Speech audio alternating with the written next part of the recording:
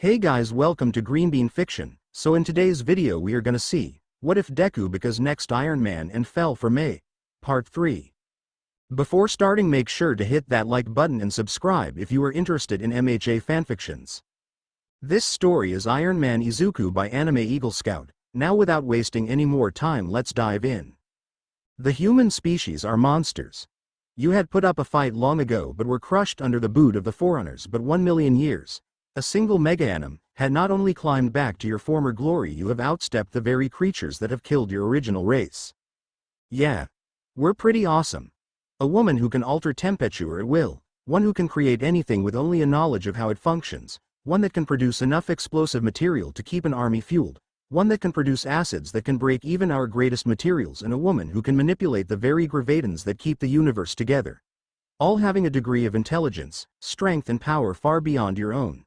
You are the one that scares the rest of the universe. It's called swinging above your bracket. When the world sees you as a bug, you can be an ant or a hornet. If I hadn't checked myself, I'd have sworn you were Faber. He was such I believe your species call it, a romantic. We cling to things we cherish the most. My heart and my haze hold them close. I pray the universe allows me to raise my children in a world I produce. Would you give your pursuit of space for them? Give? No put back? Maybe. Do I need to? Fuck no. May, Momo and Melissa can be just as capable of being the mothers of my empire as the mothers of my children. Our children will play in the shade of trees we plant on planets we build the foundation of. Well then, it's unfortunate the haze hasn't reactivated in their current body. It's astounding that the collective biological material from a grave world would create a species immune to flood. A nervous system immune to the pattern transfer that has been a constant of all life in the universe and the foundation of Forerunner society. I will admit my disappointment in my husband's haze being overpowered by yours and my own being partially blocked by May. I'm not. You aren't upset that a union old enough, spanning countless decades in hundreds of bodies, can't have the memories retrieved? Of course not. We started with nothing and built what we have. As the living universe wills. Every moment we share is a new experience. Progression instead of stagnation. I get to fall in love all over again. And I wouldn't have it any other way. Well, if you insist on repeating the courtship, then I am first Lightweave's living song, head of the Lifeworker rate and wife of the Didact. My name's Izuku Midoriya, founder and CEO of Stark Industries, the guy who killed your husband and is plowing your haze current body in the ass over a workbench. Yes, I'm still experiencing that. You could use more lube, you know. It would make the experience less uncomfortable. Where's the fun in that? Izuku had been panting after finishing his speech. Damn. Katsumi said. Stain was clapping his hands with a shit-eating grin on his face. Glorious. The only word for it. Cat, we're leaving. Izuku said, grabbing Iida. Izuku turned to Stain. As much as I would love to turn you into your name's sake, we aren't on duty and you haven't made any attempt to attack me or her, so I suggest you leave. Stain had actually burst out laughing. Izuku had pulled Iida towards the street when something had swooped down and grabbed him. The winged creature had latched onto his shoulder and flew away. Deku. Midoriya. Stain just raised an eyebrow. Rooftop. Quirkless had unzipped his jacket and fell down. Jets in his shoes had broke his fall as he had fired off a blast into the Nomu's face. Landing on his feet, glove smoking and a glare on his face. You owe me a new jacket. The winged creature turned and screeched at him. The jacket still in its talons and currently focused solely on the mini-boss. Does the Nomu actually have some old memories? Shigaraki asked, looking to his caretaker, who had actually shrugged. The glove had a twin in the form of an armband that formed into another gauntlet. Motherfucker just pulled a pair of Assassin Creed blades and spit at the beast. If you insist, staying here, mind helping carve this turkey? No, I'm fine watching this. Stain said. Cat. The green-haired one said. Go, this is personal. The confusion on her face was evident. You don't recognize him? The green-haired one seemed to know who this Nomu was. It's Tsubasa. He shouted. The blonde blinked. The kid we used to be friends with? Blink. Kentucky Fried Fat Ass. Oh, she said. I don't think I've ever known the guy's name. Just get him out of the alley. Stain hasn't made a move yet, the green-haired one said. What's it gonna be? You gonna be a real hero or another fake? Stain said, grinning fingers. What's it called when your fingers do this when holding an object? The blonde took a step towards Stain but grit her teeth. Damn it! She shouted, twisting and bolting towards the street. Hooking an arm around the other's arm, she dragged him out. Stain had started to move, but the mini-boss had sliced off the Nomu's left wing with one arm, knifed it in the ribs and slammed it into the wall in front of Stain. Elsewhere, Aizawa, Shinso, Midnight and Momo were currently surrounded by burning buildings, screaming civilians and the Nomu. Nomu. Momo said. You've seen this thing before? Shinso shouted. In the USJ attack. Momo said. Okay, so we can fight it, right? Hopefully. Aizawa said. Time to test the new perks. Closing his eyes, the light started becoming visible through the cracks. The beast started to sway and Momo made a tiny missile, launching it out. A gauntlet formed on her arm. Okay, that was impressive. Shinso said. I don't know how long my laser effects last, so we need to contain the remains. Momo created a vacuum and Shinso was helping with looking to see if any civilians were around. Shinso had heard the vacuum container strain and pop open when it was about to be handed to the police. A notification on her helmet told her to reach for something on her belt. As soon as the beast broke out, she slammed a button on her glove and dodged, getting her head swatted off as the police car turned into a convertible. The giant creature was now small enough to fit in her hand. Not so tough now? She said, totting it, but her finger was grabbed and broken. Owie. Momo caught it and formed a tungsten box around it. Good job. The cop paused. This is my protege, Midnight said, putting a hand on Momo's shoulder. I'm the everything hero, Creata, she said. This is my apprentice, Eraserhead said. Oh, the Surin hero, Cicada, Shinso said. Well, congrats on the quick thinking, the cop said. That went amazing. Momo squealed when the cops left. Real it ba. Aizawa had turned to see Midnight, and the two baggy-eyed ones saw her acting similar. Oh, I'm so proud of my students, Midnight said. Learning from past experiences, working together, and oh, I'm so proud. I never fought one of those before, Shinso said. You can learn from your own experience or others, Aizawa said, instinctively reaching for his drops but realized his eyes still didn't hurt. You two did good tonight. Let's help the paramedics and rescue find anyone. Hey, what was that thing that shot out your arm? Momo asked. I guess this thing can shrink other stuff.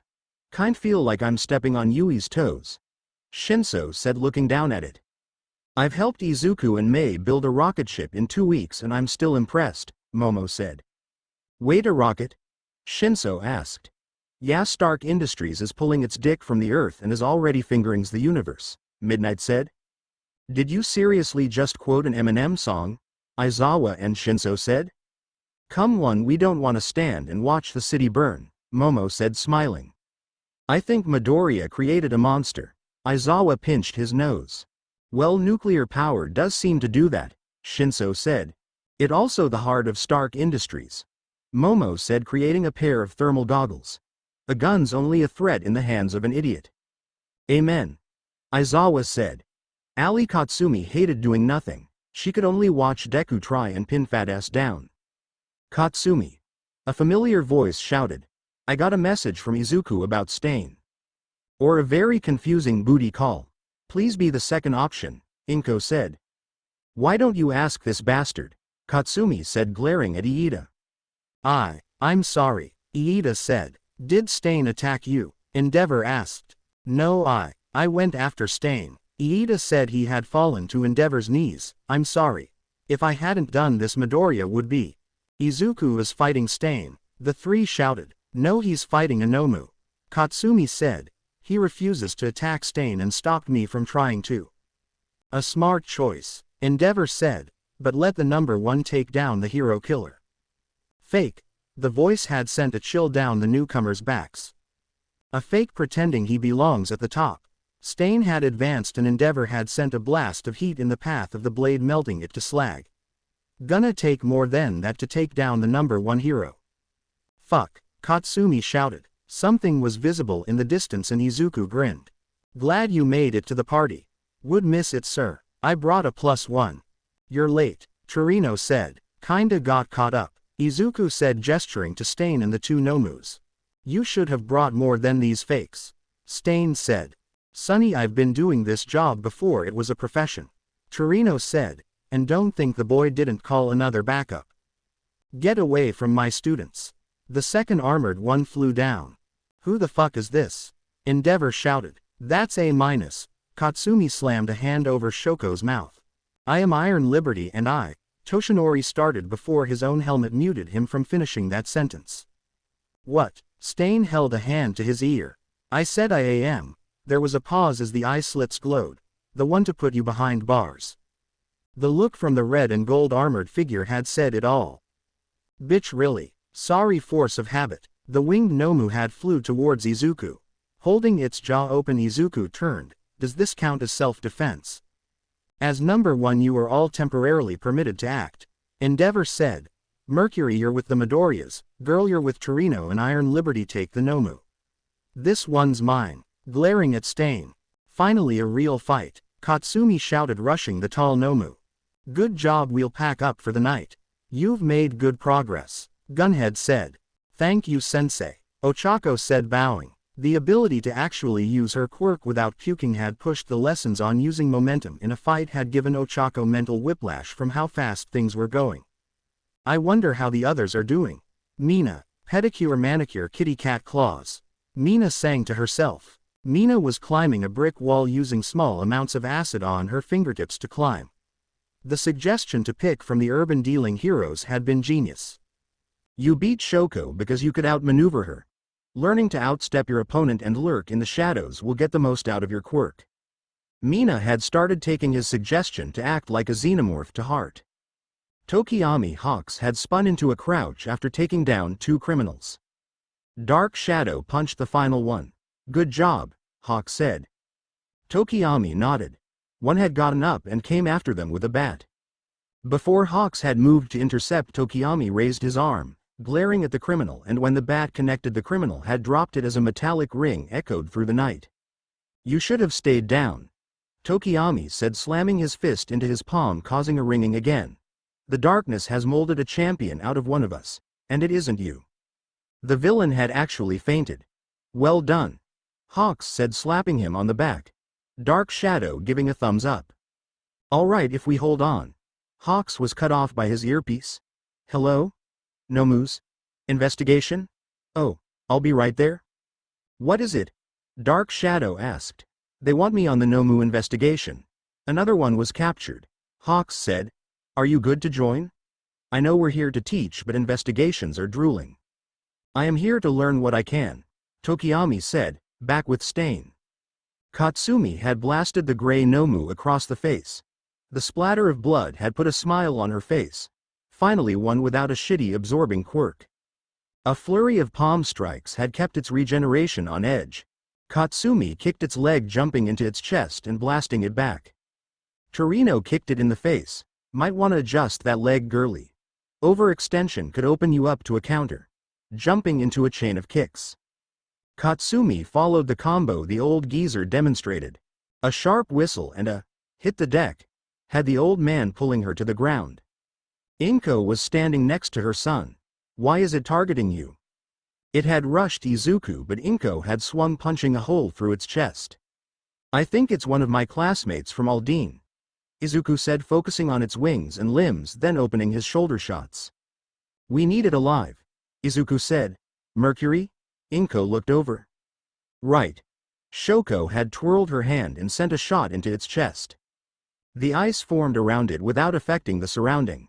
Well done, Mercury, the other armored figure and her father shouted over.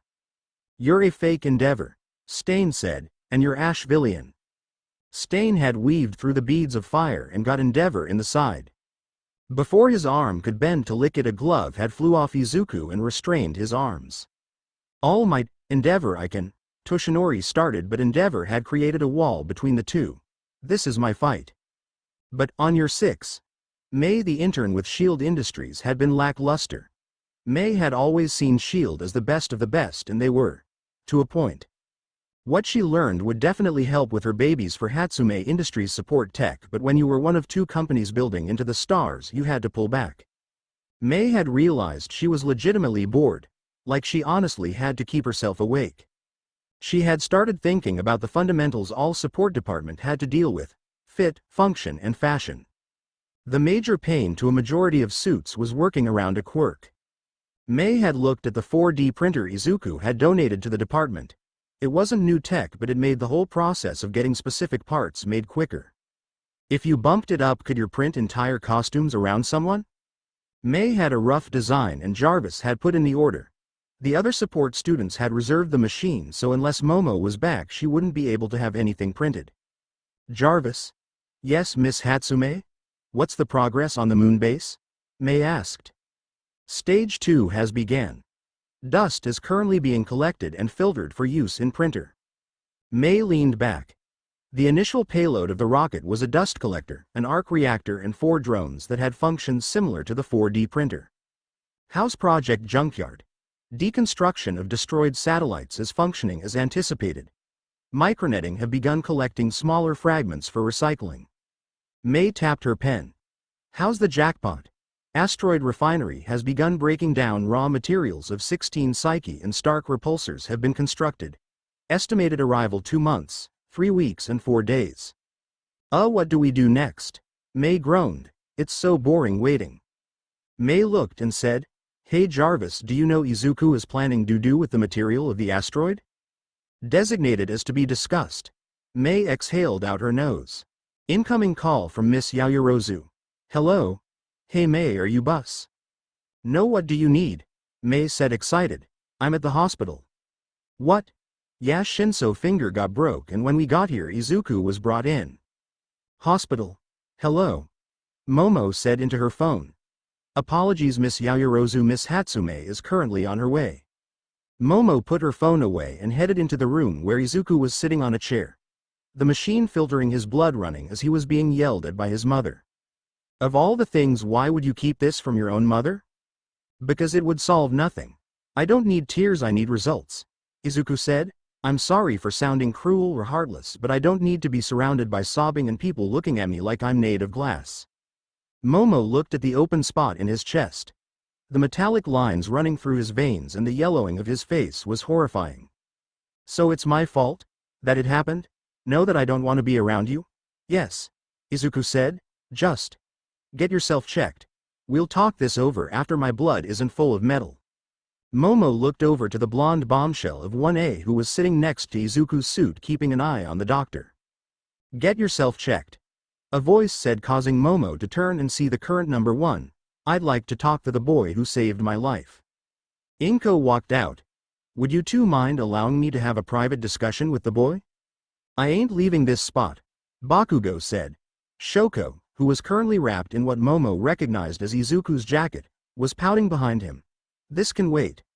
I agreed to go through with the offer, but it can wait till he's not hooked to a machine. May saw the once pristine Iron Liberty armor covered in dents and soot. What happened? May asked, looking between Izuku and Iron Liberty. Half an hour earlier. Endeavor, get your ass over here and get this fucking thing. Toshinori had switched to his other voice out of frustration. No, this monster is mine. Todoroki was trying to torch the thing but had been too worried about the surrounding area. Fuck it, everyone get clear. We need to pin this thing. I got something. All Might retracted his gauntlet and a black tendril shot out, his fingers wrapping around its limbs. Izuku flew to the other side of the Nomu and held up a palm. Ready, plus UDLRA, stand clear. Both shouted before the line of repulsors charged. Endeavor had been thrown back. Katsumi, Shoko, Torino and Inko hiding behind the shield in Katsumi's hand had been spared getting fried. Stain was lurking, using the explosion as a distraction to jump out at the distracted Endeavor. Gah, Endeavor shouted as a knife was embedded into his shoulder. Throwing the villain into the street and removing the knife, Endeavor had a set of armor form around him and a green-haired boy had jumped in front of him. The metallic veins on the boy's chest and the hole in it was revealed. What the? The other armor had grabbed Stain, floating him in the air. This fight is over, Toshinori said, glaring at Stain, then turning to Endeavor. Don't bother trying to burn your way out of that. The cops are on their way and you need to chill. Stain was being held in place facing away from everyone so he couldn't see who it was, but Endeavor recognized. All Might. The flash of lights of the police showing up. Out of one car stepped the chief of police Kenji Suragame. The dog man looked at the scene and turned to Toshinori. What's going on? Toshinori had grinned. Moving his arm, the suit retraining stain retracted the helmet. We fucking got him. The grin on the dogman had been accompanied by a hooting cheer from the EMTs and cops. They stopped when the struggling from the red and gold suit was heard. The suit floated off Endeavor and Toshinori immediately said, he gets credit for this. The hell, we were the ones that saved Four Eyes. Katsumi said.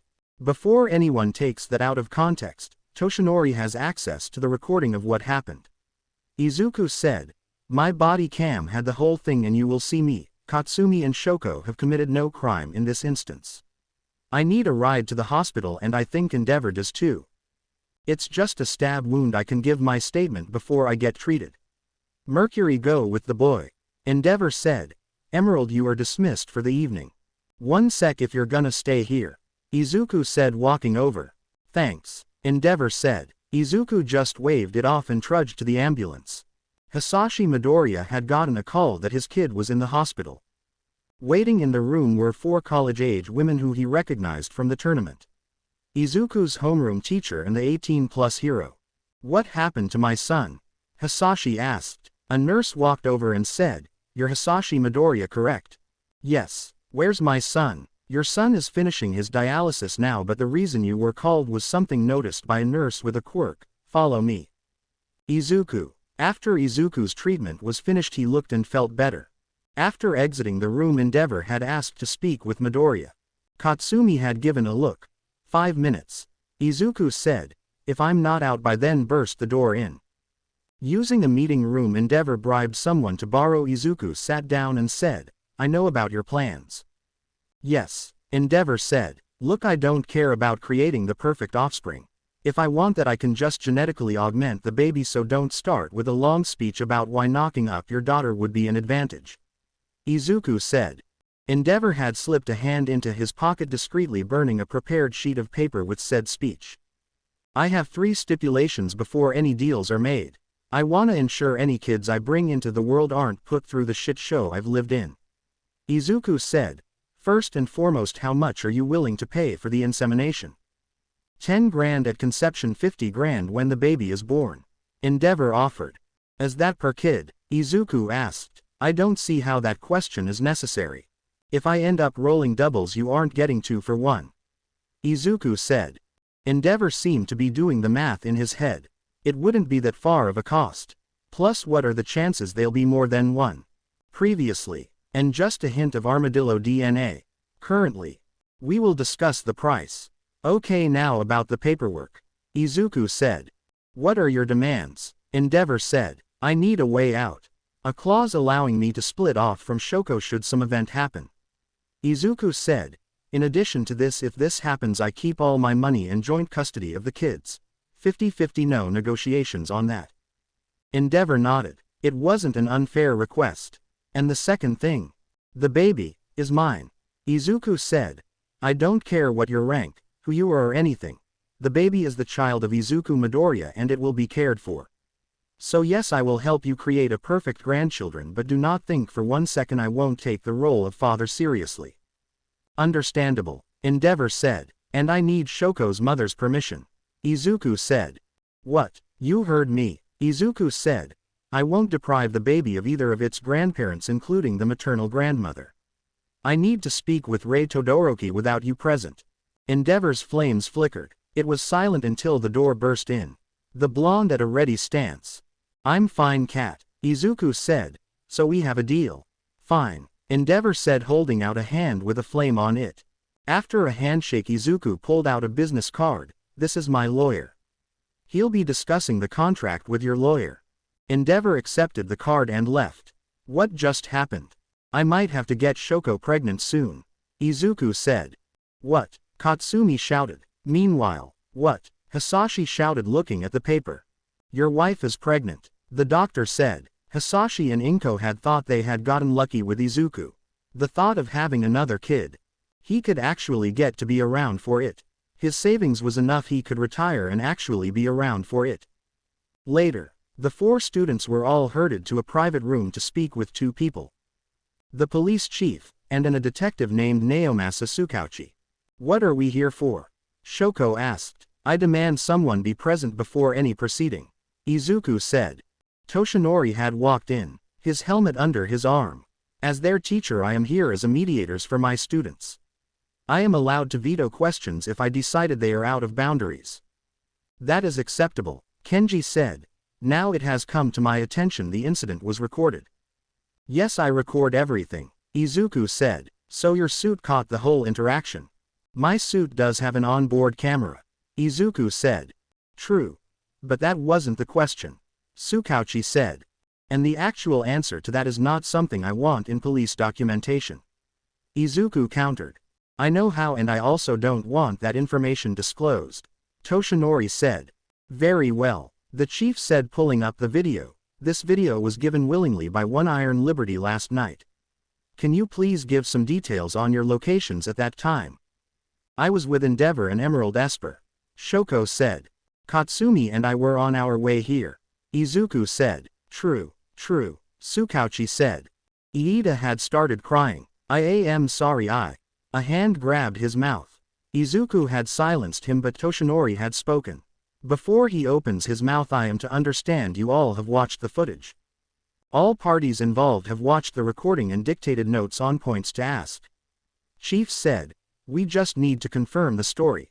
Izuku removed his hand and Iida had spilled his guts. I had chosen Manuel because I knew Stain was going to be there. I broke from my internship to seek revenge. I have shamed the name of Ingenium and my family. True, Tsukauchi said. As Four Eyes getting expelled?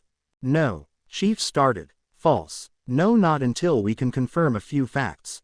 True. Iida was trembling. Now about you two, Chief said, showing the image of the beginning. Why were you two not with your respective heroes? I had a scheduled appointment at this hospital, Izuku said. I have officials' documents from the principal for Mai and Katsumi excusing both of us. Deku wouldn't go without me there, Katsumi said. True, Tsukauchi wrote on his notepad. Now why was it you wouldn't be here? 'Cause I don't trust hospitals, Izuku said. True. The screen continued to show the shield being activated and Izuku grabbing Katsumi. Now this needs to be addressed. What are your quirks? Explosion, Katsumi said. Engine, Iida said. It is not the shield, Izuku said specifically. True, but could you give an exact name for your quirk? I could, but it isn't required by law, Izuku said. Also true. It moved on to the healing of Iida and paused. Could you identify the blue spray and how the gauntlet manifested on your arm? To simplify, it's an artificial fibrin that ensures blood layers properly to seal a wound while minimizing the chance of a blood clot forming inside the body, Izuku said, raising the armband. It's stored in a band I keep on my arm. No, it has nothing to do with a quirk. True, your video has revealed a few things concerning Stark Industries, Chief said. That is not relevant to this incident. It has brought up a few inconsistencies in your file, Chief said. You show a very powerful regeneration quirk along with a metal skeleton. Your eyes are reflective like an animal's. Do you have a quirk? The things you have asked are not quirks. They are augmentations having no effect on the Q factor or my Q gene, Izuku said. True. But that was. What is your problem? Deku doesn't need to tell you anything about that, Katsumi shouted. The problem being the Nomu had targeted Mr. Midoriya exclusively, Chief said. That was a kid I grew up with. One of several bullies I know, but I had no interactions with him after high school, Izuku said. True, Tsukauchi said, but please tell us how you have changed so rapidly within the past year. Gene manipulation and implanted technology, Izuku said. My eyes have an artificial tapetum lucidum made of a metamedical to focus light like a cat. My bones are fused with a tungsten foam to increase durability and prevent the negative effects of longer zero-gravity exposure. An electroactive polymer lines my heart. Nothing of that is quirk-based, and I didn't have anyone else's hand in their installation. True. Wait, so you've done experimental surgeries on yourself? Yes. Have you performed any of the same on others? Chief asked. How is that relevant? Shoko asked. Because without clearing it with the proper medical committees you look real suspicious of working with the League of Villains. Chief said. Who else have you augmented? Hey, Midoriya wouldn't do that, Shoko said. Yeah, this is a shakedown. Izuku gave a side glance to All Might and the teacher nodded. A flick of a blade had caused everybody to jump as it was dug into All Might's elbow. Toshinori, Tsukauchi asked. Me. Midoriya fixed my injury. Toshinori said, it works. I don't understand it completely, but I know it isn't a quirk and I know it works. True. The whole room, minus Izuku, had looked at the metal bones in shock as the flesh grew back over it. Half my respiratory system, over 25 surgeries. 7 years of waking up struggling to breath. 7 years of agony. All fixed because of this man. Toshinori said, don't you dare try and paint this man as a villain. Be that as it may, Chief said adjusting his tie, the Hero Association is still trying every lead to find out who's manufacturing the Nomus and what to do with them. Just erase the quirks, Yojiku said. Write a CRISPR that cuts out the Q gene and inject it into the Nomu. Their brain should reset itself and then you can ask what happened to them. CRISPR is an untested tech. Tsukauchi said. No it isn't. Izuku said. There exist plenty of gene editor quirks along with the stuff to make a quirk-killing virus. People just don't want to make something that will delete a quirk because of feelings. To take away someone's quirk is, Tsukauchi started to shake. As what? Toshinori asked frowning. Boo freaking who a criminal gets his quirk deleted. Much better than it ending up in his hands or used for villainy again. Tsukauchi had nodded and the chief showed he knew who HIS was referring to. Even so you're talking about completely destroying a quirk here. Chief said. That's, he ran a hand through his hair. It's sick. So, Izuku and All Might said in unison. I won't mass produce it and I don't have any currently but I can whip one up if you give me the time. Midoriya how fast can you make that? Iida asked pale. With funding, give me 48 hours. Izuku said, but only with permission. Okay, the Hero Commission will need to speak with you about Stark Industries at a later date. Chief said, on to what we originally came here for. Katsumi Bakugo, Izuku Midoriya and Shoko Todoroki are all clear of unlawful quirk use and vigilantism. Iida Tenya, due to no prior marks and testimony from your teachers you will be given an official warning. Fuck yeah, we took down Stain, Katsumi shouted. About that, Chief said. About nothing, Izuku smirked. Under Sidekick and Hero Law we had not acted until given express permission from Endeavor himself to fight. Legally me, Katsumi and Shoko are within the law to take credit with helping in the apprehension of Stain. Toshinori had also grinned, the boys right. The girls cheered. However, as your teacher I will say you should refrain from advertising that. All Might said. Boo, Shoko and Katsumi said, but this will add into your hero score when you're officially sworn in. All Might said, and you will be mentioned as having a hand in the news. The response was a 50-50. And Iida won't be allowed to say he was here. Izuku said. True, Chief said. That's my line, Tsukauchi said. Time skip. Izuku woke up in his bed to a notification. Hero killer caught. 3 student interns major role in apprehending Stain but is ultimately captured by number 1 hero Endeavor. Jarvis notifications. Izuku said. The parts should be delivered today, sir. Jarvis said. Izuku had smiled. Things were looking up. Yaoyorozu Industries. Japan's best-known trillionaire had made his money on his own. He wasn't even 16 before his father kicked him out and ordered him to make something of himself. 5 years after that day he had walked into that same house with a bank statement in one hand, his wife on his arm and a smile on his face. Momo was conceived on that desk the second his old man was kicked out. It wasn't until later he had been told why his father did that. A tradition dating back when they were rice farmers without a name. His ancestor had lost her parents at 16 to a tyrant of a noble family. She fled and worked 15.22 years, no it was that exact number, and handed 8 million kochosen to marry that nobleman's son. Her firstborn was kicked out to do something with his life. He came back just successful. This tradition in the family had been a constant. 8 million had always been a number in the family. It was the number of success. All the way up to current day when his own father had done it to him. He had hesitated with Momo but he had kept part of that tradition. Momo had gotten her first job at 16. He hadn't kicked her out, but Isabella and him had spent every second not involved with work teaching her everything they could. He had paid for everything to his daughter except actual money. Any money Momo had received was from Isabella's personal account. She had been successful herself even though no one knew where she was from. People theorized maybe Russia, but she kept it secret. There were people who would try and suggest she was a gold digger or a streetwalker before. Those people didn't exist long. And he had first-hand witness of that being a bold lie. He was the only man to sleep with this woman. That fact was further hammered in by another one of Japanese's wealthy elite having a truth quirk and talking about affairs over drinks. Isabella had openly admitted she had never had sex before him.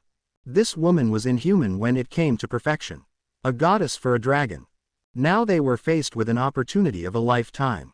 Japan Petroleum Exploration Company Limited, JAPEX, just tapped its last oil deposit. It had taken 2 years to find the last one. The Middle East was tapped dry, Africa was dry, all the existing land had been searched, and it had finally brought up the problem. The world was officially on the last stretch of time in terms of oil. Isabella had the same thought as he did. They knew what would replace oil. They had someone who had the technology already made and tested. And coincidentally he was very close to their daughter. The Dragon had pulled up his company's current stock of planes. His company owned the bulk of luxury private jet industry along with a majority stake in Delta and American Airlines.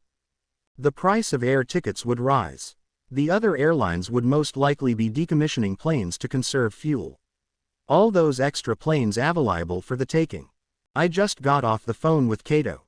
Endeavor has gotten his foot in the door with Midoriya. Isabella said. Really? Yes, and from what our people could dig up, Midoriya is under some medical pressure to agree. Isabella said, handing over the tablet. Palladium poisoning. Well, that is concerning. Rumor has it Endeavor has at least 50 million ready to pay for an heir to create a more powerful offspring. Remember when he tried to offer his firstborn? Isabella said. Pathetic, really. Yes. After looking at a framed picture of the three at their vacation home, the Dragon reached for his phone and started making a few calls. The class rep of 1B had gotten questions from the girls about the current status about the purple perv. Momo was wearing jeans and AT shirts. It looked like work clothes. Oh Itsuka, what can I do for you? Momo asked. Hey, the girls are wondering about the locker room incident. Kendo asked. Look, we're working on something that takes priority. Momo said. Trust me, this isn't something that can be put off. Kendo's lips pressed together. I have the girls asking questions and they are looking for blood. You want an explanation? Izuku said, walking behind her. We need to put a bell on you. Kendo said, jumping. And yes, the girls want something done. Izuku was silent. Get all them together in the representative meeting room. You girls want to know why nothing has been done. Be there in 10 minutes. He said before walking off. Later, the girls of both classes had assembled in the room. Izuku walked to the front and spoke. Okay, everyone here is wondering why it seems I am not performing my duties as class representative. We know damn well why. Katsumi said. We don't. Tsuyu said. Yeah, you're kinda falling behind Midoriya. Toru said. Izuku has a good reason. Shoko said. Yeah, the perv can be dealt with later. Ochako said. What's so important that it takes precedent over that piece of shiitake?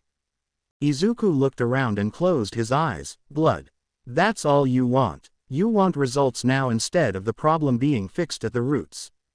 I think he's trying to cover for the perverted grape. Yui said. We want justice for what he did. Abara said. No. You want vengeance. Izuku said, grabbing the hem of his shirt. You want blood without looking at the big picture. We want that creep to pay. Reiko said. Seriously, what could more important than teaching that grappist to respect us? Juro asked. In a single motion the shirt was removed and Izuku kept the same neutral face he had. This reason enough ears? Katsumi asked. You want blood. Even though mine's currently full of a semi-radioactive metal and I'm currently on a time crunch. Izuku said, looking around at the shocked reactions. Holy damn. That's not natural. Lord Almighty.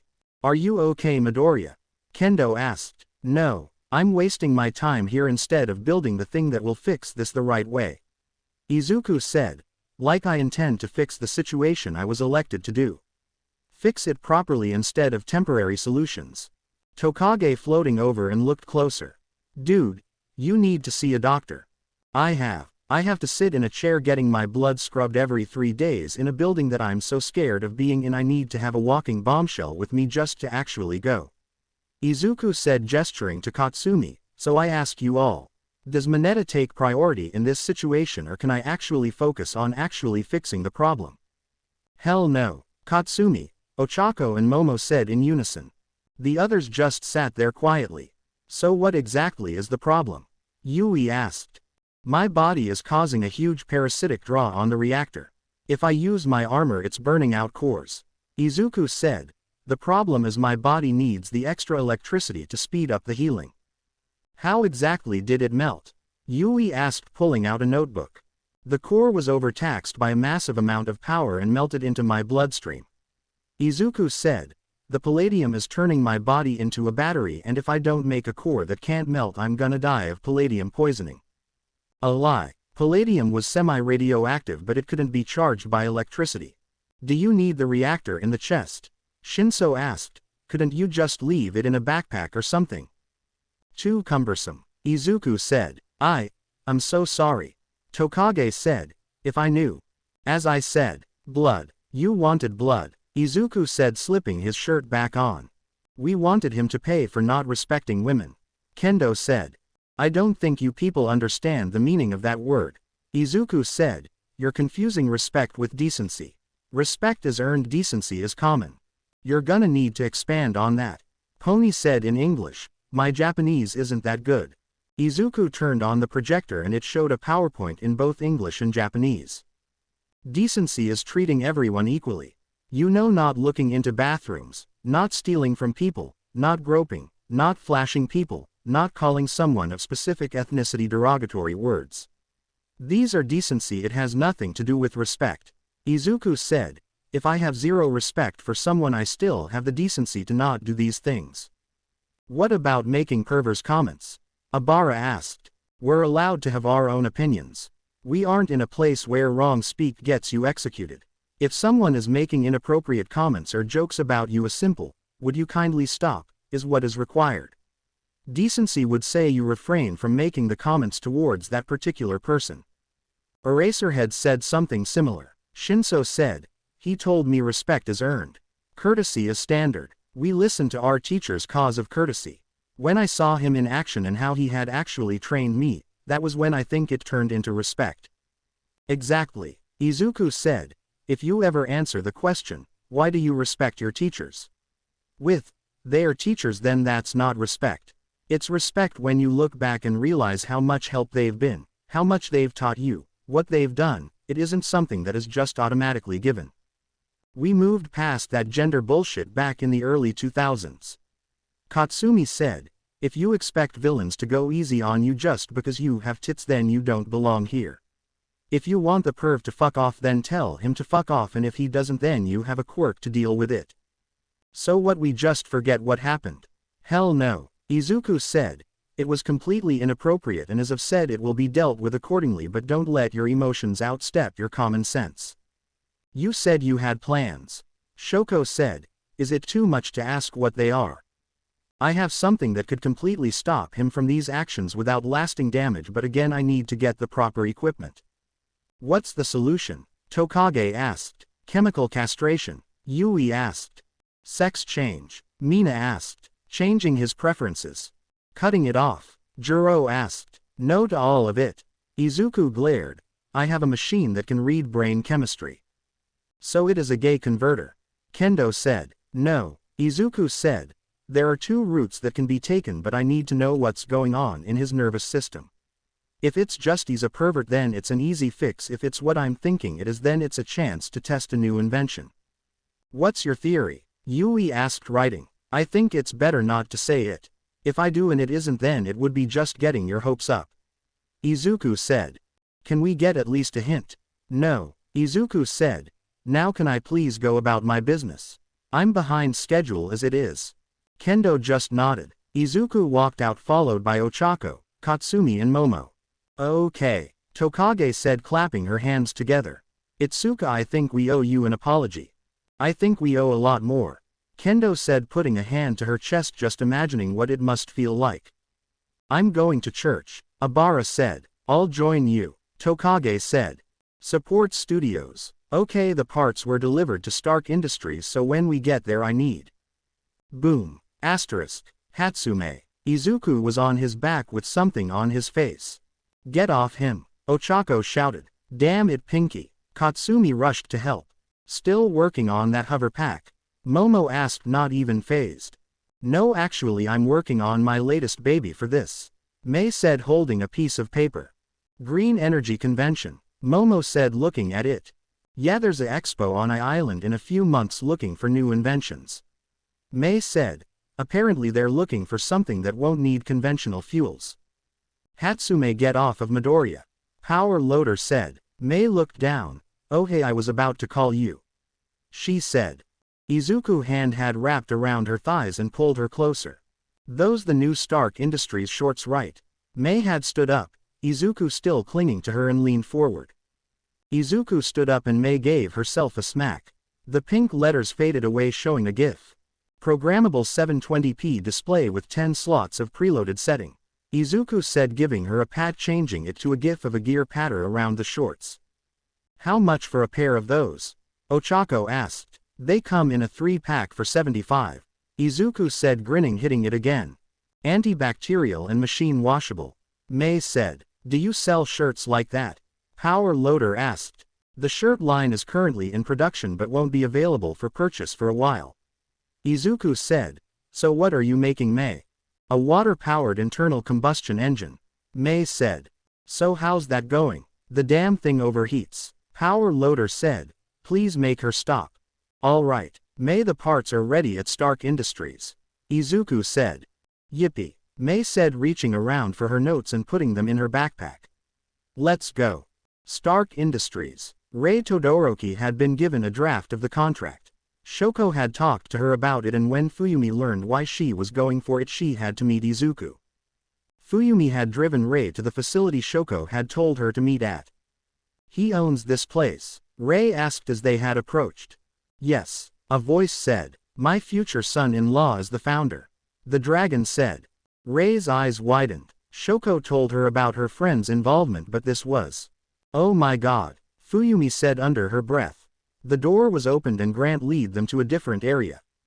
Inside was Shoko, the Yaoyorozu heiress, a pink-haired girl, a spiky blonde, a girl that she guessed was the daughter man who currently guiding them, and the green-haired boy himself.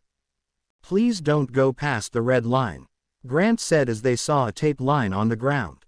Telling the richest man in the country no was not something Rei expected to result in a good thing, but the only response was a nod. Papa, the ponytailed girl said, wiping off some grease with a hand towel, then rushing over. Hi mommy, Shoko said, walking over in a slower pace. Her eye back to its flawless complexion, but her wrists still showing the burns from the fight. Rei had reached out and touched her face. You look beautiful, sweetie. Shoko smiled and hugged her. Mr. Yaoyorozu, the green-haired one said, not even bothering to wipe off the gunk that she guessed was some kind of oil. Mr. Midoriya, glad to see you are still active, he said, not even fazed by the dirty hands. Rei felt like she was in the Twilight Zone. About the contract. If you know of the one I have with Shoko, then you know my rules. I don't care how much you or Endeavor insist. Rei Todoroki and Isabella Yaoyorozu are the final say, Izuku said. Rei looked from the green one, to the dragon, to his wife, to the girls. It continued until Fuyumi spoke. Oh my god, it's actually true. I was afraid Shoko had taken something in college and imagined she found someone before Endeavor found some dick with a really specific quirk. Let's finish this in the meeting room. Girls, we can take a break. Mei, go eat. Cat, there's a neutralizing agent in the showers. Ochako, go with Mei, Izuku said. Thank fuck, the spiky one said, seeming to be drenched in sweat. Where's the showers? Third building on the left. You gonna go in and make a right? Grant said. Meeting room. The lawyer with the Yaoyorozu had pulled out paperwork. Before anything is started, I want to ask if you have any questions, Izuku said. Why are you doing this? Rei asked, looking at Shoko. It was gonna happen anyway. Shoko said, getting looks from the Yaoyorozus. Endeavor has been looking for someone to create the perfect grandchild since my quirk was announced. If I can have a kid with someone who has the balls to actually demand something from Endeavor for it and can screw him over in a single shot, then I'm happy. Could you expand on that? Isabella asked. I can answer that, Fuyumi said, looking to Shoko, who nodded. Endeavor is leaving Shoko everything, but a stipulation is he has to have a quirked grandchild first. Shoko had said she wanted to split the money between all of us when Endeavor dies. Why would Midoriya be screwing him over? Ray asked. From his performance during the tournament, he's got a quirk that fits the criteria. I'm quirkless, Izuku said. I don't care, Mr. Yaoyorozu said. How do you do all that stuff during the tournament? Fuyumi asked. Genetic engineering and augmentations, Izuku said, raising an arm and rapping his knuckles on it. Tungsten carbine. Okay, that explains why Shoko is doing this, but why are you? Fuyumi asked. My sources say you're suffering from palladium poisoning. Yaoyorozu said. This seems like you're priming the world for when you're gone. Actually, I'm working on the fix, but, well, the reward outweighed the risk. If I die, my babies are in the hands of people that will get it right. If I live, I have my kids paid for by someone a lot richer than me, and I can focus on raising them. Izuku said. So what is the fix? Mr. Yaoyorozu asked. Company secret, Izuku said. Well, I will let you speak with Isabella privately, Mr. Yaoyorozu said. Actually, I'd like Mrs. Todoroki to sit in as well, Isabella said. Later, Endeavor had arrived to the building as requested, being led to the building where he saw the Dragon of Japan standing in the hall. Yaoyorozu, Endeavor said respectfully. Endeavor, he responded. The next 5 minutes were spent in silence until the door opened. Ray, Endeavor said. The white-haired woman nodded. I think the terms are fair, Ray said. Perfect, Endeavor said. After going over the contract, everything was signed, and Izuku said, guess it's time to do this. Getting down on one knee, he pulled out a wide box. Momo Yaoyorozu, Shoko Todoroki, I know this isn't exactly the ideal way you wanted this to happen, but... He opened the box and 2 rings were revealed and a projection from the box appeared. Momo and Shoko both covered their mouths. Yes, both said as Izuku put the rings on their fingers. Later, after everyone left, Momo, Mei and Izuku stayed to finish the job. Okay, so what are we doing exactly? I know we just built a particle accelerator, but what's the purpose? Hold on, Izuku said, pulling up a hologram. Mei and Momo watched as diagrams of what they couldn't make out be mixed together. What am I seeing here? Momo asked. It looks like an atom, Mei asked, but I don't think I've ever seen this before. Here it is, ladies, Izuku said as they looked at the thing surrounding them. Is this? Mei asked, shocked. Yep, Izuku said. Potassium. A new element, Momo asked, covering her mouth. Stable at the atomic level. Human safe. Indefinite shelf life, Izuku said. The heart of Stark Industries. Momo had looked at it, and then another hologram showed up.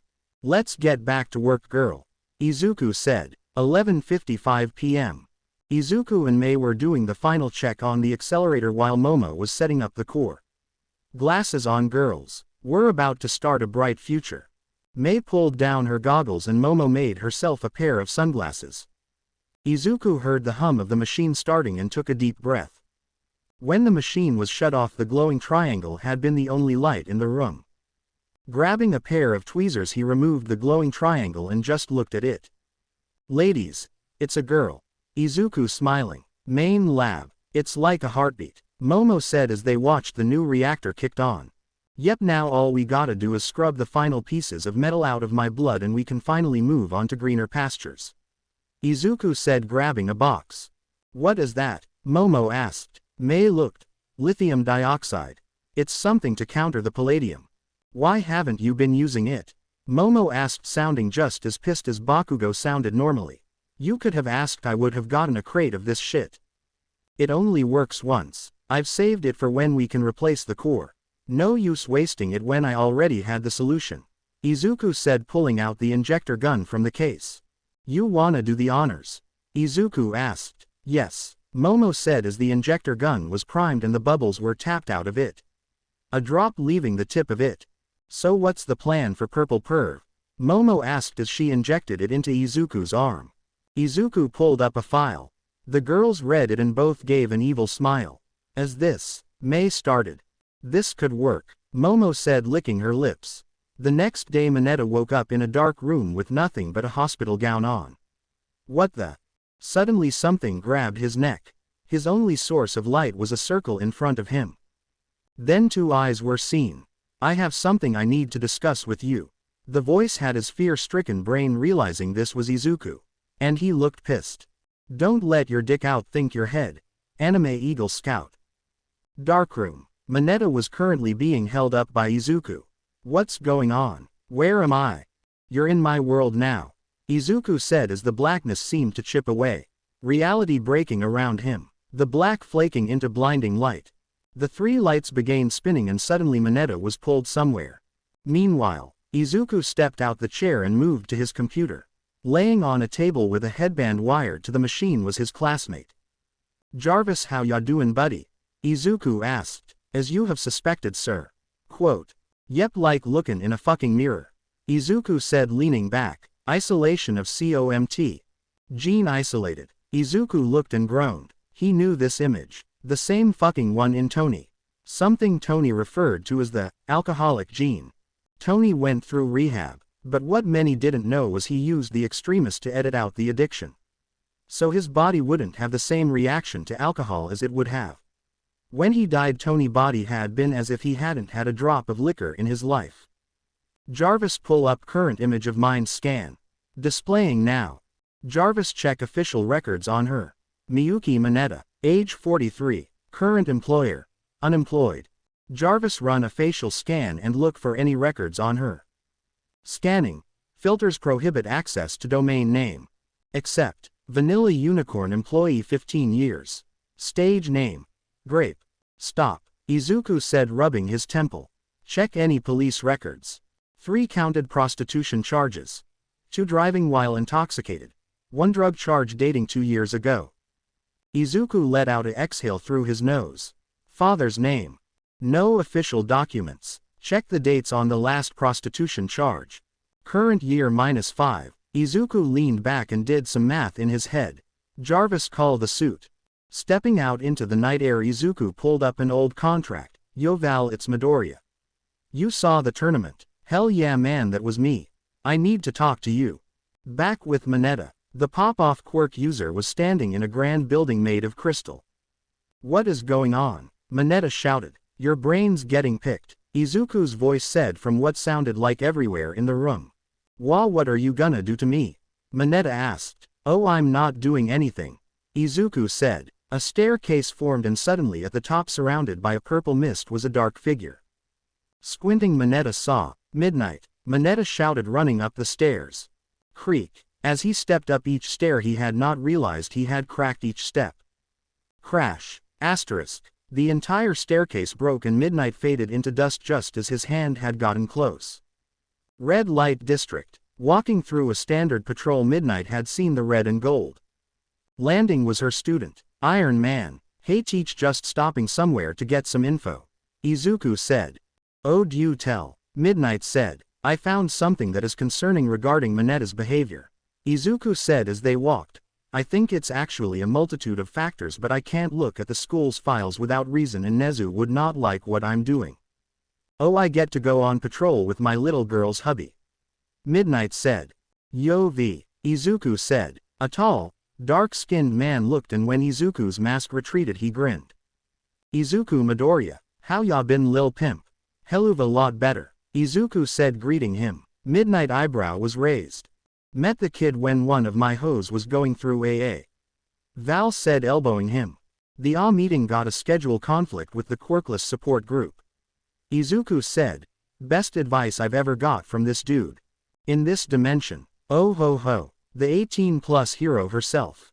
Val said, lowering his glasses. This one of yours? No, I'm just training his. Midnight smirked. Glad ya made it, Val said. What can Valentino do for you? Lookin' into something. Little. Extra credit, Izuku said, pulling up a hologram. Looking for anything on this? Val looked, raised his eyebrow and said.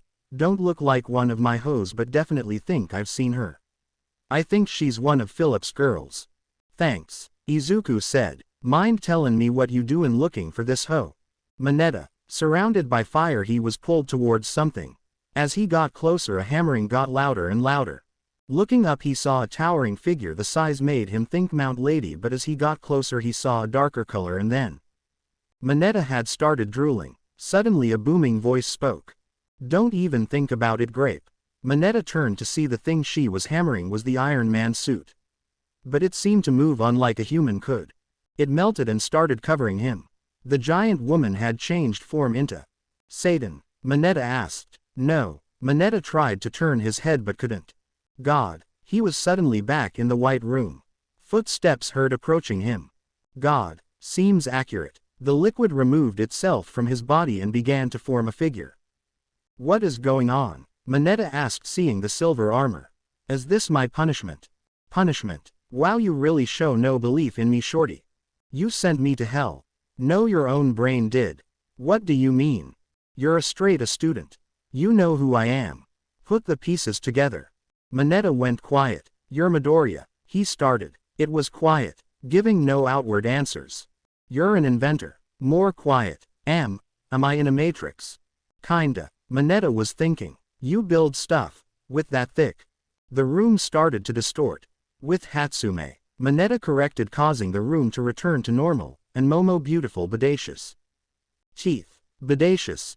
Teeth. Mineta said. The room just froze upside down. You get all the hot babes. Mineta said. And you're. Mineta tried to think but couldn't. I don't understand what's happening. Just tell me, please. The figure looked like a demon. You want me to just say it? Fine. The figure changed and the setting formed chairs. Take a seat, kid. Let me give you a crash course of genetics, neurology and addiction. Izuku said. Mineta was shaking as he approached the other chair across from Midoriya. What do you know about addiction? You do stuff and you're hooked. Mineta asked. I don't know, all I cared about was my teacher had a massive rack in that class. It isn't that exactly, Izuku said as a goblet appeared in his hand with what seemed like an entire galaxy inside it. Do you know why humans are so hardwired to fuck? Cause sex is fun. Dopamine. Izuku said. All species use it to indicate something that will ensure their survival. Eating things that taste good ensures you're eating, and mating ensures you pass down your genetics. Dopamine was the guiding factor that drive us to what we are today. Okay. But since humans have progressed and have all the shit we could ever need whenever we need it, we now can overdo and have dopamine problems. It ain't rocket surgery. So, a hologram appeared before them of a double helix. Another thing that affects addiction is environment and genetics. Izuku said, pointing to a highlighted portion. I met your mother. Yeah, she's kinda a skank. Mineta said. And I ran a DNA check. She's got what I call the addict gene. The demon in the bottle. Izuku said. Now the fact this is genetic means I can do something about it.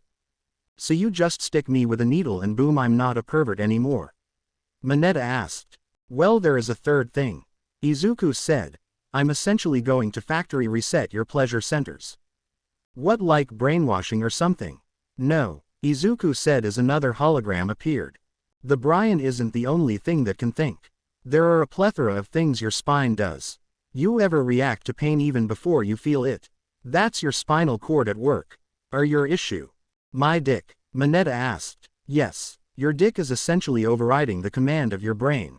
Izuku said. Now this is a one-of-a-kind thing, so there's a chance it could fail, and well, you at least understand what will happen if you do anything like that again. Expelled? Mineta asked. Izuku nodded. A new cup forming. You up to make history? Yes, Mineta said, holding up the cup. Cheers. Outside. Mineta was injected with the prototype Extremis 3. How's it looking, Jarvis? Editing of selected genes has been completed, sir. Beginning superconducting fibrification of neural dendrites. Izuku nodded. Izuku brain. Nana was looking at the screen and said, this is smart. If it works, things are gonna get a lot faster in here. Yeah, Horned Izuku said. So you bastards happy? You have all the power you want. I wanna see the vault. Number 1 said. And I'd like you to pull your dick out of my ass. Nana said. You started it, Horned Angel said, bouncing his knee. She does that a lot, number 1 said from a spot near the wall. I'm impressed you made something to counter the energy draw. And you had a solution to the perv. 2 said, I'd have just let him get expelled. Well, I did jailbreak All Might. Izuku said, yeah, we weren't too happy about that. Number 1 said, crossing his arm. We wanted to just leech him dry and move on, but no, you wasted all that power unlocking his quirks. Hey, now we have 2 weapons against your brother and you're getting the power back. Izuku said. True. I wonder what's going on in the grape's head. Probably something crazy. Nana screamed as she was flooded again. 45 in a row. Shit, I had to tap out after 5. Daigoro Banjo said. Nana got stamina. To be fair, Nana did have you use your quirk for that. Hikage Shinomori said, but it is good someone else has the mental energy to deal with her. You wanna get off now? Izuku asked. Never. Nana let out a gurgle. I will break you eventually. Mineta's head. A Mineta dressed in a gimp suit was slamming on the console. The entire room seemed to be warping. Oh libido. A voice said. A door to the spine that he had bolted shut was being beaten open. You're in my seat. A second voice said. An angel and a devil kicked down the door. Come on guys, you liked it down in the nads. We liked it here, Angel said, and we're taking our spot back. Devil said. The third Mineta was thrown down the spine and the 2 looked around. Shit, this place went to hell. Devil said. Yeah, let's get cleaning. Angel said. Can we keep the Mount Lady posters? Devil asked. 1 each. I want the midnight one. Angel said. Next morning. Mineta woke up in his room and rubbed his head. Was it all a dream?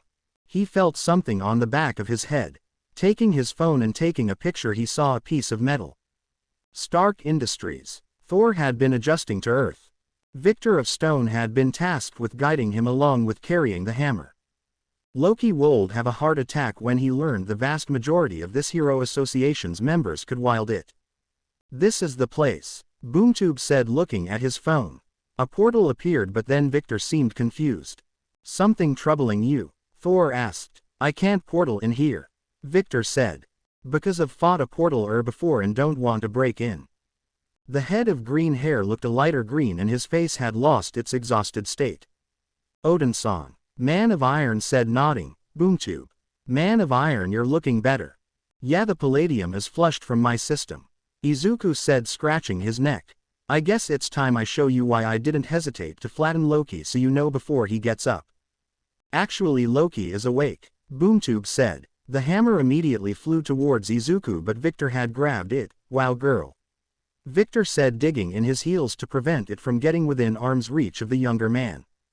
Sorry. Izuku said. Shit. Just let's take this one step at a time. Boomtube said.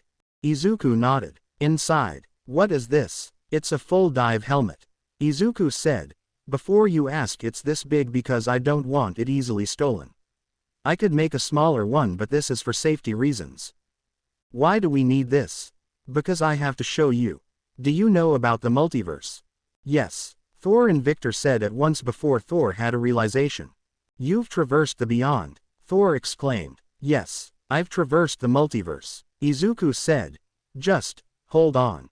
As the machine booted up, they pulled up a scene.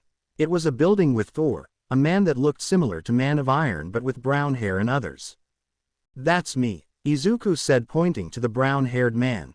Thor, glad you're back, buddy. Handing him a drink. Man of Iron, good, you are looking well. The second Thor said. A much older version with an axe said. Raising his drink. I have much to tell you about my adventures. Well, some good news would be appreciated. Tony said. I stopped Ragnarok, Thor said. What? Current Thor shouted. The scene was paused. Yes, you stopped it in that timeline. Izuku said.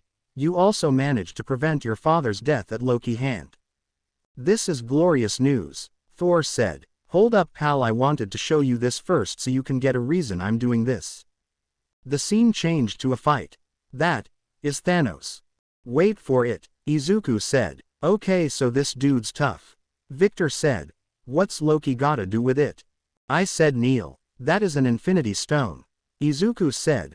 1 of 6, including the one in your hammer. What? Thor asked. The purple bastard collected all of them and wiped out half the universe. It changed to a scene on another world. Mr. Stark, I don't feel so good. You're all right. The child hugged Tony. I don't know what's happening. I don't want to go. I don't wanna go. Thor watched both Iron Men start tear up. Half the universe, Izuku said, changing to a scene. All starting with him. The tear-stained face twisted into a glare. Now instead of the Chidori it's gonna be Odin, Izuku said. The scene rewinded, showing the entire progression up to that scene. Dude, Victor said. Are you okay? No, I'm not. I was fine until Izuku closed his eyes in a scene of the hospital with the hammer appearing in his hand. Until I found out my own Ragnarok was happening. Man of Iron, if you can show me how to stop Ragnarok, I can promise, on my name, my place as future king of Asgard and Mjolnir itself, Midgard, will be unharmed. Thor grabbed Izuku's shoulder. Izuku nodded. Why did you need us in here? Victor asked. Because Father can scry throughout the universe. Any reflection can be seen. Thor said. It is amazing to use a mindscape to hide from it. Izuku waved his hand and a coffee table appeared with cups and a pitcher. Here, Izuku said, pouring what looked like a galaxy into the cups. What is this? Victor asked. Thor knocked it back and blinked. It's good. It's literally Zen, Izuku said. In the mindscape you can literally drink feelings. It's real useful for calming the shakes. It makes your brain fire the neurons in the proper way. Victor tipped it back. Whoa, yeah, it's better we all have a clear head, Izuku said. Area 51.5. Loki was currently trying to get up. His whole body hurt. The Midgardians had a damn good shit they called morphine. Jesus, this made Asgard painkillers look like candy. The nurse changed the bag and the wave of relief hit like the damn hammer. A portal opened and Loki's monitor immediately spiked. Out walked the person who ever actually did what his entire race had wanted to do. Hello, Frost Runt. Okay, that's hurtful, Loki said. Loki, I have great news. Thor started, but Victor covered his mouth. The needle was removed, something Thor had to insert due to his skin's strength. Not as durable as a majority of Asgardians, but stronger than a human. Well, most of them. The entire planet was full of sorcerers. Hey, give that back, Loki shouted. No, Izuku said, glaring. You have no place to speak to me, Midgardian. I am a god, you insect. Loki said, trying to stand, but his bones were still mending. The Midgardians holding him didn't have the dust of ire or her healing. No, you aren't, Izuku said. You're an alien fuckboy with a quirk. That's it, Izuku said. Loki didn't need all speak to know he had just been insulted. You will pay for. Loki felt the pain returned, then a backhand. You still owe me that coin. Brother, just seize this for a moment, Thor said. We're going somewhere to show you something important, Victor said, getting between Izuku and Loki. He definitely wasn't gonna outmuscle either of them, but he was ready to portal any attacks. The hammer was chained to his body and Thor had put an arm to stop Izuku.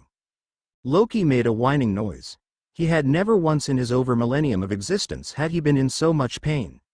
Of course, Asgardian healing didn't cause any pain. Well, take the bag, Victor said. Hey Vic, hold up, I want to try something, Izuku said. If magic exists and I'm not currently dying, I want to see if something works. Izuku started doing hand gestures and Loki actually started snickering. You need a spell focus too. Izuku tapped his chest and the blue glow started following his hands. Oh fuck. Midgard has wizards now, Loki said. Now what was that pattern? Izuku said, more to himself. Chop. Palm. Push. Flip. Grab. The sound of liquid in a tube filled the room as a portal opened with Izuku spinning his hand. Oh, this is cool. I want to go home, Loki shouted. Meanwhile, in Kamar Taj. Looking up from his book, Dr. Strange sensed something. Going to the sanctum, he looked around. Walking to a shelf, he grabbed a trinket. A little thing he carved to keep track of all things magic. An old man from another universe had taught him after defeating a necromancer and destroying 7 soul fragments. The crystal in the trinket was flashing. There were 3 signatures. Platinum. Platinum. Blue. Platinum. God or goddess. Blue. Mortal wizard Strange had remembered that blue.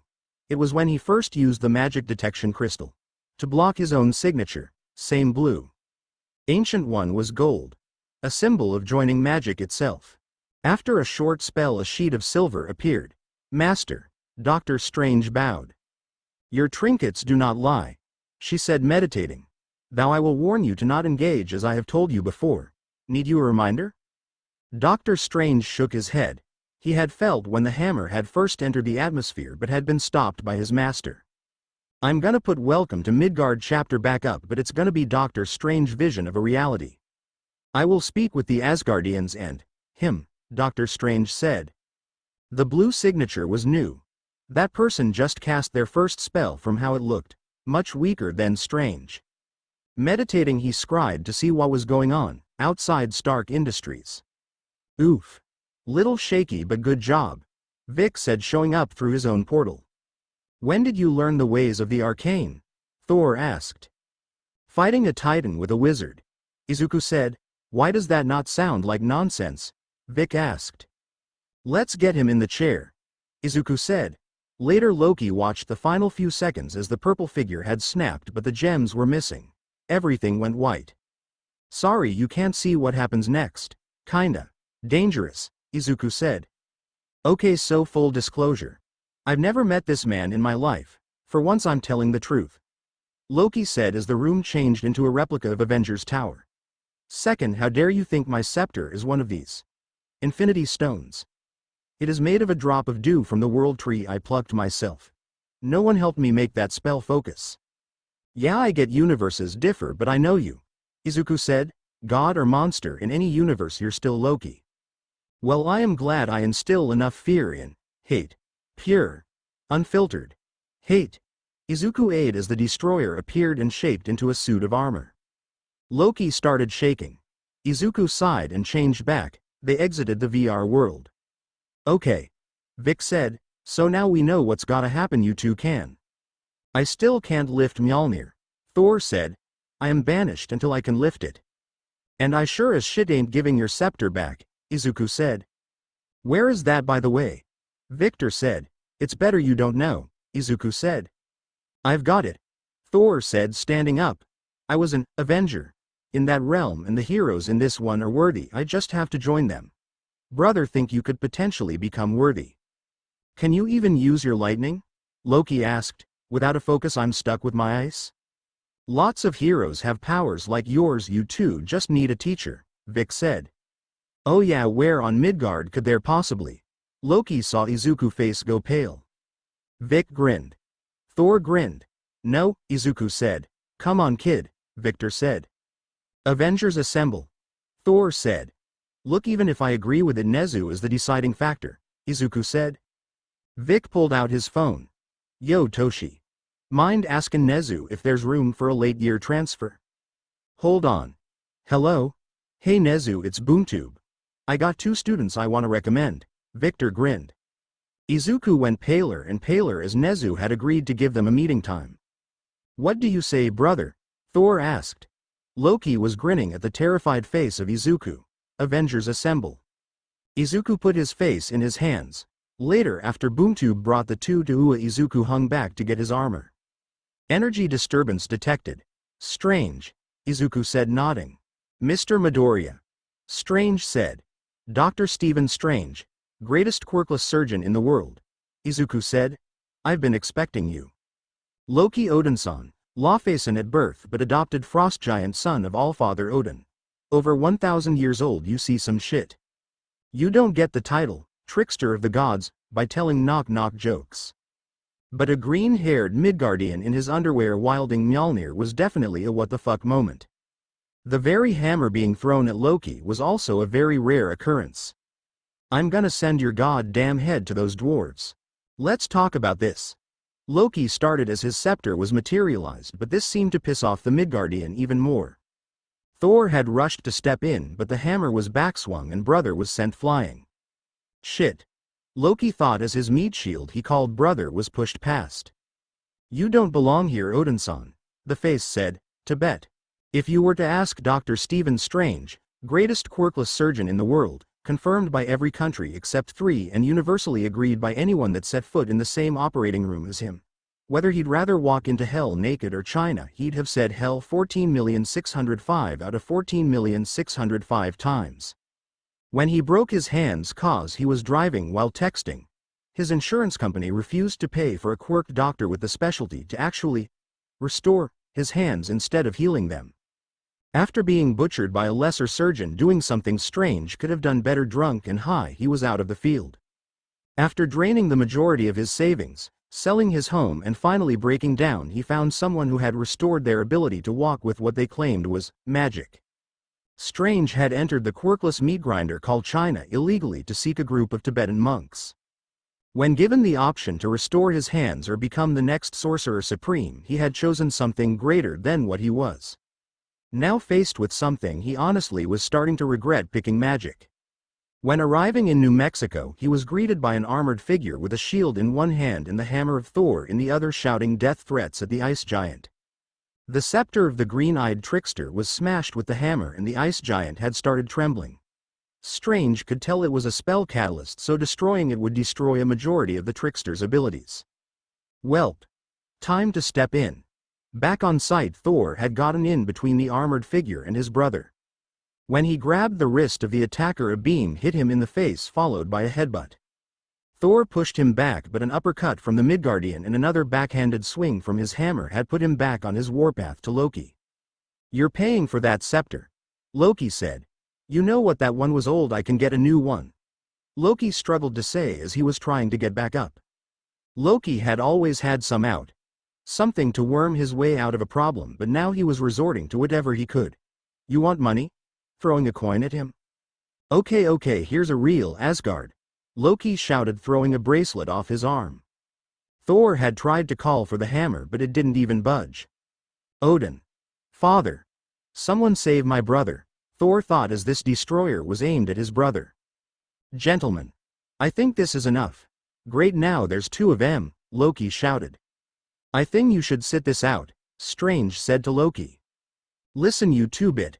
Bring it back, Strange," the armored figure said. "We need to kill that insect before it can do anything." Strange looked at him and said, "We need to stop and discuss this like rational adults." There was a pause before the hammer was raised and lightning struck it. "Okay then," Strange said. Thor wisely backed up. Japan young Bakugo had been called the winner due to forfeit.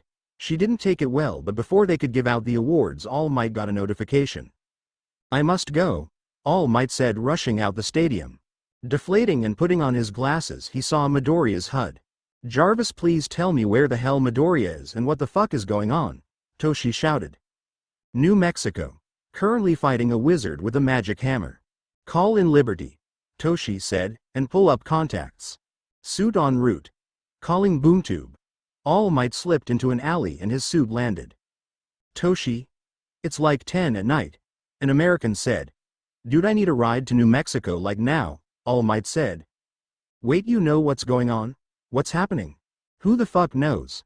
Our guys can't get past the giant fucking tornado surrounding the area and no teleporters are willing to risk it." "I know what's going on. Call off any teams, I just need a way inside," Toshi said. "All right, where are you?" "Midoriya, 3 goddamn stones." This was the only coherent thought in Izuku's head as he was fighting the wizard he had fought shoulder to shoulder with against the Mad Titan. When he smashed open the gem on the scepter, he found nothing, which just pushed him further into a panic-induced frenzy. The hammer was spun and thrown at Strange, but it changed direction. "Midoriya." The booming voice of his teacher had been drowned out by him holding the hammer. "Is everyone here worthy?" Thor shouted into the sky. "Who are you?" Strange said. The armor opened and Toshinori changed form. "All Might." "Oh," Strange said, didn't recognize the armor. "A gift from him," All Might said. "Midoriya, stop this now." "What's going on with him?" Strange asked. "I don't know. He's not in his right mind is all I can tell," Toshinori said. "If you can get the helmet off, I can help calm him down," Strange said. "Sorry about this, Midoriya," All Might said, rushing forward. The helmets shattered, revealing the boy's face.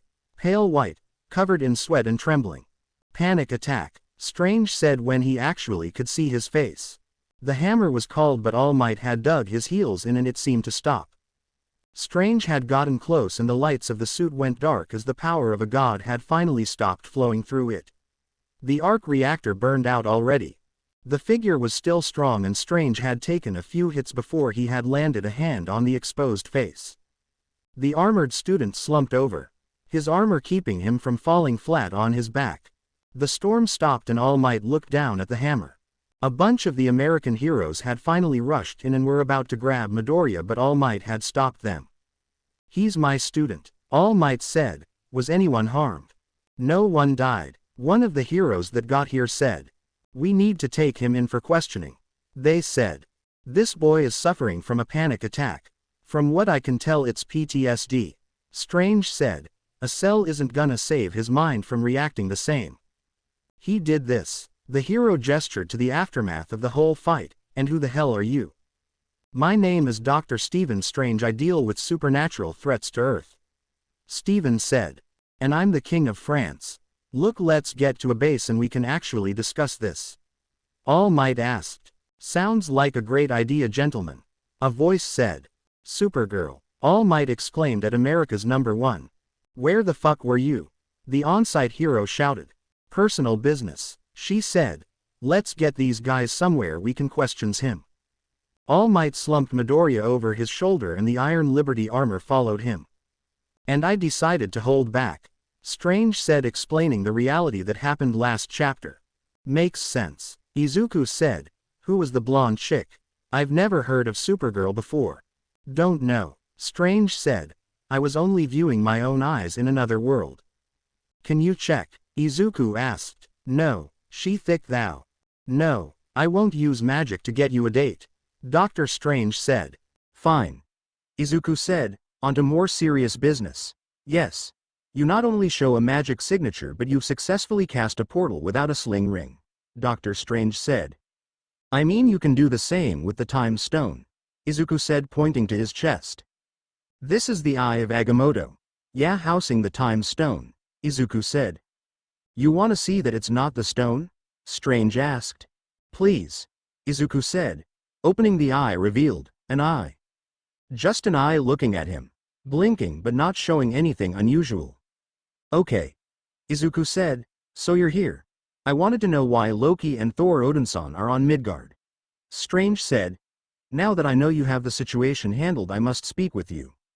"That figures," Izuku said. "Let's get in the full dive.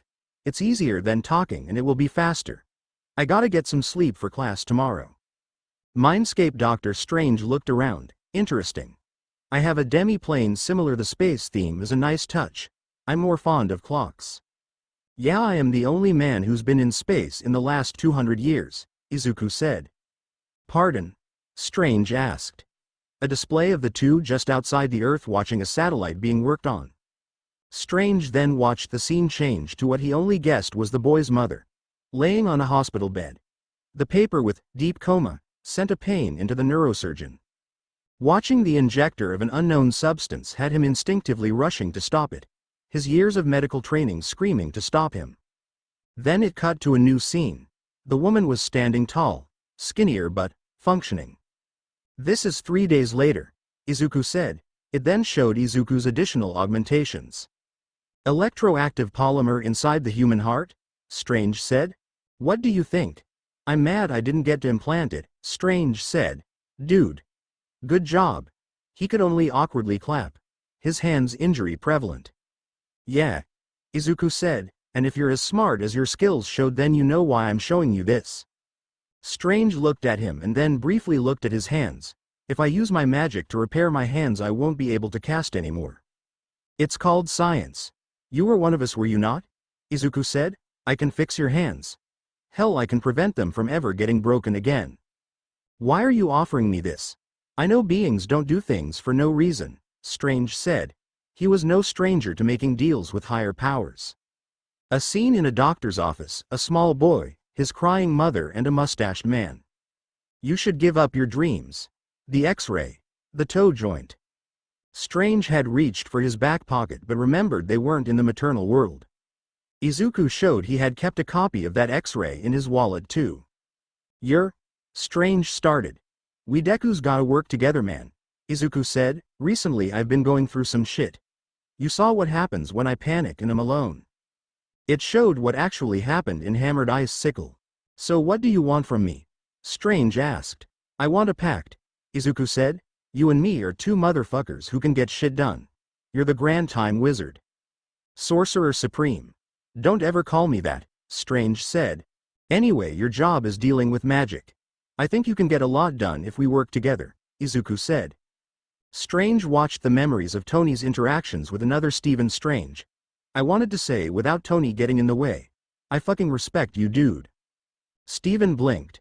You are the greatest surgeon in the world. I was the greatest surgeon, Stephen said. And now your hands can't even zip up your pants properly, Izuku said. I wear robes. Strange said. Anyway, I know you deal with some pretty tough motherfuckers and I have an idea I wanted to offer, Izuku said. Strange felt something manifested around his body. Introducing the Iron Mage, Izuku said. This is incredible, Strange said as a list of features appeared. Okay, seriously, what do you want? I'm trying to create a network of people to deal with threats heroes couldn't, Izuku said. Avengers level threats. So you want me to join a vigilante group? Dr. Strange asked. Well, vigilante only qualifies under criminal and quirk use, Izuku said as a pair of glasses formed. You're quirkless and you're not fighting criminals. Ergo not vigilantes. You son of a bitch. I'm in, Strange said. Great, now let's get you augmented, Izuku said. Elsewhere in the labs, okay, since I know you want proof this will work, here's a localized variant called Extremis 2.4. Strange had extended out one hand and Izuku injected him. The area had melted. Straight up melted. Strange was in his own mind watching his hands get butchered by a lesser surgeon. One he had expressly demanded a better one, but no, his insurance had refused to allow him to call the guy with the only quirk that could put his hands together properly. Tears fell down his face as he remembered his protests. Please wait for law. That sounds expensive, the insurance agent said. I'll pay. I have 10 million worth of insurance for my hands, I can't risk losing them, Strange was begging. Then a snapping was heard.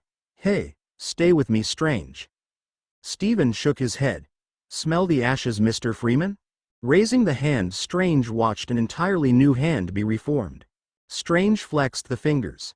The resistance was gone. His fingers were back to normal. A pencil was handed to him and Strange started something he often did with the scalps. This is my hand, Strange said. Izuku grabbed the other hand and repeated it. Strange had kept himself in reality as the hand was regressed and grown back. Well, wizard, give him a shot.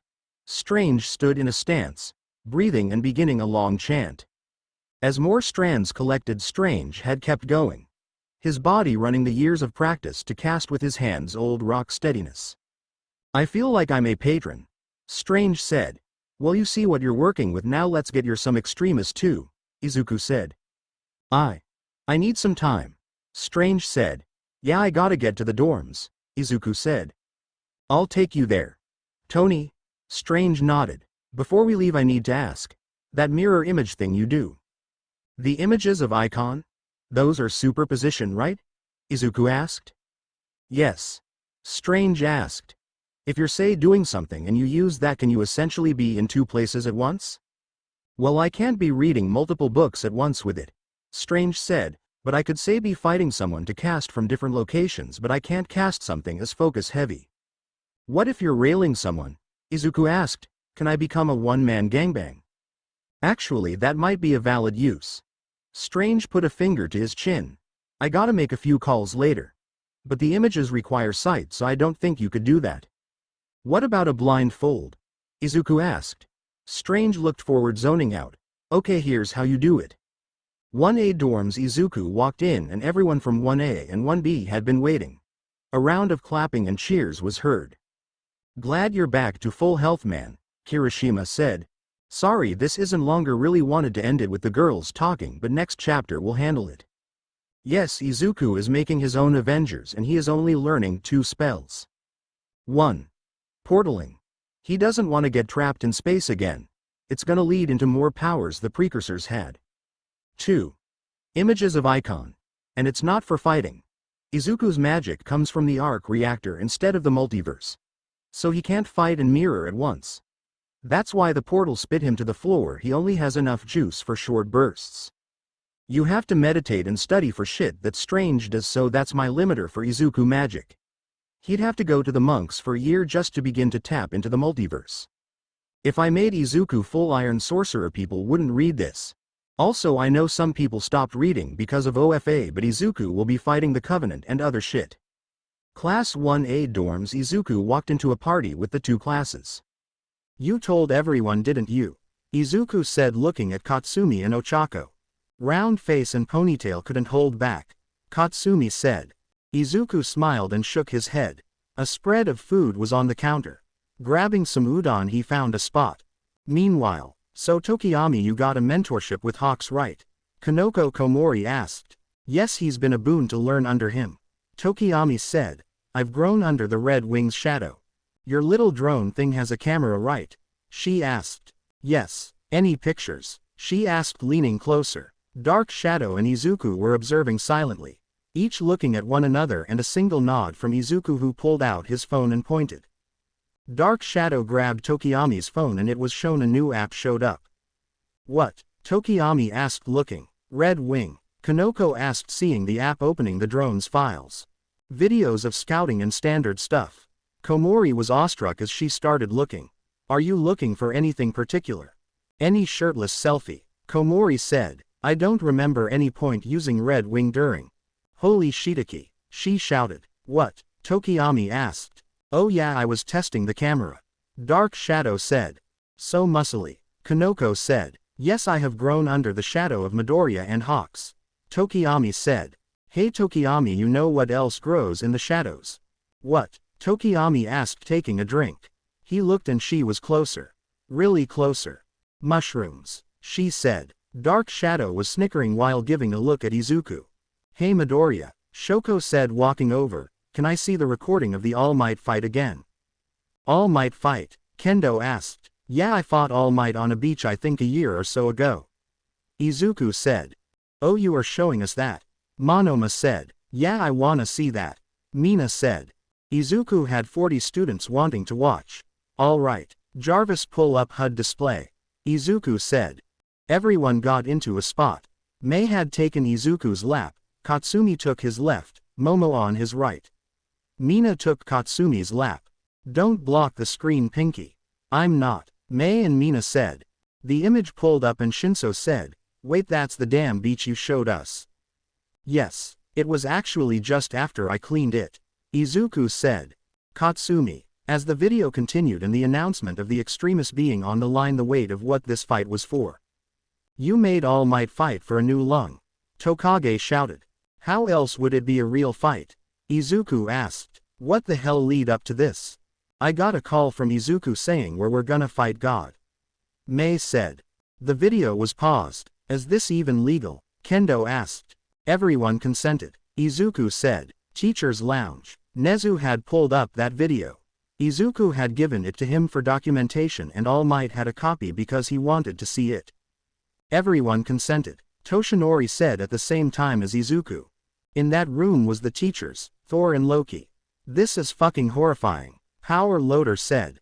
I know that feeling. Loki said as he was watching what he was seeing, his first interaction with the Class 1A president. And the reason you went along with this was because of the extremists? Aizawa asked. Toshinori nodded, munching on his popcorn. The electric clamps was a good move to stop your punches. Aizawa said. Nice job kicking those rockets. Snipe said. Class dorms. I still have that tooth. Izuku said. Vacuum sealed in a bag. You collect a lot of teeth. Tenya said. Hey, yeah, you fought Iida on that same beach. Ochako said. I wanna see that ass whoopin'. Tokage said. Actually, it's not as impressive. Iida said. Do you even have that fight? I record everything. Izuku said. I can't even count the number of times people have screwed me over because of ignoring my claims. The smoke arose and All Might coughed up blood. Teacher's Lounge. I don't wanna hear it, Jarvis. The fight continued, devolving to a boxing match. Look, the visor is on reserve power. Mike said. This is raw muscle versus muscle. Midnight purred. This images just takes the fact you are older than me more impressive. Vlad said as the ringing. What says that bell? Thor asked. Midoriya has a metal skeleton. All Might said. I have the same augmentation now. Loki slowly turned his head to Toshinori.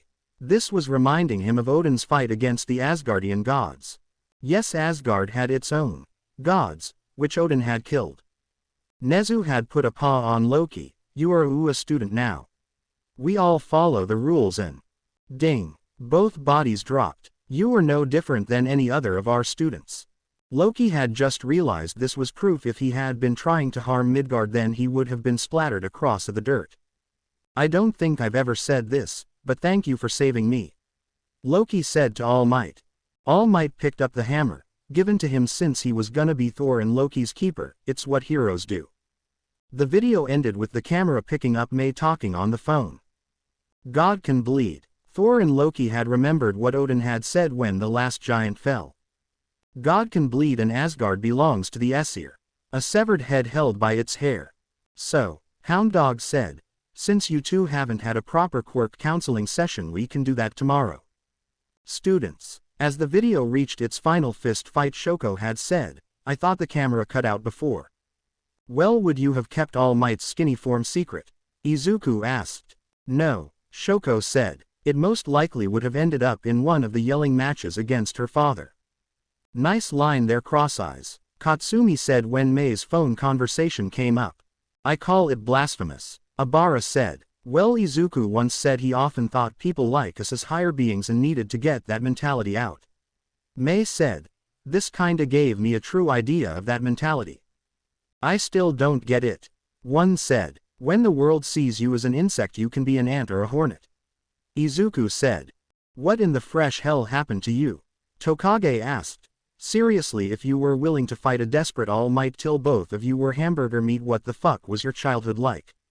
Shit, Izuku said. Complete shit.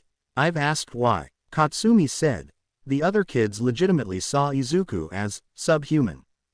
They were kinda right. Izuku shrugged, getting a hand slapping him across the face. It was actually Ochako that did it. Don't you dare say that again. Ochako said. You were the one that saved me from the zero-pointer. You were one of us. Izuku just chuckled. To be fair, I am the only guy who's outstepped Earth's atmosphere in 200 years. And built a satellite out of scrap. May said. I know the Lord says to forgive, but… Abara started before shaking her head. I hope they get what they deserve. Oh, they will. Izuku smirked. I'm planning on slapping a big fat lawsuit on that school for every quirkless student or kid with a quirk that didn't meet the standards. We could use Papa to pay off every one of their lawyers. Momo started. And you could find all the other quirkless students that Suyu started. There aren't. Izuku said. My freshman year had 32 quirkless students. My senior year I was the only one. 20 of them died jumping off the roof. My first girlfriend was quirkless, but I'm pretty sure they killed her outright. What, the fat chick? No. The one with braces. No. Which chick was it? Katsumi asked. The black-haired chick with yellow eyes. Izuku said. Die at midnight? Katsumi asked. Yeah, that one. Izuku said. Who? Momo asked. This one chick sounded like she learned to talk from midnight. Like imagine everything she said was double entendres. Katsumi said. And the part that really pissed them off was she was genuinely into Deku. Like, the extras couldn't comprehend why. I mean, look at him. Toru said. It's kinda obvious. He wasn't like this before. Katsumi said. And he was a stuttering mess. Like, they were thinking blind or some kinda brain damage, but the bitch was one of the top students. Later, Momo had approached Midoriya's dorm that night. Standing there was Katsumi. Ponytail. Katsumi said. I wanted to talk about the relationship with Midoriya. Momo said. What's there to talk about? Katsumi said, looking at the ring on Momo's hand. A lot actually. Momo said. Come with me. They arrived to Momo's room to find May, Shoko and Ochako. Okay. Since everyone is here I need to explain this. Momo said, pointing to the ring on her hand. Oil. Who? Ochako and Katsumi said. My father owns Boeing. Momo said. And my mother has connections that all say the same thing. The world's on its last stretch of oil. So marrying Deku will. Katsumi started. My father will lose too much money if we can't get the upgrades before we're officially out. Momo said. So instead of giving Midoriya all the factories and airfields by being his son-in-law, using the factories can reduce the cost immensely. Why not just buy Stark Industries? Ochako asked. Because Deku wouldn't sell it. Katsumi said. And Izuku wouldn't want his life's work torn down just to focus on what Mr. Yaoyorozu wants. Shoko said. It would push back the space program by decades. Mei said. And then if he finishes the job, Kessler syndrome would most likely set in because of all the junk currently in orbit that Izuku is cleaning. Also, if Izuku just decided to let Papa lose the hundreds of billions then buy his company when the world is bleeding, it would smash my family's legacy and Daddy wouldn't hesitate to take the spot as Japan's richest man. So you're only marrying him because of your dad? Ochako said. We both are, Shoko said. Endeavor was always gonna try to find someone for me to marry. It's better if it's someone with enough spine to actually demand something, and I'd rather it be a friend than a complete stranger. So Deku's marrying both of you? Katsumi said. What's next? Did Round Face somehow get one too? No, but it kinda brings up an issue. Ochako said. Izuku loves Mei, Shoko said. And honestly I'd hate to keep the two apart. Momo said. So I had an idea. A chart was shown. Now Papa has sworn to pay for all the baby's needs, including schools, personal trainers and education. Endeavor is paying for his grandchild, Shoko said. And Hatsume Industries isn't exactly poor, Mei said. What you want is to create a harem? Katsumi asked. Yes, Momo said. Mistress has shown me something that caused me to look deeper and find something. The top 10 heroes all share a problem with relationships, Momo said. All Might has no kids. That we know of, Shoko said. And Endeavor only got married out of desire to create me. And from what Izuku has said about Hawks and Best Jeanist issue being similar to All Might. He got big too fast and can't trust anyone he dates. So if you wanna be the best you gotta make sacrifices, Katsumi said. Not entirely, Momo said. Water Hose is a team consisting of a married couple, and Mistress had told me their child is in the care of the Wild Wilds. Momo said. Now they were actually in the top 20 but only stopped because they wanted to spend more time with their child. So couples can get far in ranks but brats get in the way. Katsumi said. So what if we all form an agency and have our kids early? Momo said. A combination of all our families would have the ability to avoid requiring daycare, and we can alternate days. The Forerunners. I thought of it, Mei said. I think the name is stupid. Mei felt something in her spine at that comment. But Superhero Girl Harem, Katsumi said. Sounds good to me. Meanwhile, inside Izuku's head, Hikage Shinomori user number 4 was looking around. I have a weird feeling in the pit of my stomach. Next day, Izuku was woken up to Momo, Mei, Shoko and Katsumi all standing by his bed. What's going on? Izuku asked. Well, we've decided on a proposal that will work out for all parties. Momo said. A team up if you will, Shoko said. To build up greater, Mei said. You're dating all of us, Katsumi said. Izuku's junk. Izuku's head. Superhero waifu harem, Nana said. Will it work? Horned Izuku said. Absolutely, Nana said. I don't think so, number 2 said. Is it even possible? Number 1 asked. Like, do you have anything to pull that off? It's just a numbers game, Nana said. 1 isn't enough but 10 is definitely too many. Still, Izuku was thinking. Honestly, it wasn't a matter of going against any belief or anything. It was the fact as he couldn't think of an issue. Tony's railed groups of chicks but never did the 2 girlfriends things. He wanted to, but then the Jericho presentation happened and. Come on, you can give it a trial run, Nana said. Fuck it, hero girl harem. Outside, so you 4 are willing to share? Izuku asked, looking at all of them. Well, we have a few we are thinking of adding, Momo said. Look, I can't be dating 100 chicks at a time, Izuku said. We were thinking around 5 to 7 would be the sweet spot, Momo said. Well, Izuku thought. Alright, we can give it a shot. Monday, Thor and Loki were brought to Hound Dog to talk about their abilities earlier this morning. Okay, now how are your powers activated? Breathing. Loki said. I usually pull power from the clouds. Thor said. Izuku room. Jarvis, how's Chibi doing? Neural net processor prototype showing optimal performance after 60 days of runtime. Wah, so cute. Ochako said. May was looking at the screens. Your math has to be off here. What? Katsumi asked, rolling out of the bed. Science with AnimeEagleScout time. The human brain. If we model brain as a simple neural network, then it would be equivalent to machine that performs 10^16 operations per second. They estimate that simulation of the whole human brain would require supercomputer with about 500 petabytes of memory. Current record in one system is 1.5 petabytes, Sequoia supercomputer. A view of one of the Isles of Rax that holds Sequoia's 1.6 million cores. Its 16.32 sustained petaflops and 1.6 petabytes of memory make it the world's fastest supercomputer. So let's explain how a basic computer works. Computer chips contain basic modules, logic gates and transistors. A transistor is basically a light switch. On means on, off means off. This is why computers are ones and zeros.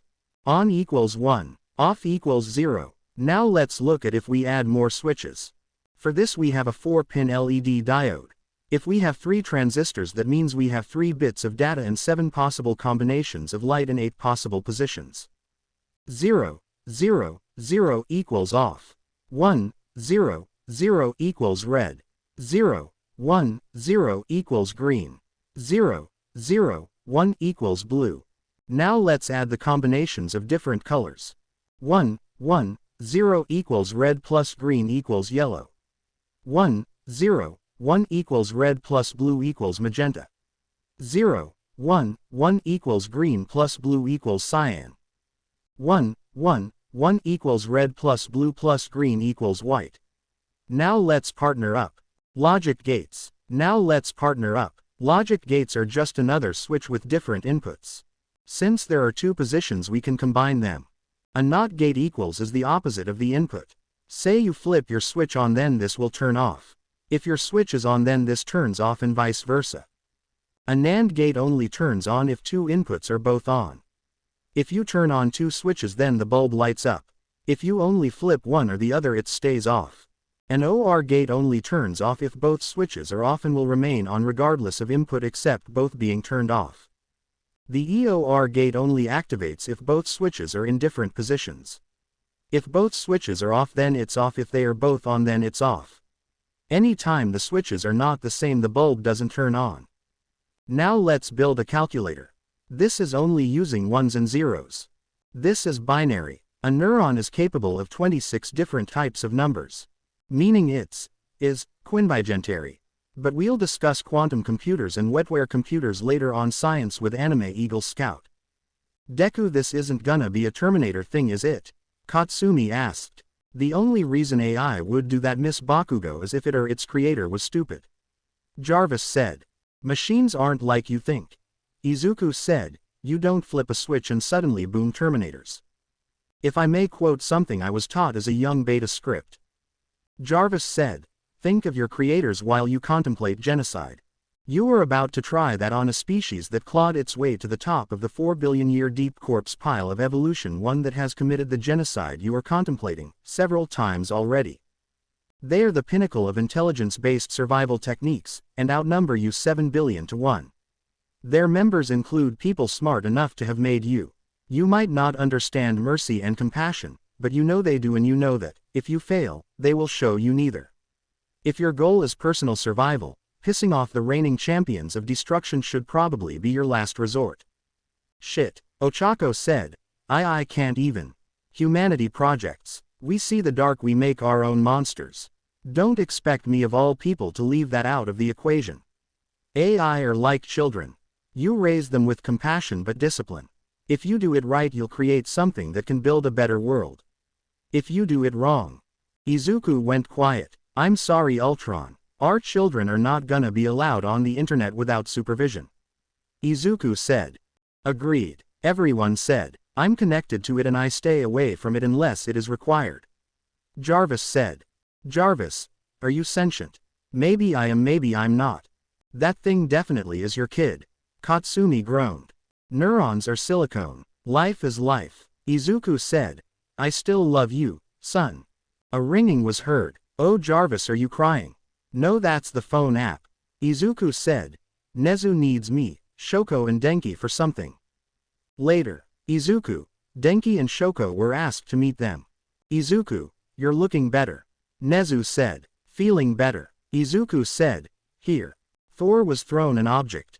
What is this? Thor asked. An uncharged reactor. Izuku said. We don't want you blacking out the country, so this should work. 30 gigawatts per second should cold start it. Why am I here? Denki asked. Your quirk please. Hound Dog said. Oh god, there are two of them. Loki shouted, watching the sparks form in Denki's hands.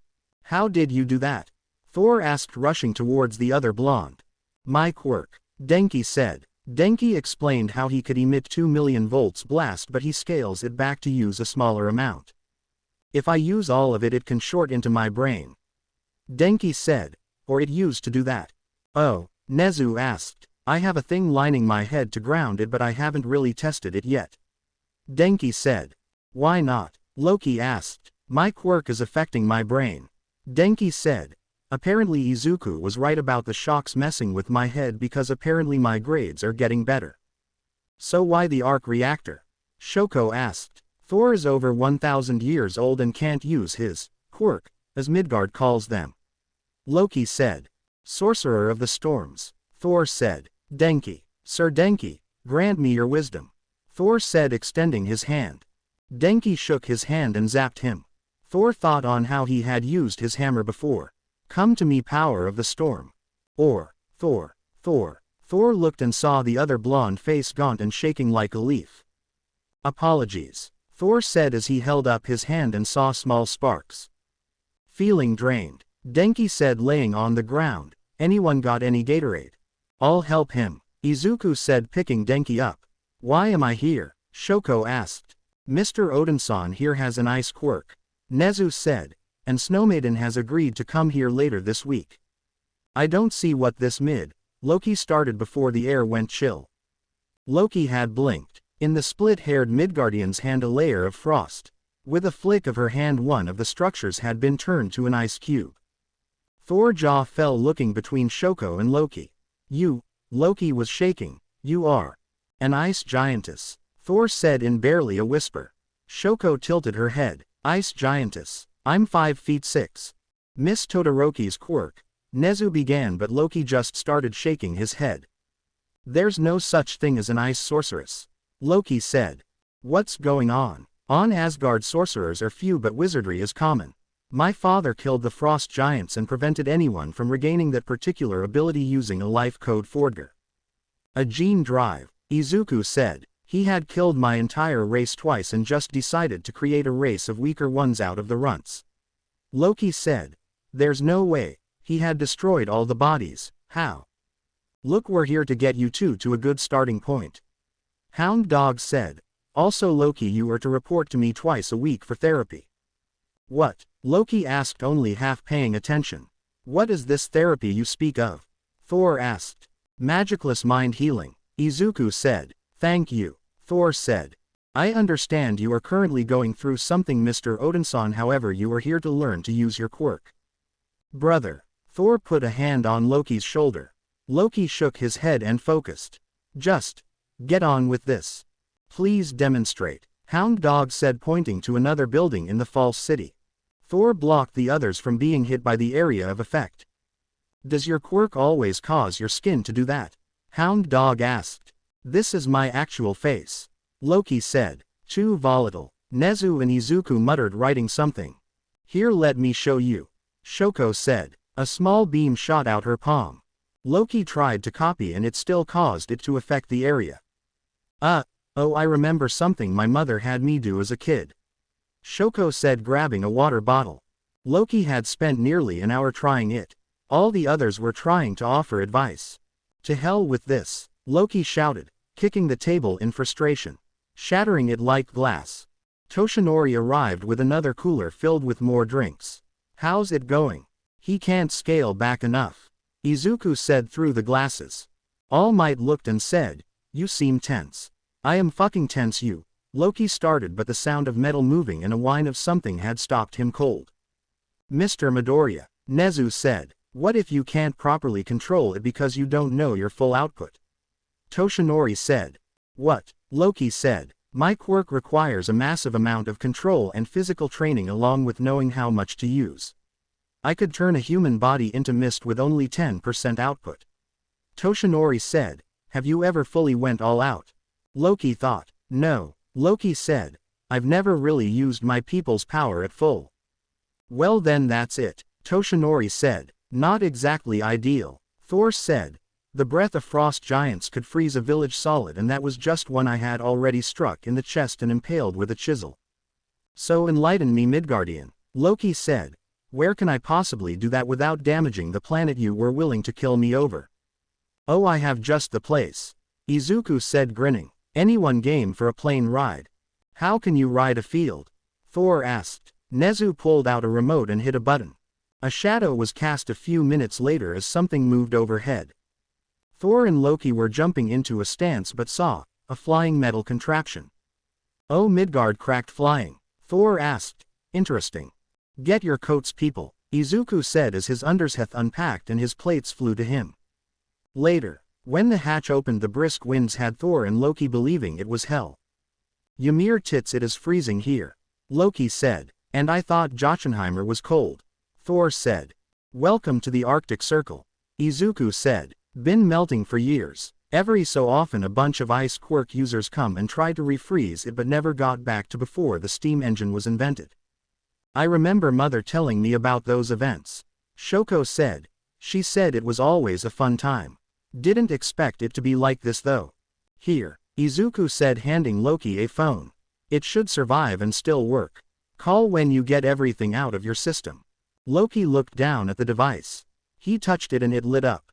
Izuku called it from his glasses and Loki saw 2 dots on it. Loki tapped the green one and Izuku was heard through it. "Just tap the number at the top of that list when you're ready." Loki nodded before putting it in his pocket. When the group finally left, Loki was alone, surrounded by nothing but water. Finally thinking of everything that went on his life. His earliest moments. His own father throwing him at Odin to try to save his own life. The day he first found out about the prophesied Ragnarok. The days he had been shunned and outcast among the Asgardians. The days he had spent attempting to become a fire mage to shake the stigma of his lineage. The day he had spent with Frigga mastering illusions, and being further hated by his peers. And finally the day a Midgardian had done something what the entire Aesir race couldn't but would not shed a tear if they had the option without invoking Odin's wrath. Loki clenched his fists and shook. In the countless languages amongst the realms was only one thing he could say right now. To the primordial tongue it was the longest string of profanity, but to anyone who was unlucky enough to be within 5.5 million square miles it was nothing more than a noise. At the top of his lungs, with every fiber of his body. Every drop of mana, every ounce of his soul. Loki started a roaring scream and hadn't stopped. The ice he was floating on had expanded, reaching the ocean floor, expanding outward toward the fragmented pieces of ice, reuniting them once again. Loki wouldn't learn he had just did the world a favor and just refroze the ice cap completely. "Thank you." Loki had finished screaming. He didn't know for how long, but when he did, a figure stood before him. "Thank you for fixing my hat." "Wah," Loki started. "I am the primordial Gaia." Loki eyes widened. "Thank you, child of the frost giants." She disappeared as soon as she appeared. Loki looked around and saw a white beast approach. It was some kind of bear. Loki saw it just stare and he reached out and petted it. He felt better. He raised his hand and willed his ice into the fingers on his other hand. The beast not reacting at all. 2 weeks later, Kendo had been tasked with introducing a new student to 1B. "Hi, I'm Itsuka Kendo," she said. "Loki Odinson," Loki said. "Class 1B. Kendo had shown him around, asking questions and trying to get a pulse on the quiet guy. "What sort of?" Kendo started but saw a group in the hall. "Come on guys, I told you stop stalking 1A. Kendo walked over and saw Abara actually leading the discussion with Midoriya. "No, I will not. Have faith. At just your word that it was dealt with." Abara pointed at Izuku. Tell me right now exactly what you saw fit to ensure that pervert doesn't lust after us again. No, Izuku said. The process should be set, but the true test is almost here. Kendo had grabbed Abara and pulled her back, catching her hair before she could make any moves yet. I think. Monoma started, but Kendo had elbowed him. I'm gonna let go of your hair. Walk away, now, Kendo said to the vine-haired girl. We just did our finals. Hope yo. Kendo had glared at the blonde quirk copier. Loki's face showed his confusion. Just. Kendo started. It's gonna take a while to explain. This is Midoriya, by the way. He's 1A's class rep. We've met, the two said at once. A million questions had been started as the borderline hatefulness the two were putting off towards one another. Midoriya, hang back, Aizawa said, walking out the hall. Odin-san, remember what Nezu said about being a student here. All students are treated equally, Loki said, and you are under no obligation to interact with anyone from 1A unless during joint classes. I suggest using that privilege. Aizawa looked at Izuku, his eyes looking more tense than angry at anyone. When Kendo and the others were away from 1A, Kendo stopped. Okay, that was gonna need some context. What? Loki asked. I've done nothing wrong. Who's this jerk? Monoma asked. Our new classmate, Kendo said. Welcome, jerk, Monoma said, holding out a hand. Loki shook it and the kid had froze solid. I didn't do anything, Loki shouted. What's your quirk? Yui asked. Everfrost, Loki said. Aizawa was called and Monoma's quirk was shut off.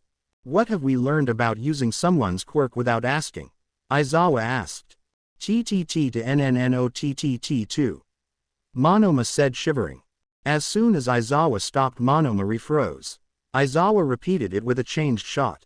You won't have your quirk for around half an hour, Aizawa said, instinctively reaching for his eyedropper but shook his head. You had no part in this, Aizawa said to Loki before leaving. I didn't.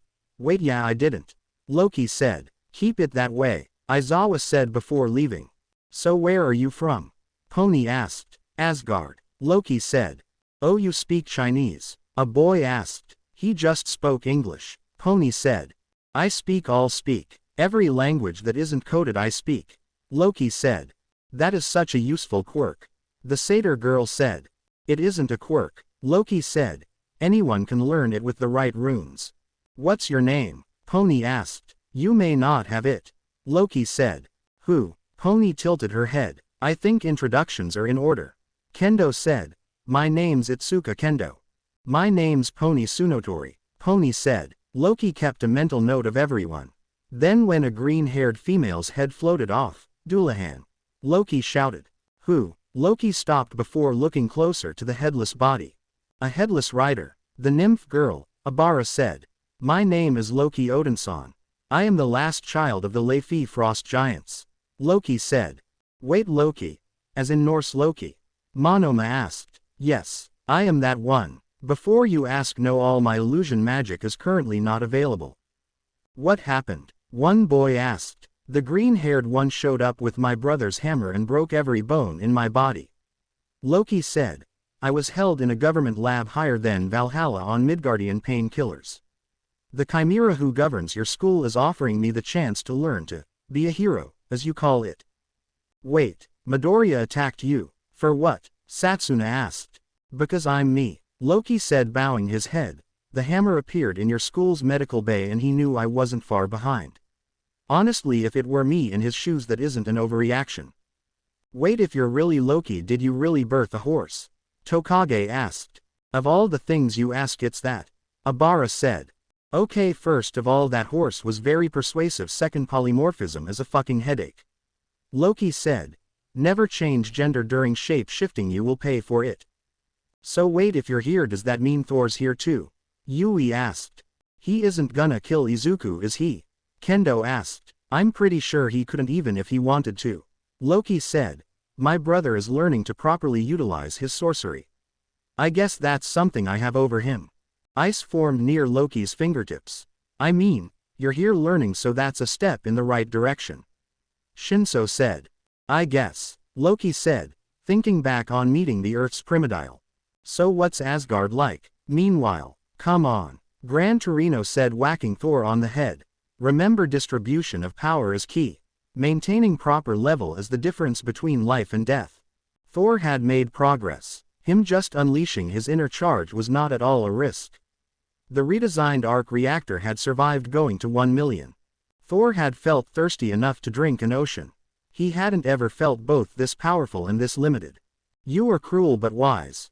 Thor said. The energy only requires a third to hold the level. Climb then hold. Torino said.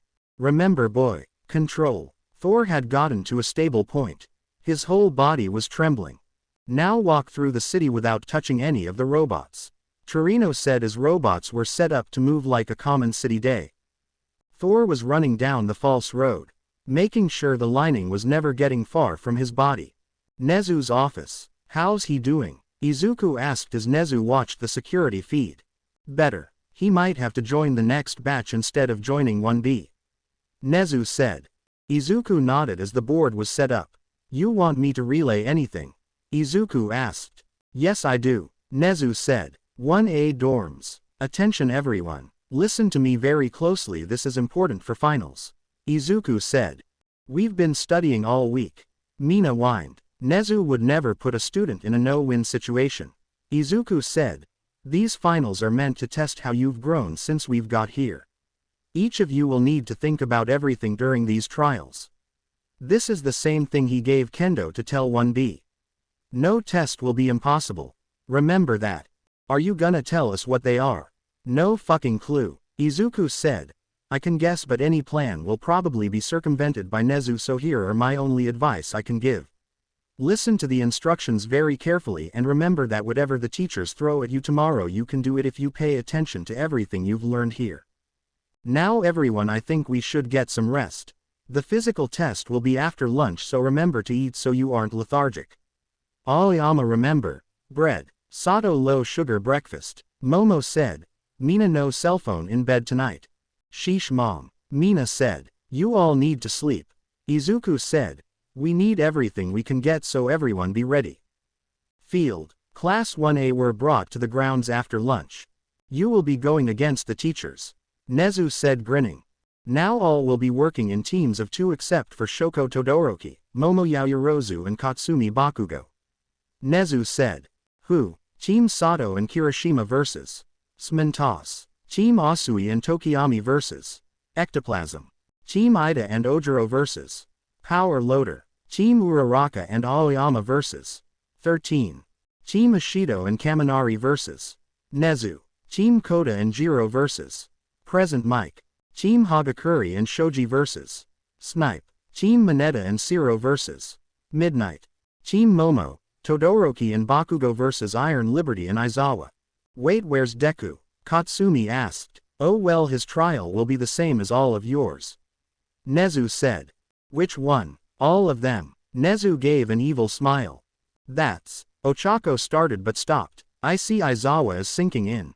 Midnight said. Iron Pimp will be facing all of us. Think of it like a fluffer for all your trials. Wait, what is? Each teacher will have a flag with a code. Nezu said. Midoriya's goal is to retrieve the flags from each teacher.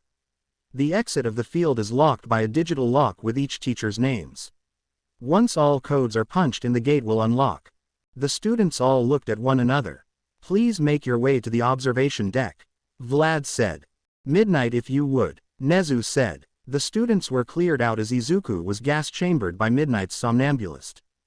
It took longer than they thought for it to put him down, and he was already tackling Aizawa for the code. Come on, we gotta get him into the maze. Power Loader said. Strange he went for Aizawa first. Where is the logic of that? Aizawa said. There's no quirk for me to shut down. It isn't about your quirk. Nezu said. His goal at the codes. Center of the maze. Izuku was getting up. His vision was still hazy. You're in my maze now, little human. Nezu said over the loudspeaker. Not for long. Izuku leaned against the right wall and just ran. Incoming. Izuku jumped over a spike trap. On your 6. He leaned forward as 2 projectiles launched from behind him. Oh, this was gonna be fun. Observation. This is just cruel. Mina said. Don't think Izuku doesn't stand a chance. Momo said. Where'd he go? Seto asked as the screens lost sight as a fragment of a trap was thrown at the camera. The next camera was shown Izuku having climbed up the wrecking ball. I hope Nezu is okay. Mina said. Nezu is nearly as armored as Midoriya. His clothes all contain some form of use.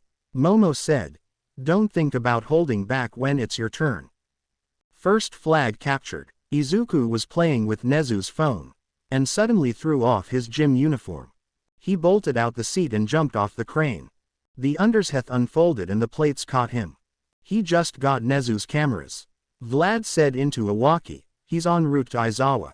Copy that, moving to intercept. Smintos said. Roger. 13 said. Aizawa. Seriously. Aizawa thought as he could see a bright flash from the direction. Smintos and 13 have been disabled. Vlad said. What, how? Aizawa shouted. He just blasted 13 until.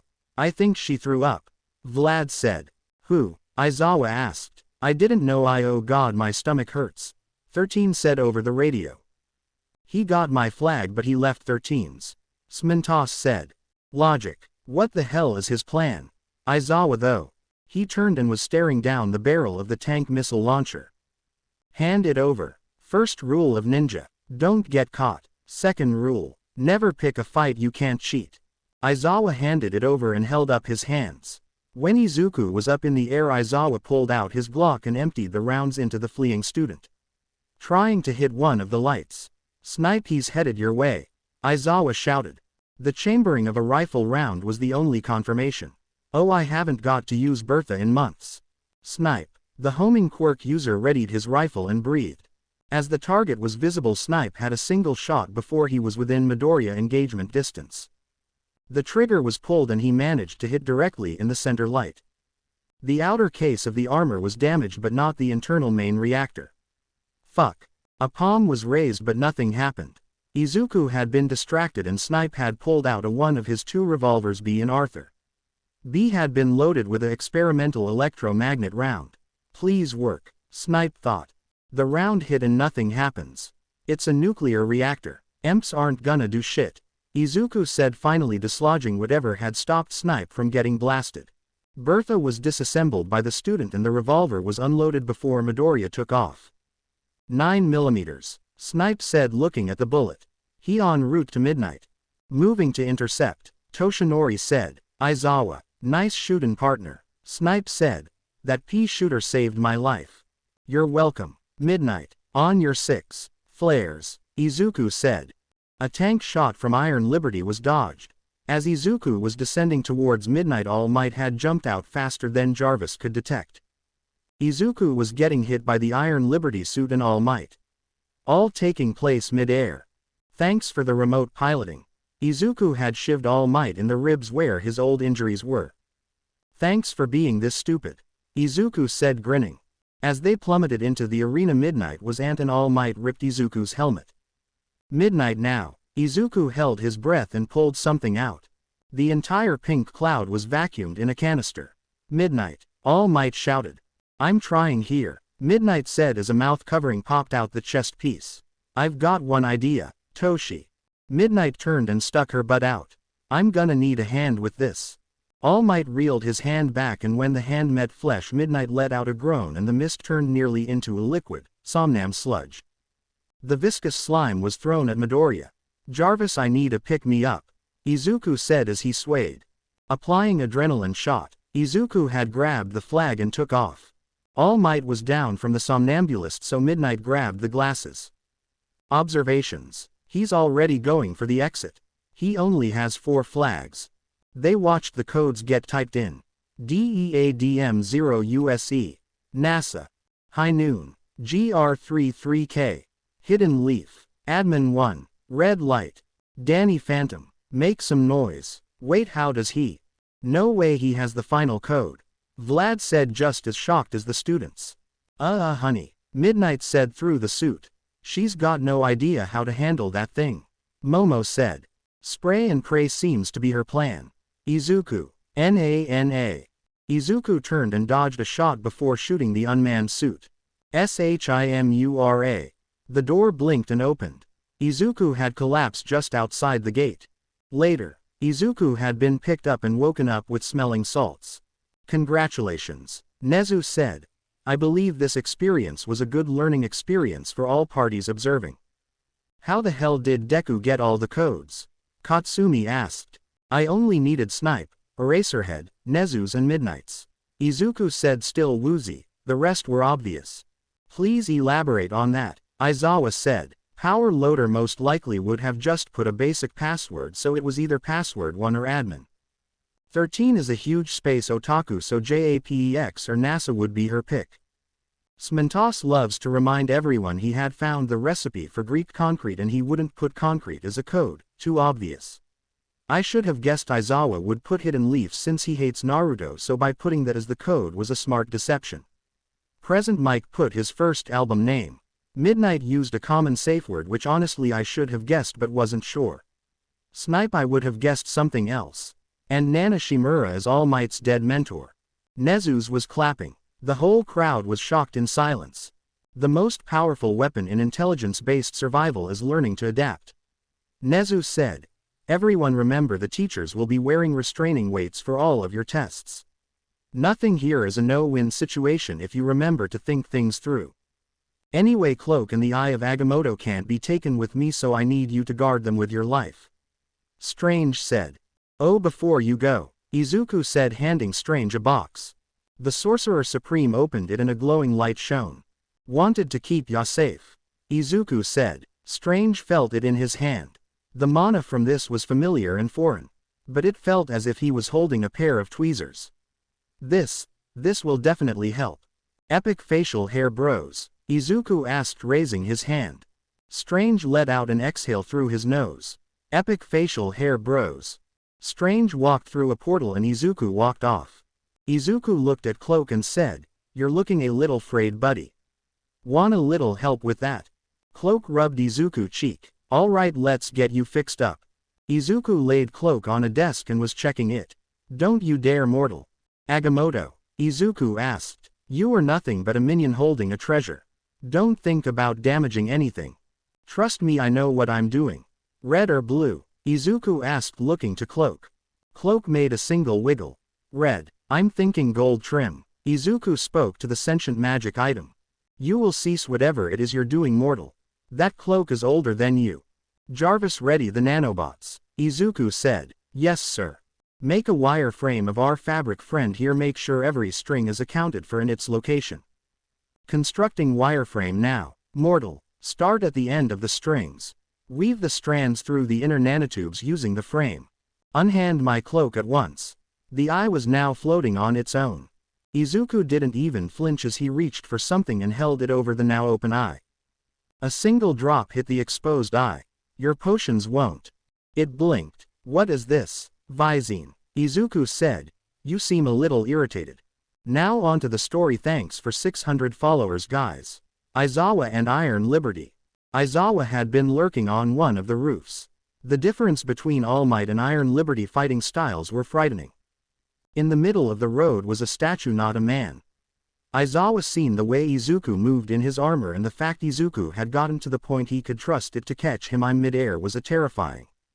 He honestly had no clue what Nezu was thinking. The first strike was from Bakugo, with Todoroki following behind and Yaoyorozu shouting about teamwork. The American-colored armor was coated in ice, and unlike Izuku heating himself out, the surface plates just flexed the ice off without moving.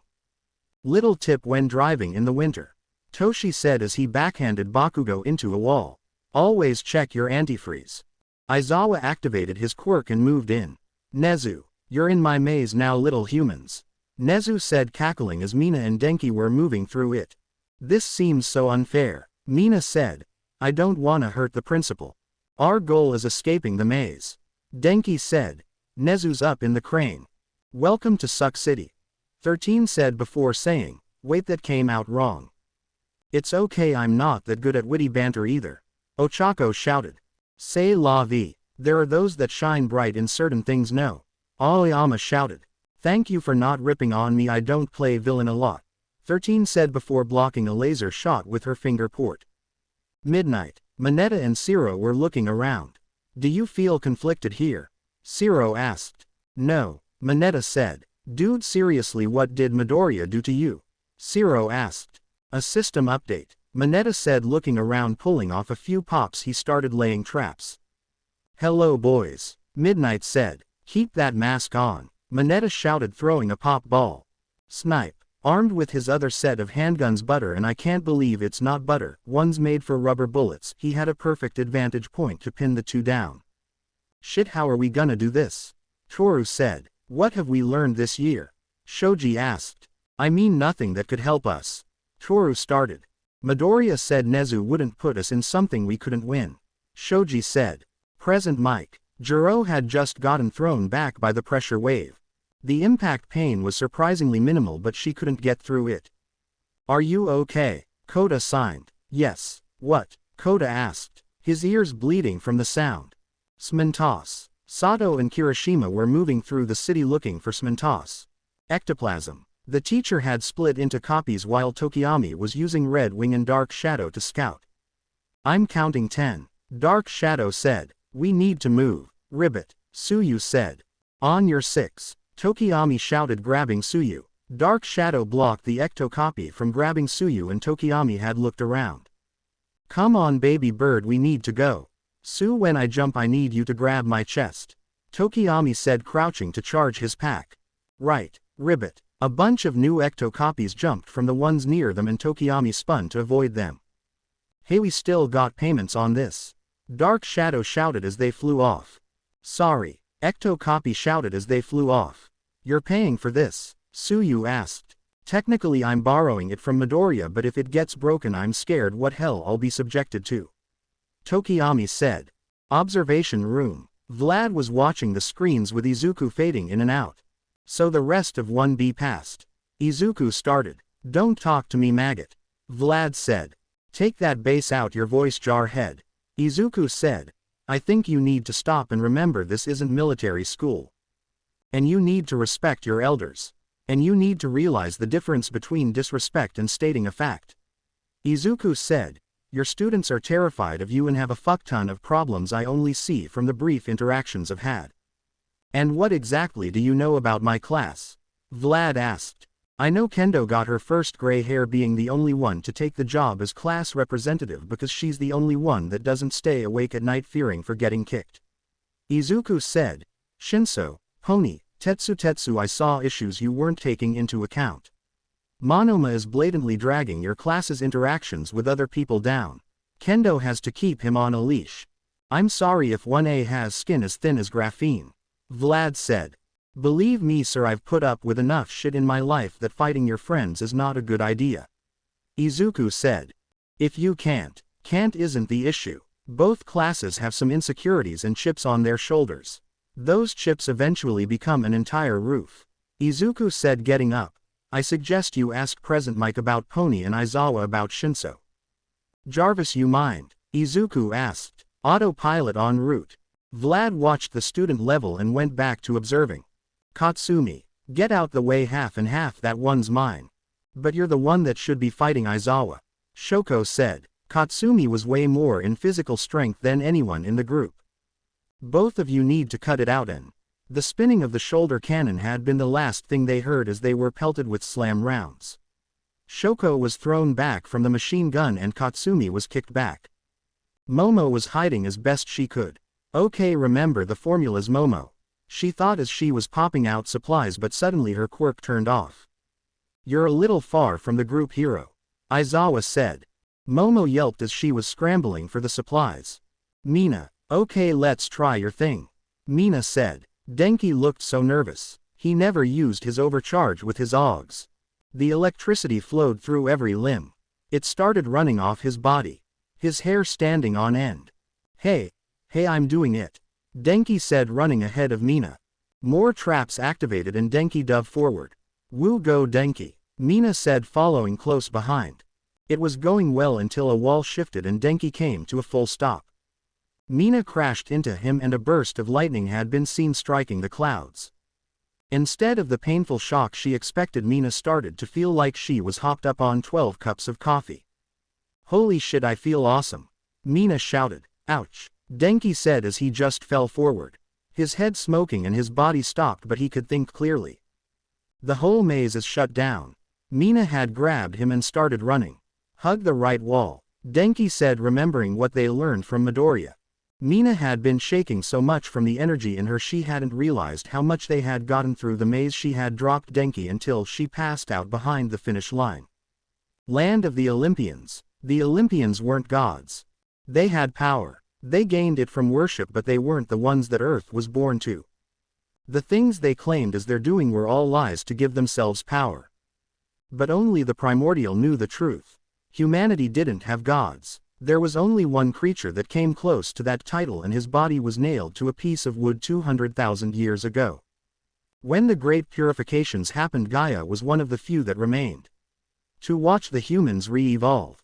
And unfortunately knew a really terrifying truth. Humans were not humans. From beyond the earth was a portal that opened long ago. Bodies. Slain foes from what she had found, another pantheon who played God. But not intentionally. The Asgardians did it not for power but just so the humans wouldn't interfere with them. In the deepest pit of earth, Mariana Trench to the humans but to the primordial goddess was where every corpse was. Millennia of randomly getting massive things thrown into her without a care. The slamming making it deeper and deeper. A corpse pile of trillions all melted into a fluid. A strange being known as the Librarian had appeared 100,000 years ago. Again to melt the rotting flesh of the soulless husks that remained of every living thing. However, unlike 200,000 years ago, she seemed to run out of whatever it was. She seemed tired. So a swarm of constructs floated and funneled it into a hole and just dumped an acid solution in. Then Gaia started an ice age. The deepest pit was far from the grasp of the liquid. When the ice thawed, the flesh of a galaxy was melted into a single paste. And then the water mixed with the life goo as life began evolving. Only this time, instead of champions with God's blessings, the entire race had the powers only gods had in the two previous eras. Gaia had usually rather sleep and lay around in the void floating. But then she one day got a strange toy. It was just so fun. And she never seen such a thing before. Occasionally metal flies were surrounding her, but she eventually learned to stop swatting them and they wouldn't crash into her. Speaking of weird metal things, Gaia had noticed something on Moon, her faithful wolf. It was digging into her fur, cleaning the dander she could never seem to clean out. She had entered Mount Olympus to see what this hoop was. Walking out her home in the astral plane in the earth, she looked towards the mountain that held Olympus in place, ensuring the realm of the gods didn't drift into the sun. The trek up the mountain was something she often did. It felt nice walking somewhere not on her own body. Looking out, she could see beyond Olympus, just where her atmosphere ended, was a line. "Do you know what this is?" a voice asked. "No, Hera, I don't," Gaia said, not looking at the queen of the Olympians. "Hephaestus can't tell and it's out of reach," Hera said. "Is this a sign?" another voice said. Gaia ignored the question. Honestly, she'd noticed a shift in her attitude. Her oil was all drained and she finally felt young. She felt like she did before anyone had shown up. She felt like she was in her Arcane era again. "Gaia, quit ignoring me." Gaia just kept spinning her hoop. "Gaia, you're changing. I am the king of Olympus, don't ignore me, woman," Zeus shouted. The rest of the remaining Olympians had started gathering. "Gaia has begun to shrink." "What does this mean?" Athena asked. Gaia looked up. Her father Ko is just behind the giant ring. "It means the Olympians are officially dying." Gaia smirked. "About time, really. You lot were really annoying, honestly." "Who is attacking?" Ares said. "Oh, no one," Gaia said as her form shifted. Primordials had two forms, the astral and the material. Gaia material was originally a mountain, in her astral form a human tree hybrid. "By the Titan's tits," Poseidon shouted. "Hey," Zeus said before getting elbowed by Hera. "Well, this is definitely interesting," Gaia said as she was looking at herself through a mirror Aphrodite had. "I demand to know why you look like this," Zeus shouted. "Because you aren't the ones to govern my form," Gaia said. "You call me Gaia, the Africans call me Nokomis, to the average human I am Mother Earth, the Incans call me Pachamama, to the ones your current foe call me Terra Mater." "But Terra," Zeus started. "All me. Unlike you all, I'm not sucking for shreds of power you once held. I am over 4.5 billion years old. I am the very earth your mountain rests on. I am a primordial. I am Midgard. I am Earth-chan. Her voice changed. The hoop began floating on its own around her waist. The new garments had a symbol on it. Stark Industries. Gaia looked up and saw something leaving her hair. Zeus rushed to the side of the Mountain and looked to see something flying. What is this? Zeus shouted. Oh, that's the human that sent the comb to Moon. Gaia said. That's a human? Zeus asked. Welp, time to handle this the old-fashioned way. The red speck did not even flinch or break its flight as it approached. More and more bolts, all only seeming to increase the thing's speed. Bursting through the cloud layer, they heard it speaking. Power at 200%, sir. Woo. As the human left, Zeus has charged another bolt, but they were beyond range. Damn it, Zeus shouted. He turned to Gaia and was reaching for the ring but couldn't touch it. Is this a bad time? And who the fuck are you? You don't recognize me. I've been whipping Apollo every day, she said. Who? Apollo said. I believe you all haven't been introduced. This is the primordial sun goddess. Earth-chan said. Helios. Or is my new name, Sol, she said. Helios. That's an Egyptian god, right? I was. But I grew out of it, she said. Now light bright, get your ass back to work. Stark Industries a few weeks earlier. You're good. Perfect. Pulling the vehicle into the Pelican. Glad we got it done in time for the island trip. May said. Still don't get why we couldn't bring the other one, Katsumi said. Because this is May's hydrogen engine, mine is pure arc fusion. Also they have about a 250k price difference. Why is it that expensive? Katsumi asked. Isn't your company about cheap but quality? Because rich bastards are gonna want to flex somehow, Izuku said. Papa already has one ordered, Momo said. Also he'll be watching the presentation. Mama also invited your parents over. Okay, everyone packed? Izuku asked. A confirmation from the group had Izuku going back to running his checklist. I would ask how you'd get through the airport, but of course the nerd thought of that. Katsumi said. I'm sorry, aren't you a straight A student? Ochako asked. And has to be in bed before 8 or she gets grumpy. I think someone isn't the only nearly one here, Momo said. Seems like you fit right in. May said. Shut up. One of us, they chanted. One of us. You know we could get her a cute pair of glasses, Momo said. Izuku put a hand on her head.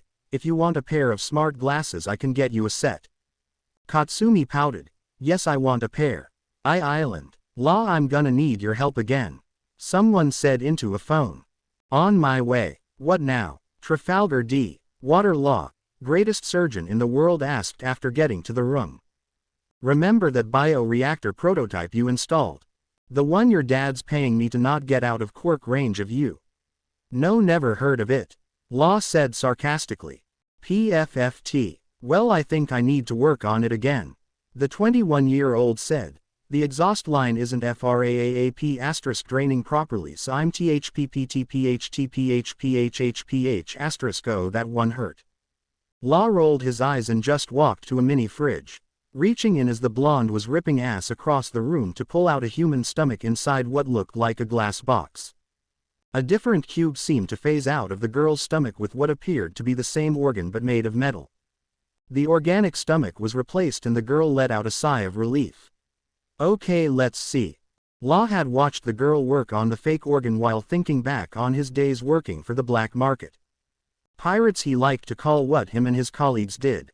His quirk was used to steal from Chinese organ farms or just from random people. Whoever the rich bastards who had the scratch. He went legit after a run-in with some powerful people, and for the last 20 years he was the best surgeon without a day of med school. When S.H.I.E.L.D. had called him when his daughter needed something, he had unknowingly just begun his old life with the backing of support gear Jesus. There's the issue, she said. Why don't you just make it so you run on batteries? Law said. Or an access panel on your chest so you don't need me around every time your tummy hurts. 1, because I need my ass, and 2, because a panel would require more work on my skeleton, which I need to get this part done, she said. Why? The human intestinal tract can handle not having a stomach. She seemed to zone out for a second, a tear forming in her eye but quickly shaking her head. This has to be done. Law looked at a shelf with an old picture. God damn, she looks so different. Fixed, she said. After her bowels were floated out, the implant was connected and everything was put back in. She grabbed a bottle from her nightstand.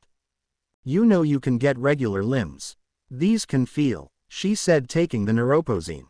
You need to get out and make some friends. Law said. Don't see the point. There are plenty of people like you to interact with. Law said.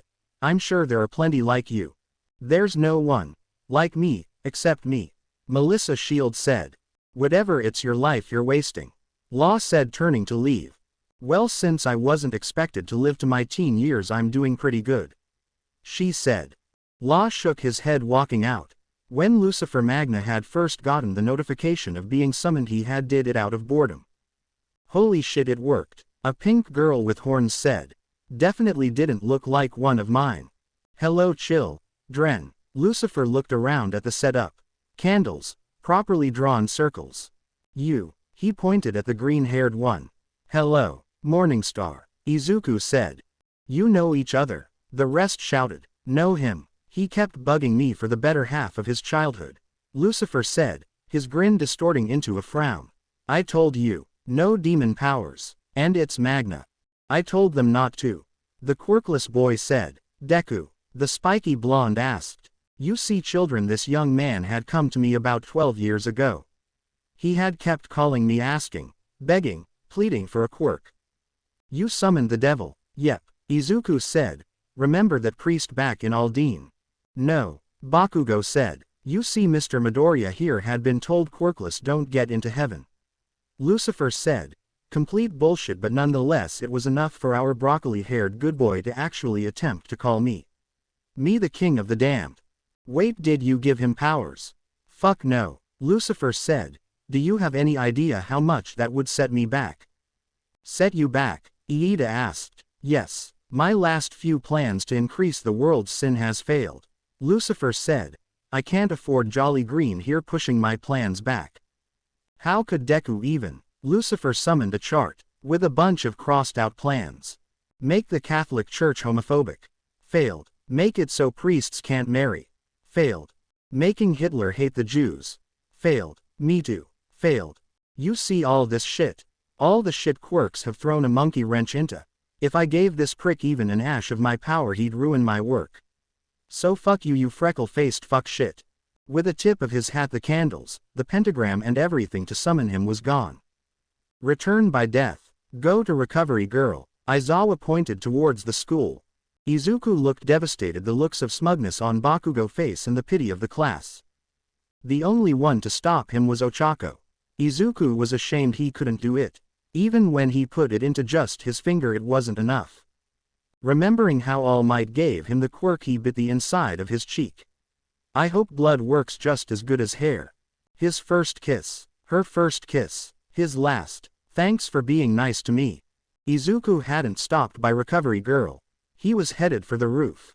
He was finally done. Ochako later watched Izuku swandive off the roof. Crying over his dying body, she watched the life fade from his eyes, but then felt her lips being pressed. It was back on the field. She was in her gym uniform. Izuku was alive. Who? Thanks for being nice to me, he said again. Deja vu. Ochako had listened to Aizawa talk to the class again. The blonde one mocking the green-haired boy again.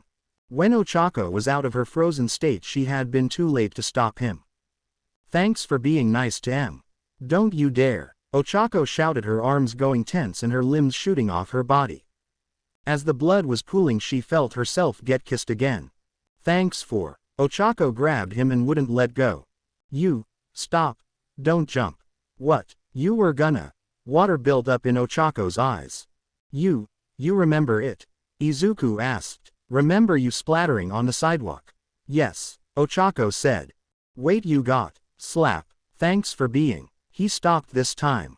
The two just realized what Izuku's so-called non-existent quirk was. Return by death. And Ochako just got it with one for all.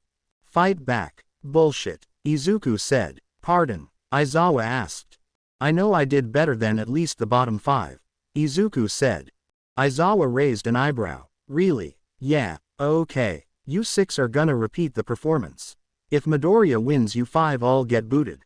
If any of you win only he goes. Fine by me. Izuku wins, and on the way out the 5 all are meeting him at the gate. You should be kicked, not us. The world needs heroes. Kill yourself. Izuku smirks and chuckles. Mika Jiro is called into the school the following day. Bakugo, Mineta, Toru, Shiro, Denki and all their parents were waiting in the meeting room. A video. Something that looked like body cam footage. Jiro Kyoka, you are in so much trouble. Brat, you're grounded until you die. There's no way that's real. Bakugo tried to deny it but a hard drive was held up by Nezu. This contains the last year and a half of Aldean's security cameras. Any records dating further shows clean records but these all are raw footage. Nezu said, your teachers were doctoring records. Both Minoru and Katsuki have prior history of quite frankly criminals charges. Jiro saw the narrow eyes of the boy. She realized she wasn't the first person to say that, and unlike with the blonde boy he had officially run out of fucks to give about others. The final kick in the teeth was he was wearing a shirt, a familiar shirt, a band t-shirt. Of her first concerts with her parents as a fill-in drummer. She had just lost not only her spot in the school but a fan too. Computer repair. Shigaraki had just gotten a new PC and needed help. Since he would be busy with the USJ attack he called someone to work on it. Cut to a green-haired boy in a uniform. He had jumped back. The look the white-haired young adult gave his guardian said the same thing. What the fuck? So what's the issue? Green asked. I got a new PC and they sent it in pieces. Shigaraki said. Shigaraki watched the hero wannabe put together everything in no time. Okay, it's all set up. Green said. If you're upgrading screens, the X345Y is the better option. Also, if you want a RGB keyboard, I suggest the Pro 7, not the Ultra 5. My company says push the Ultra 5, but the Pro is the same shit with a lifetime warranty. Also, I noticed your mouse was kinda decayed, so I suggest finger tape to prevent a 5-point contact for your quirk. How do you know my quirk? I mean, he held up the mouse, kinda obvious unless you're cooking meth. Which I highly advise not doing near a webcam. Reet, Kurogiri said. Also that skin issue. There's a cream called Eversmooth. The drugstore sells the same shit for 1/10 of the price. Fast forward to Bakugo being kidnapped and having to be hidden because the villain's Wi-Fi isn't working right. And now it's a mess of them trying to keep Izuku away from Bakugo. Dabi keeps getting asked about his quirk and Himiko keeps trying to set up porno scenarios about banging the IT guy. And Izuku had no idea what is happening. It isn't me, but I think I'd be in more trouble if I tell you exactly what I was doing.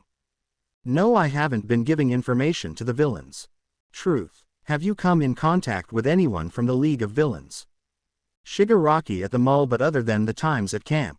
Truth. Half-truth. What are you not telling us? Aizawa asked coldly. Does anyone have my phone? Izuku asked. Yeah. I'll show you, but please just read the whole thing. After Izuku unlocked it, it was handed to the police chief.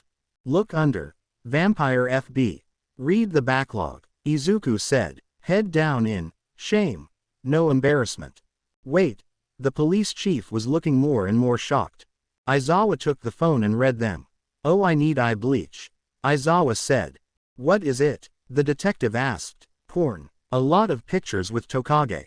Aizawa said, grabbing the flask out of the police chief's hand, knocking it back before it was taken back. I've been dating Himiko for, I'd say 3 months now. True. When did this truly first start? She found me after the stain incident. She had watched the news and apparently when she learned I was responsible for it she already had a crush on me from the sports festival. Truth. But I swear we don't talk about anything about UA. Izuku said. We have a rule that if it's ever brought up either about the league or who the ball gauge is.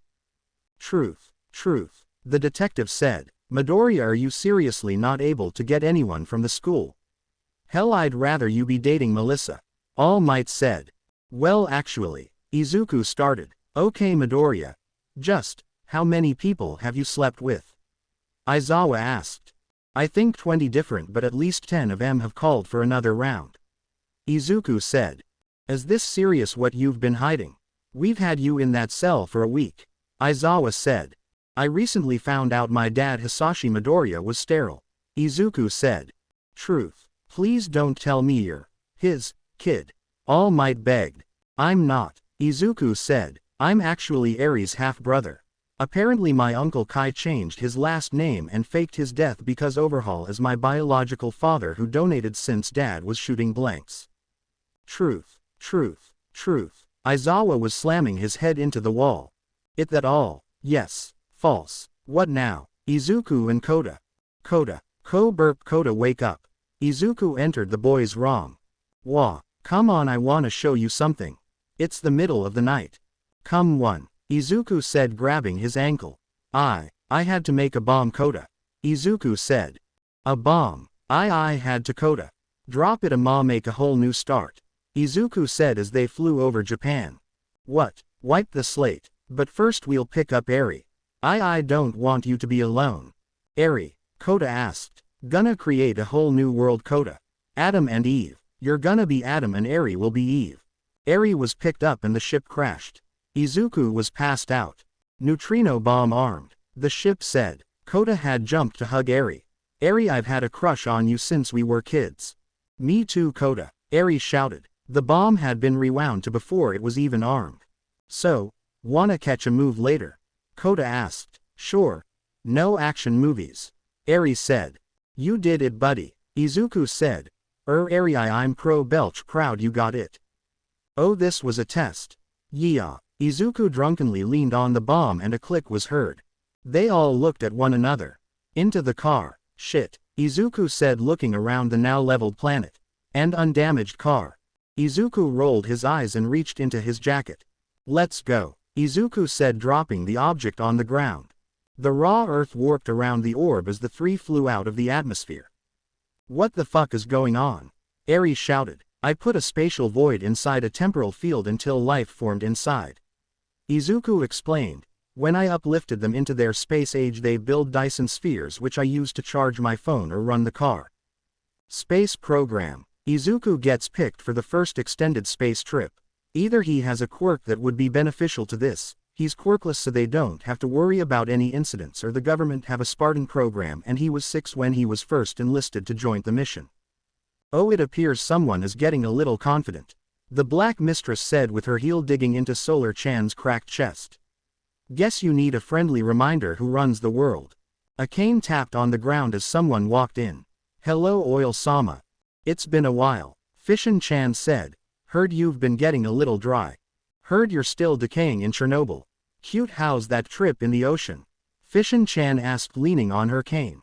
82,000 birds of 102 species. About 6,165 sea turtles, as many as 25,900 marine mammals, and a vast number of fish dead because of you.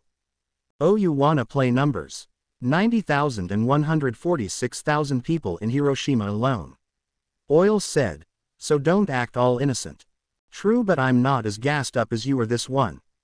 Gesturing to an unconscious Geo. That joke was so pathetic I forgot to laugh. Oil said. Speaking of pathetic, how's that sister of yours? Oh, you can ask her yourself. Fishin said. Hey, Fusion said, smiling. I'd thought you'd be bigger. Oil said. I've started dieting actually. Fusion said. Gotta get sexy for my ceremony. What ceremony? My crowning, of course. Fusion said. Gotta make sure everything is perfect. Scrubbing your skid marks off my throne is a must. Oh wait, that's just your crud ass. I am the thing the world runs on, little girl. Oil said, stepping over Solar Chan. The world uses me for everything, and when I'm gone the world with no me and the big load of plastic from me fucking the world over. You four along with the whole of humanity lost. I'm gonna laugh as my final moments are filled with humanity shitting itself. Oil said. We will win. Solar Chan coughed out. Oil turned and bent over. And why do you plan to do that? Who? Tell me how you think you'll win. I won't. Solar said. But here's a little fact. Solar is nothing but ranged fusion. Big fucking deal. Oil said, tapping Solar Chan's face mockingly. The sun releases energy at a mass energy conversion rate of 4.26 million metric tons per second, which produces the equivalent of 38,460 septillion watts, 3.846 times 1026 W per second. Fishin-chan said, leaning on her rod and looking up. Quit pretending either of you have a chance. Oil said, your critical ass failed to defeat me once before and you'll fail again. You think I'm out of tricks? Fusion said, raising his cane above her head. Her eyes glowing brighter as her critical mass ultra kicked in. Oil rolled her eyes but something hit her in the back.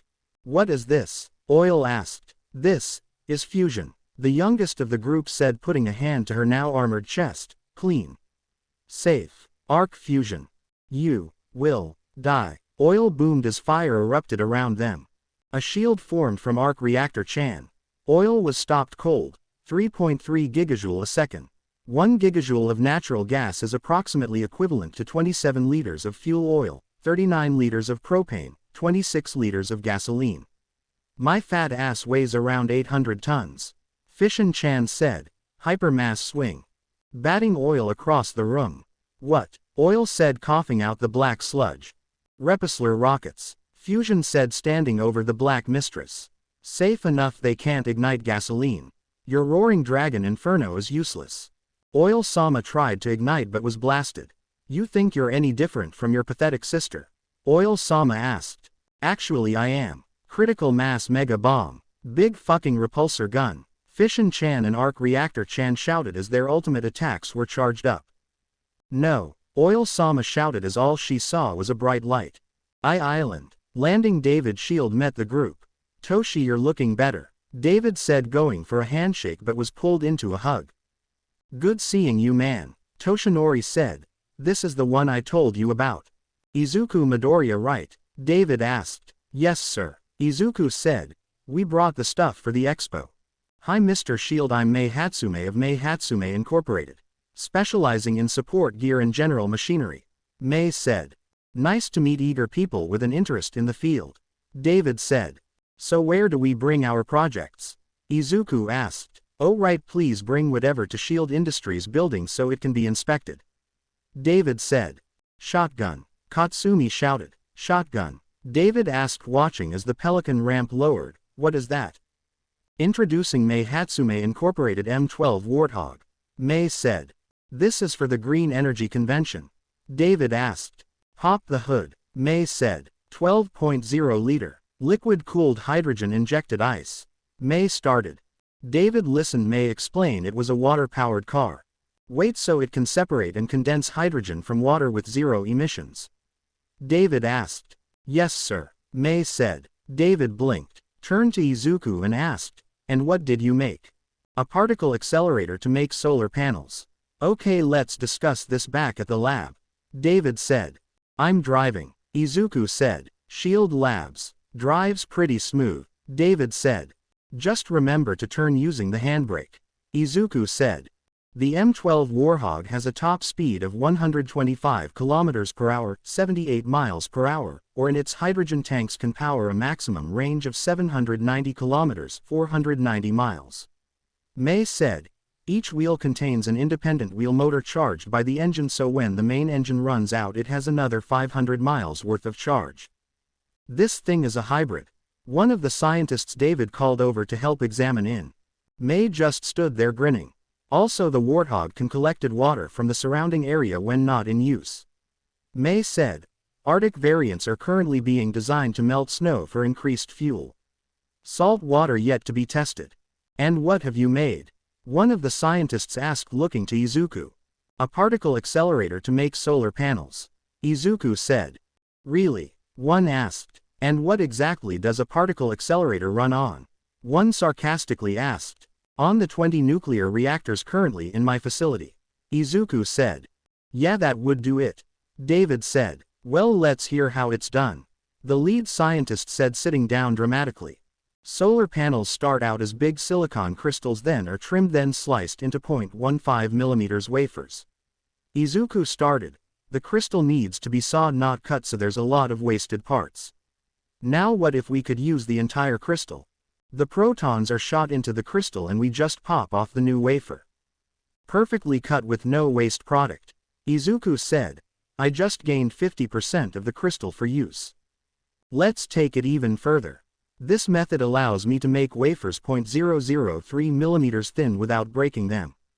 Say a single crystal makes 1000 wafers with current methods. I've just doubled the output. 0.15 divided by 0.003 equals 50. Now if we can make 2000 of the 0.15 mm wafers, we can get 50 times our output, making 0.003 mm thin wafers, 50 times our 2000. A single crystal would produce 100,000 wafers. I've just 100-folded my output and I haven't had to spend a single yen more. That's impressive. Okay, that sounds like it will work on paper, but... Stop interrupting him, Katsumi shouted. Now what if we take those and instead of steel or aluminum frames, say we glue the proto-wafers to a flexible material before it's popped off, then heated, it can make much lighter panels. Or using something like graphene.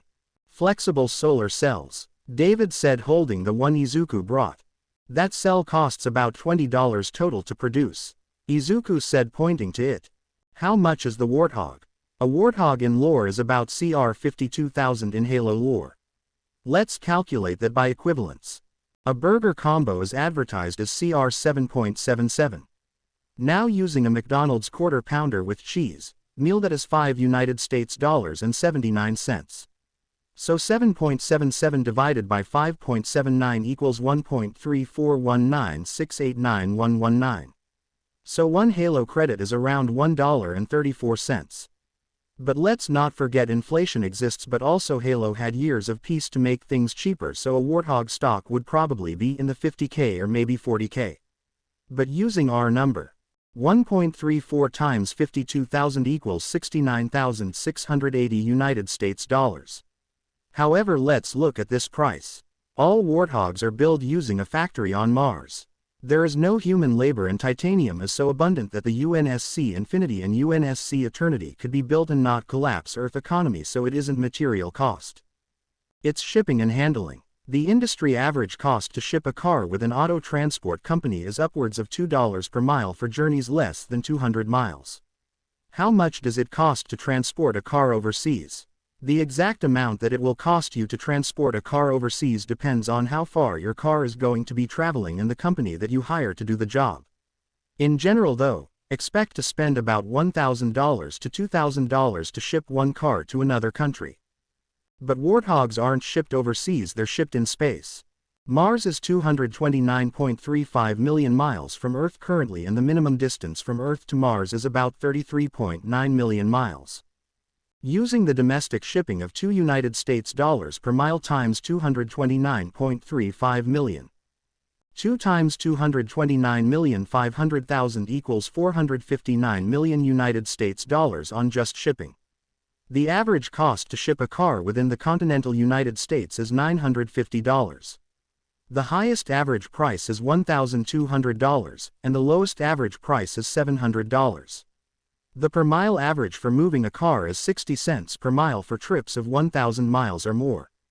0.60 times 229,500,000 equals 137,700,000 United States dollars just to get a warthog from Mars to Earth. But Reach is 10.5 light years away. World Cuisine is a restaurant on Reach, so using out math. 1 li equals 5,878,625,370,000 miles. 6.173 times 1013 miles equals 61,725,566,385,000 miles. 61,725,566,385,000 times 0.60 equals 37,035,339,831,000 United States dollars. So using an inflation calculator, $1 in 1921 is worth 15 United States dollars and 45 cents. That's 100 years of inflation. Halo takes place 500 years in the future. So that shipping is probably a lot lower than we can guess, so sorry, I feel ashamed I can't math this more, but just for sake of math, a Halo credit is worth 1 United States dollar and 34 cents. Or you could make it so World Cuisine is like Five Guys. $8.95 for a regular burger, $5.15 for regular fries, and $2.59 for a regular soda. 16.69 for a single meal. 7.77 divided by 16.69 equals 0.4655482325. So 1 credit is 47 cents. If you use the new numbers 52,000 times 0.47 equals 24,440 for a warthog. The Wrangler's base trim carries an MSRP of $28,475 for the 2-door body style and $31,975 for the 4-door unlimited body style. We're selling the first batch for 30 grand, May said, but more factories could lower cost in the future. David just turned to the rest of the group. And you three? Oh no, I'm just a shareholder in Stark Industries, Ochako said. I'm his toolbox, Momo said, pointing to Izuku. I'm just here, Katsumi said. Speaking of here, where's my goddaughter? Toshinori asked. Melissa. Melissa was showing the company distributing her artificial organs the new stomach and discussing the cost of the new stomach. We can easily charge 200 grand for one, Melissa said. Melissa, you genius, the union representative said, clapping his hands. Her HUD had blinked. Less than message greater than. Less than Uncle Toshi greater than. I am here on the island. Oh, my godfather is here. This meeting is over anyway, the union representative said. Later. So anything I need to know about your goddaughter? Izuku asked. Oh, she's amazing. Kinda a biased statement, Izuku said. Well, she is just like her dad, All Might said. Uncle Toshi. A shout was heard. Melissa, you're looking better, Melissa said. Even better than before, All Might said, lifting her up. New arms. Carbon fiber, Melissa said. I'd have gone with Bucky paper honestly, Izuku said. Less than profiler. Unknown greater than. Less than social media presence. Nah greater than. Who's this? Melissa said. A friend of your uncle, Izuku said. The two looked at one another. Name. Melissa Shield. Age. 21. Medical tags. Quadruple amputee, artificial heart replacement. Scan indicates 14 different augmentations. All Might was quiet as Melissa seemed to be scanning Izuku. Nice jacket, Melissa said. Cute eyes, Izuku said. Melissa, this is one of my students, Toshinori said. Izuku, this is my goddaughter Melissa Shield. Less than unknown signal detected greater than. Melissa was trying to check who it was and only heard. Are these hit logistics? No, they are. You're in the wrong house, fool. Melissa started screaming. Less than error greater than. Less than drivers being overridden greater than. Less than kernel damage greater than. Melissa arms burst at the seams. What's happening? All Might asked, reaching for Melissa. Jarvis's anti-hack protocol is to detonate the source. It's supposed to drain bank accounts of those scam call centers, Izuku said. We need to get her to an operating table. Melissa was unconscious. Strange, I need you to grab something from my lab and get your ass to Island, Izuku shouted. Dust is the plan. What makes a man? If you had to put a number on what a human being is, what would you say? 86 billion. That is the only thing that is you. 86 billion cells in a human brain. 37.2 trillion cells make up a full body. 37,200 billion divided by 86 billion equals 432.55813953949. There are 432.6 times the amount of cells that just exist to keep the ones that are reading this alive. 100 billion cells dies and are replaced. Without a single fuck given. 200 billion trillion stars exist in the universe. EBLMJ055557A flat is the smallest and it's the size of Saturn. 100,000 million stars make up Mama Milky. 1 million times 1,000 times 100 equals 100 billion stars make up our home. 100 billion stars. Funny really, that number. There are just as many cells dying in your body as there are stars. 100 trillion atoms make up a single cell. The fact we are so big we can't even see them with the naked eye is glorious. Your cells make cells. It is the body's natural process to make molecules. Each star holds planets just as each cell holds an ecosystem in itself. If you want to prove God exists, there's your proof. She's holding us right now. The Milky Way galaxy is the mother with Earth acting as one of her egg cells. Waiting to birth a galactic civilization. Now look at your bone marrow. Each cell specializes to make more. I talk to them, they talk to each other. Your stomach tells you when it's hungry. Your mouth tells you when you're thirsty. Your body knows itself and its needs. It repairs damage. Blood carries the oxygen that powers each cell. Why can't we make machines act the same? Each light a star surrounded by rocks. A living universe. That is what everything is. From the smallest insect to the largest whale to Mama Milky herself uses the same method. I didn't invent anything Mother Nature hasn't already nailed since we started as multicellular organism. Shield Industries Medical Bay. Melissa had opened her eyes. She was floating. Looking around, she saw her body laying on a table. Hello Miss Shield, my name is Stephen Strange. Someone said. What is going on? You are currently in surgery to repair your augmentations. Strange said. Your soul is being astral projected out, so I may discuss your augmentations. Hey, why is he here? Melissa shouted as Izuku was going over a diagram. You are getting Stark Industries implants. Strange said. He was the one who created the nano repeaters.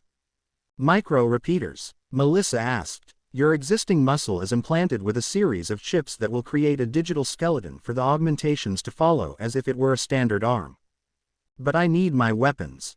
Melissa said. You can install your loadout yourself once the base limbs are added. With this you can essentially plug and play your limbs without the need of an on-site physician. Strange said. Also, your existing connectors are already out. Why would they use something that would rust in a human body? Shit design and construction. Izuku said. My company, Melissa started, only uses the best for its organs. But this wasn't a serif install. Strange said. All your connections are not marked. Every company has a code for things so they can know who they are in and where they are. It's required so they can't get stolen by certain individuals. A glare towards Law, who was just being a nurse for the two to work without cutting her open. He looked over and didn't seem to hear Melissa. Hey, I haven't broken into China in over a year. Law said. You said you quit being a pirate 5 years ago. Izuku said. Just put all my shit back and wake me up so I can get my own gear. Melissa said. I don't. Even when he wasn't financially motivated to like others. Strange said. There's no way he could be handle my. Is she insulting me? Green Boy asked. You're damn right I'm insulting you. Melissa swatted at Izuku but phased through him. They can't hear you. Strange said. Do you the reason the union charges so much for this shit? Because they got there first. What does in English? I'm from New York. Strange said. Enough with the Benedict Cumberbatch jokes, I've heard it a million times. I look strangely like him, but I was born and raised in America. Melissa watched her nervous system get floated out and coated with something. Your entire nervous system is naying lined with. Would you run it by me again? The closest simplification is it's laminating your nervous system to act as fiber optic cable instead of running wires in the body. Super myelinated sheaths are added to your entire nervous system. Izuku said, not looking up from his work. Your brain chip is definitely useful for surface, but just wire it directly to the motor cortex instead of a surface scanner. Seriously, this is why the union needs to be burned to the ground. Melissa looked at the diagram on the projector. This was drawn on a notebook. Her brain had just got taken out and Strange had picked up the tools. Connect the couplings to the sections. Izuku said. Careful, these things bind to organic tissue, so if you miss. I won't miss, Strange said. Melissa watched, shaking as she watched her brain get wired. Oh, now you're just showing off. Law said as Strange was getting to the final connections. Alright, let's plug this in and check if the neural interface is working.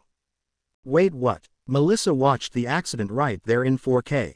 The attack at the Island Expo 3 years ago. She was 18 at the time, hoping to become a support gear specialist, but then was dragged by Meta Liberation Army grunts and ripped apart. The looks of the two quirkless in the room had shown no external signs. Law was just shaking his head. Melissa was shouting at Strange to turn it the fuck off. She says turn it off. Strange said. When did she graduate high school? I was 16, Melissa said as her graduation was shown. Hey, day she lost her virginity? Izuku asked. Law grabbed the remote and turned off the screen. Really don't wanna see that. He is right, that was inappropriate. Strange said. Just checking her body's connection. She could suddenly wake up with a foot fetish or something if we aren't careful. Or Alzheimer's. Gross, Melissa said. Says the bitch obsessed with her ass and always bitching about them not using enough silicone to get it back to proper size. Law said. You can hear me, her. No, but I've been glued to her for 2 years, so she probably said something. Law said. She's flipping me off, right, isn't she? No, but she is doing something. Strange said. Bras de honor. Alright, put in the secondary chip behind the back port. Izuku said. It should act as a barrier against any attempts to get into her head. Alright, she looks good as new. Law said. Not yet. Izuku said. Install the spinal plate repeaters. Who? Melissa said, watching a new slide was brought up. The spinal cord is coated and the vertebrae are replaced with a more durable materials. Each disc has a redundancy, so if main connection to any augmentations fail. Izuku said. A secondary motor processor is added to the base of the spine to shorten time required for movement. Melissa blinked. Okay, now she's ready. Izuku said as the final "fuck you" to her was when her bioreactor was replaced with a new one. I used her old one as a base, but the material were complete shit. Would have failed the second a lard ass who didn't know the meaning of portion sizes sat down to eat. The only people who would need this. When I get back in my body, you jerk, I'm gonna show you poor quality. Your work is great, Miss Shield. Strange said. But you're blinded by the greed. You're the second greatest surgeon in the world. Melissa said. Of all the people who thinks money. You know why I'm so good at my job. Because I put in the effort. Strange said. I have purposely miswritten patients just so they can get what they need without bankrupting them. I am a US brain surgeon and have pulled bullets out of gangsters' skulls in a city street with a pair of tweezers. That bastard cleans my yard now. I am the world's greatest surgeon and I've done it without what the majority of the world has. He hasn't spent a single day in med school. Strange Face had said it all. Melissa knew the feeling. Competing with quirks and actually being good enough. Now your tissue is going to be regrown, so you will be up and walking around after you return to your body. Would you like your organic limbs back? Fuck no, Melissa said. I like my OGs. 86 the organic limbs. Strange said.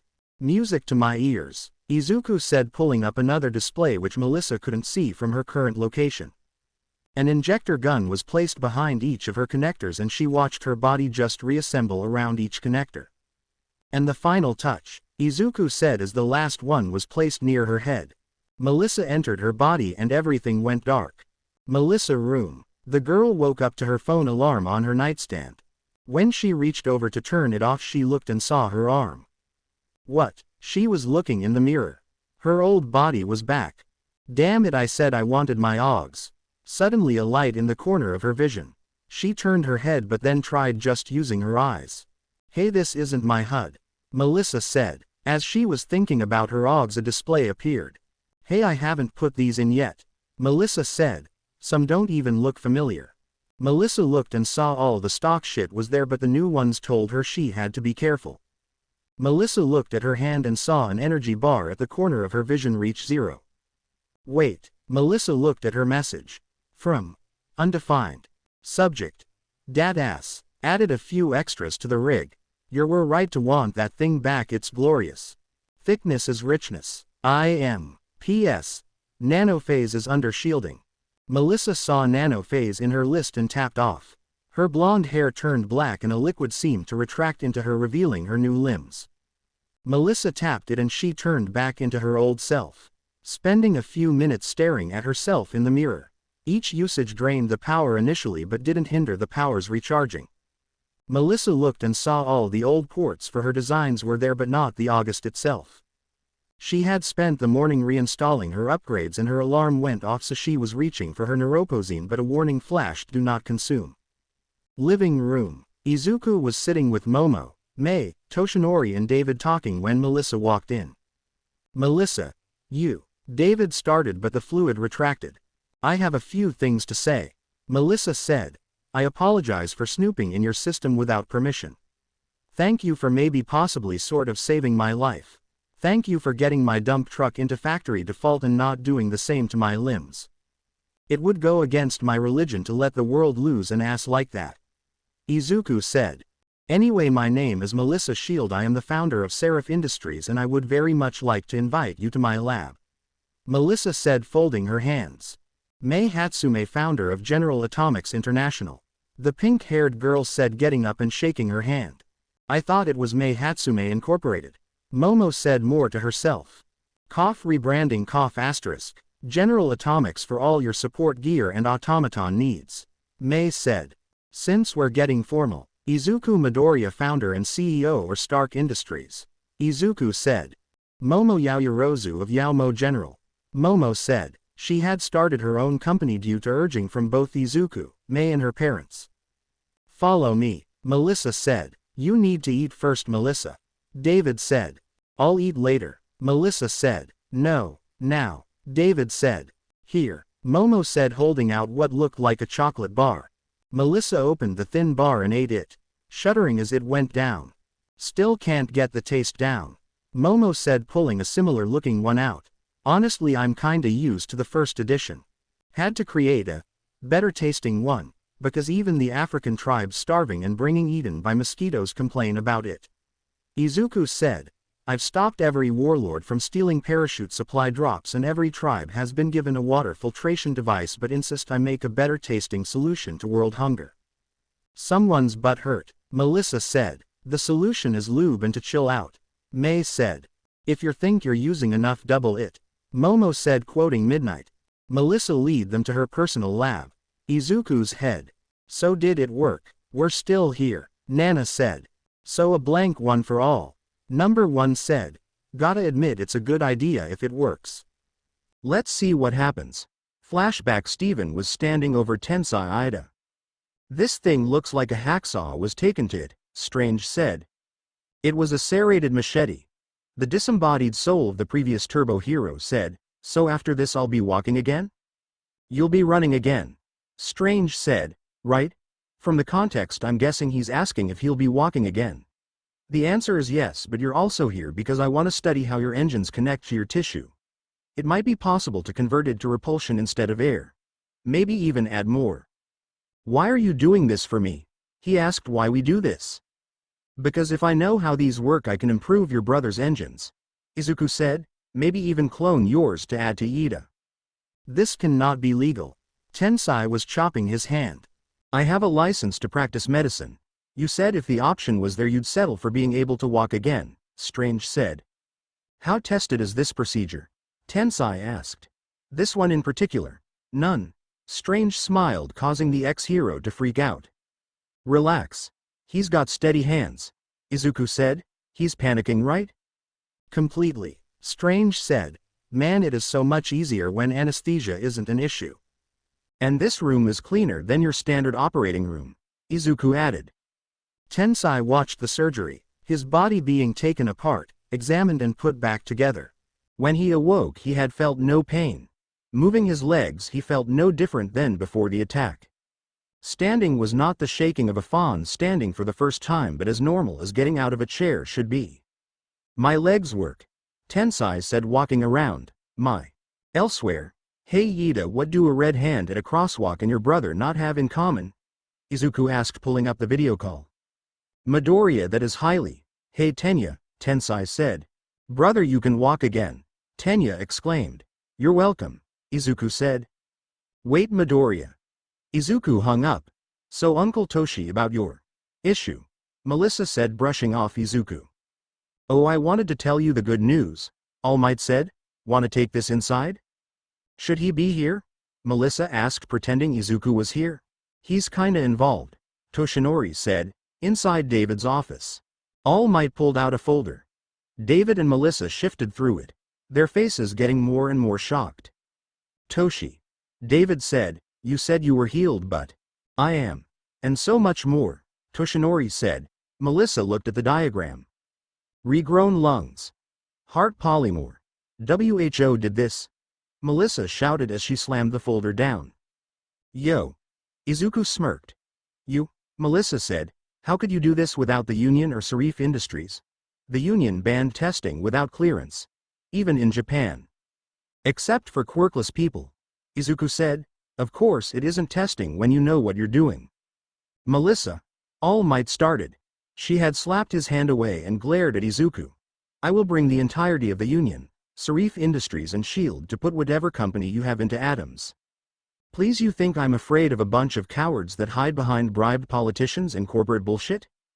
Her arm opened partly and a fine blade constructed itself out of ceramics. Before she could take 2 steps, 2 blue beams destroyed the blade. She looked and saw her godfather and the one trying to bankrupt her, both holding glowing gloves. Melissa Shield. David and All Might shouted. Uncle Toshi, move, Melissa said as a new blade was formed. Melissa Shield, you will stand down right now. All Might bulked up. No, let her try. I wanna see how cheap this bitch is. If she's running Seraph, this is a fair fight. Oh.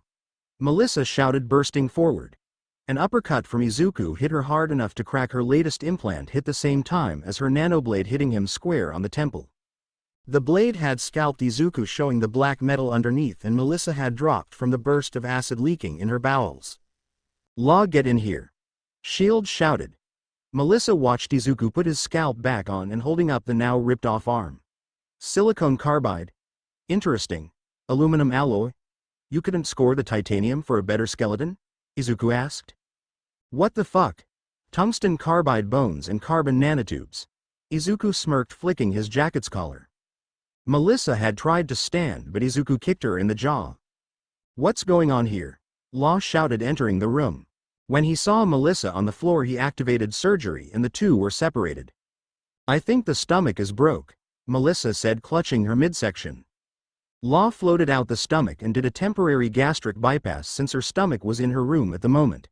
Shit, dude, what the hell are you made of? Take a look, Izuku said, smirking. Izuku's heart and skeleton floated out. How did you? Melissa started, but David interrupted her. Young lady, you will sit there until we are done, David said as Melissa was nursing her severed stump.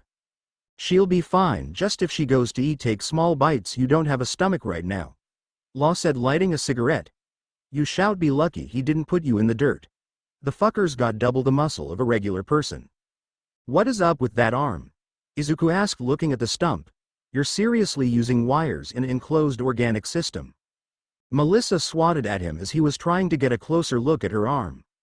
That's Seraph Industries property, keep you filthy hands off it, Melissa said. This shit isn't worth a ham sandwich, Izuku said, waving the removed arm. That is a $1 billion pieces of equipment, Melissa growled. No, it's about $50 of materials, Izuku said, gesturing to the arm. His phone was pulled out and pulled up a diagram. This right here, baby girl, is worth the $500 million the union overcharges, and I sell M for $500 with a lifetime warranty. Izuku held up his phone. You piece of shit, Melissa shouted, jumping out her seat and this time being grabbed by Izuku and her leg was stomped. Midoriya, All Might said. What, you expect me not to fight back when a crazy bitch tries to kill me? Error greater than the last thing Melissa remembered was her body going into shock from withdrawal and the green bastard laughing. Izuku actually started laughing. Are you seriously on that shit? Augmentations don't need M. Doctor Strange getting a call from Izuku about a surgery on Island was not the first thing he expected. Doing a complete graft of a new augmentation layout was a surprise, but a welcome one. Law. Strange. How's your hands? Law took a puff. Heard you had a little accident. You'd know if you answered the calls. Your insurance didn't cover me, Law said, smirking. I had over $1 million a year in insurance in my hands alone, Strange said, glaring at him. Look, let's just fix this bitch, all right, Izuku said. You brought the stuff I told you about? Yes. Are you serious about lining nerves with fiber optic cable? Strange asked. Yes, Izuku said. Great, I'll call Momo after we get the connections and make a proper prosthetic. You know the union is gonna kill you for making prosthetics, right? Law said. Let them try, Izuku and Strange said in unison. The UA students present had looked around. Interesting art style, Momo said, looking at the severed arms and limbs. Yeah, those are the old ones, Melissa said. So what's your latest babies? May asked, looking around the room. Well, the bio-reactor was the latest one for my collaboration with Life Corp, Melissa said. But they're a corporation, Izuku said. They saw a chink in the armor and ran with it. It's not your fault they are assholes, Momo said. A tragedy to a fly is a feast to a spider. You did get all of their shit out of me, right? Melissa asked. Yep, all new pieces. Glad Momo was here or we'd be stuck waiting for the pieces. Izuku said. So any interesting babies you have? May asked. This is my nano ceramics. May said. Who? The way it's structured. May said. That blade isn't rolled up in your arm, it's rapidly constructed out of ceramic. Check your HUD, you should be able to fire it like a projectile. Izuku said. Melissa blinked and looked. Oh shit. Anything else? Momo asked. Oh, my glass shield cloak. Melissa said. Izuku pulled the strings on his jacket and pulled up the hood. Melissa's jaw fell as he too vanished.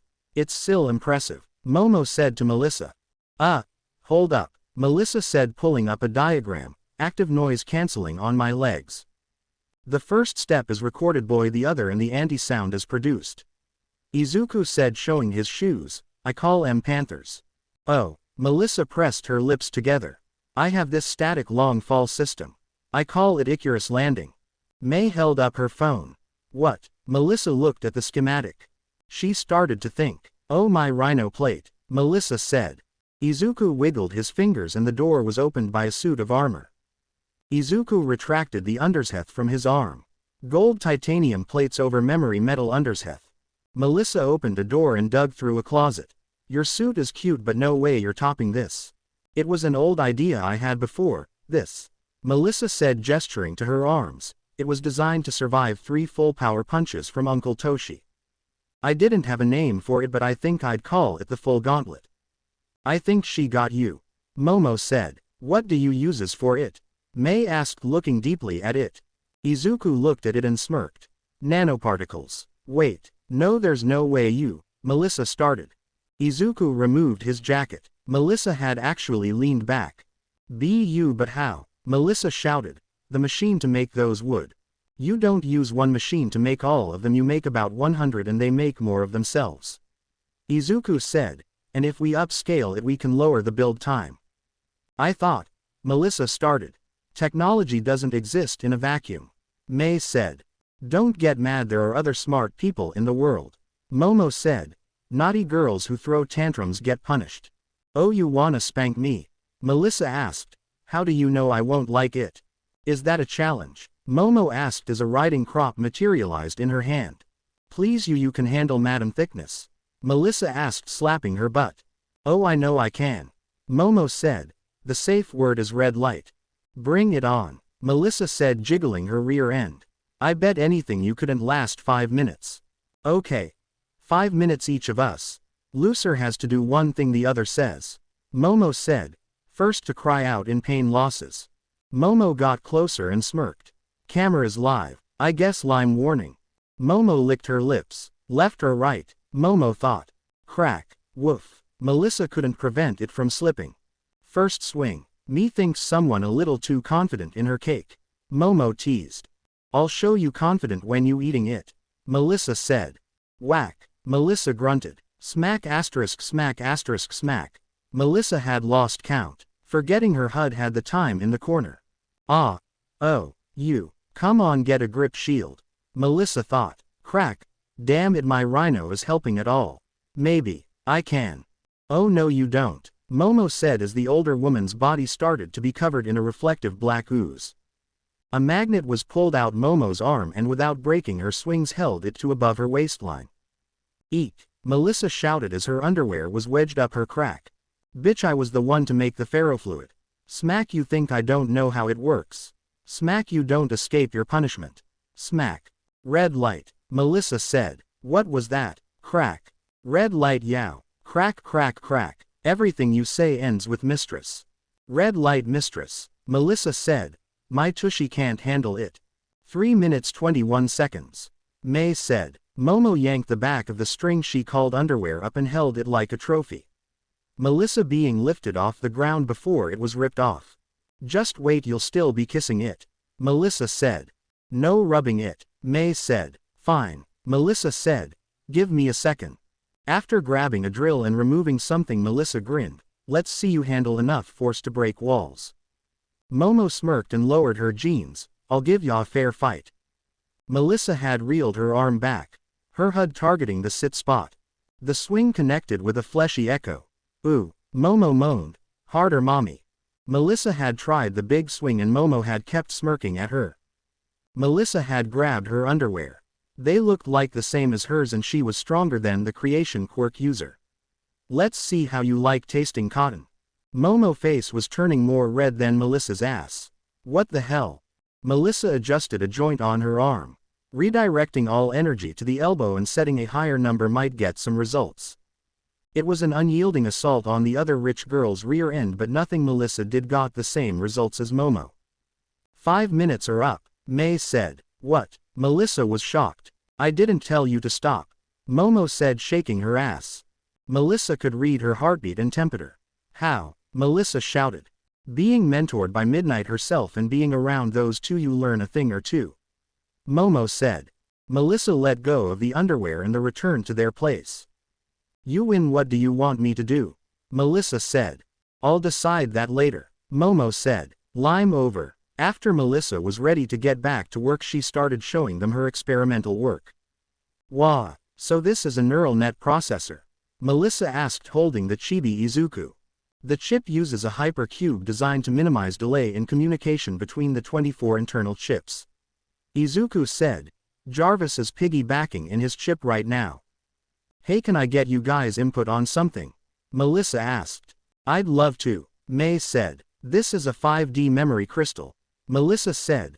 This has been around for years but never able to be made it in bulk. I'm trying to make hard drives that incorporate it, but I can't seem to find a proper design. May, Momo and Izuku all looked at it and then to each other. Well, if you're using a laser reading instead of red or blue, try using an ultraviolet one. Izuku said. And you can increase the data reading by adding more lasers. Momo said.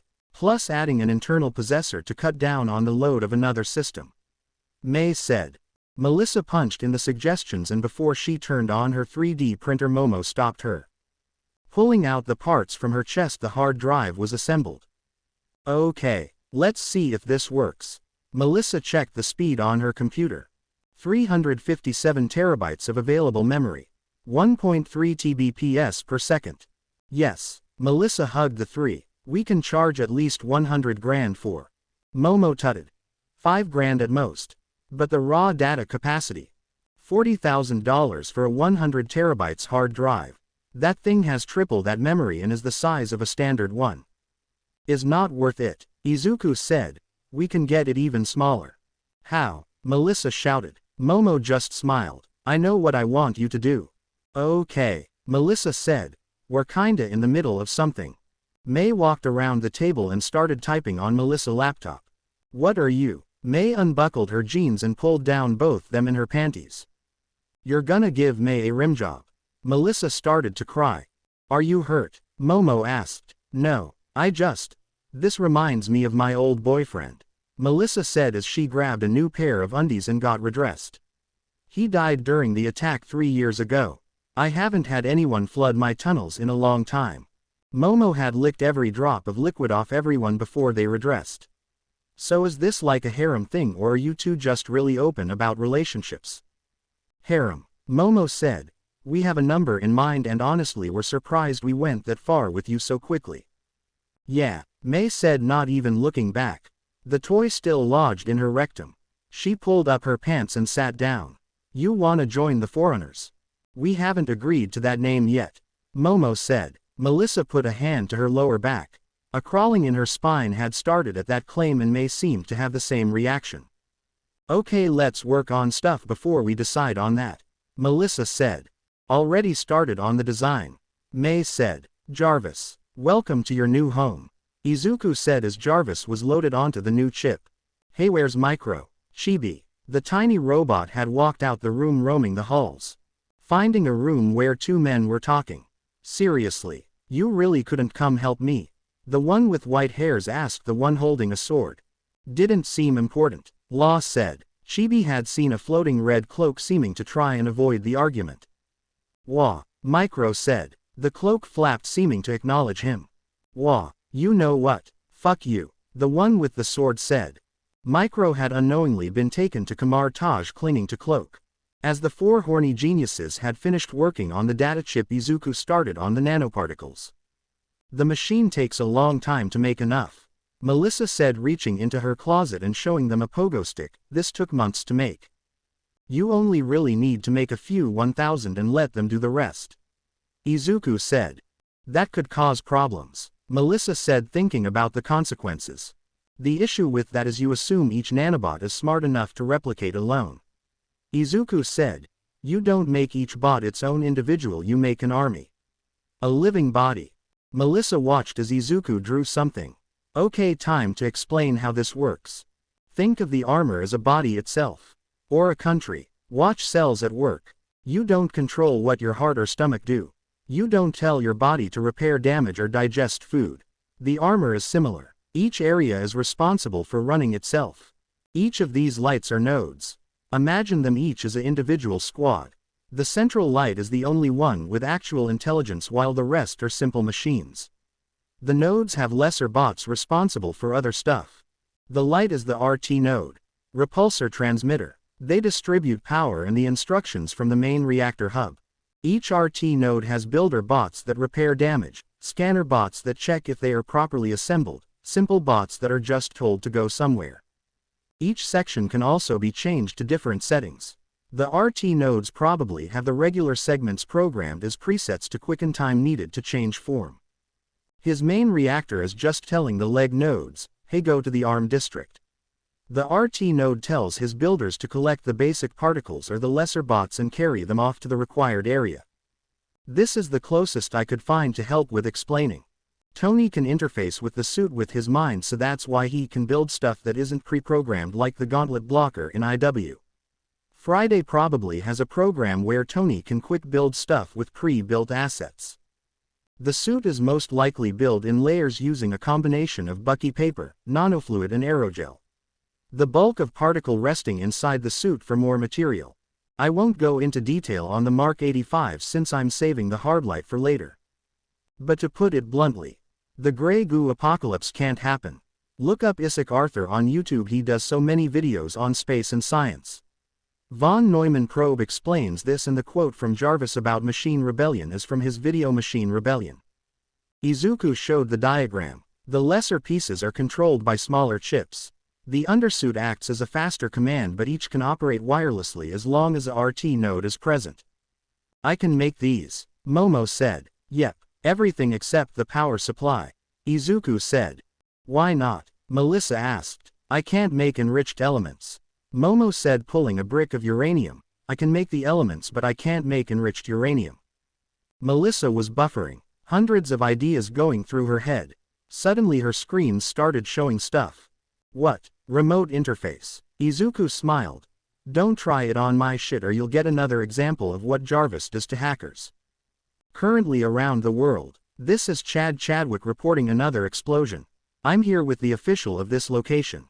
Sir, what do you believe caused this? We don't know. Our servers only auto-called people. The representative said.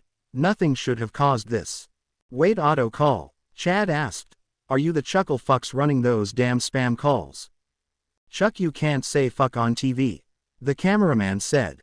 No, fuck that. Chad said. Look me in the eye.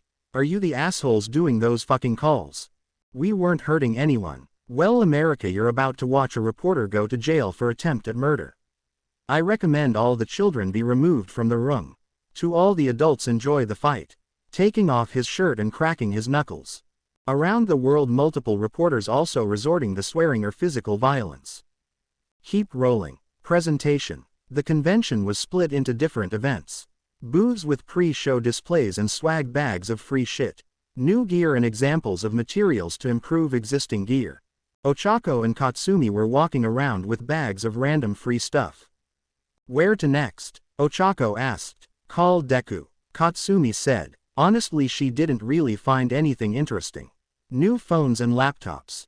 You there, ma'am? What? Come check out the latest in VR technology. Katsumi shrugged and tried it. Ochako pulled out her phone and was looking through her contacts.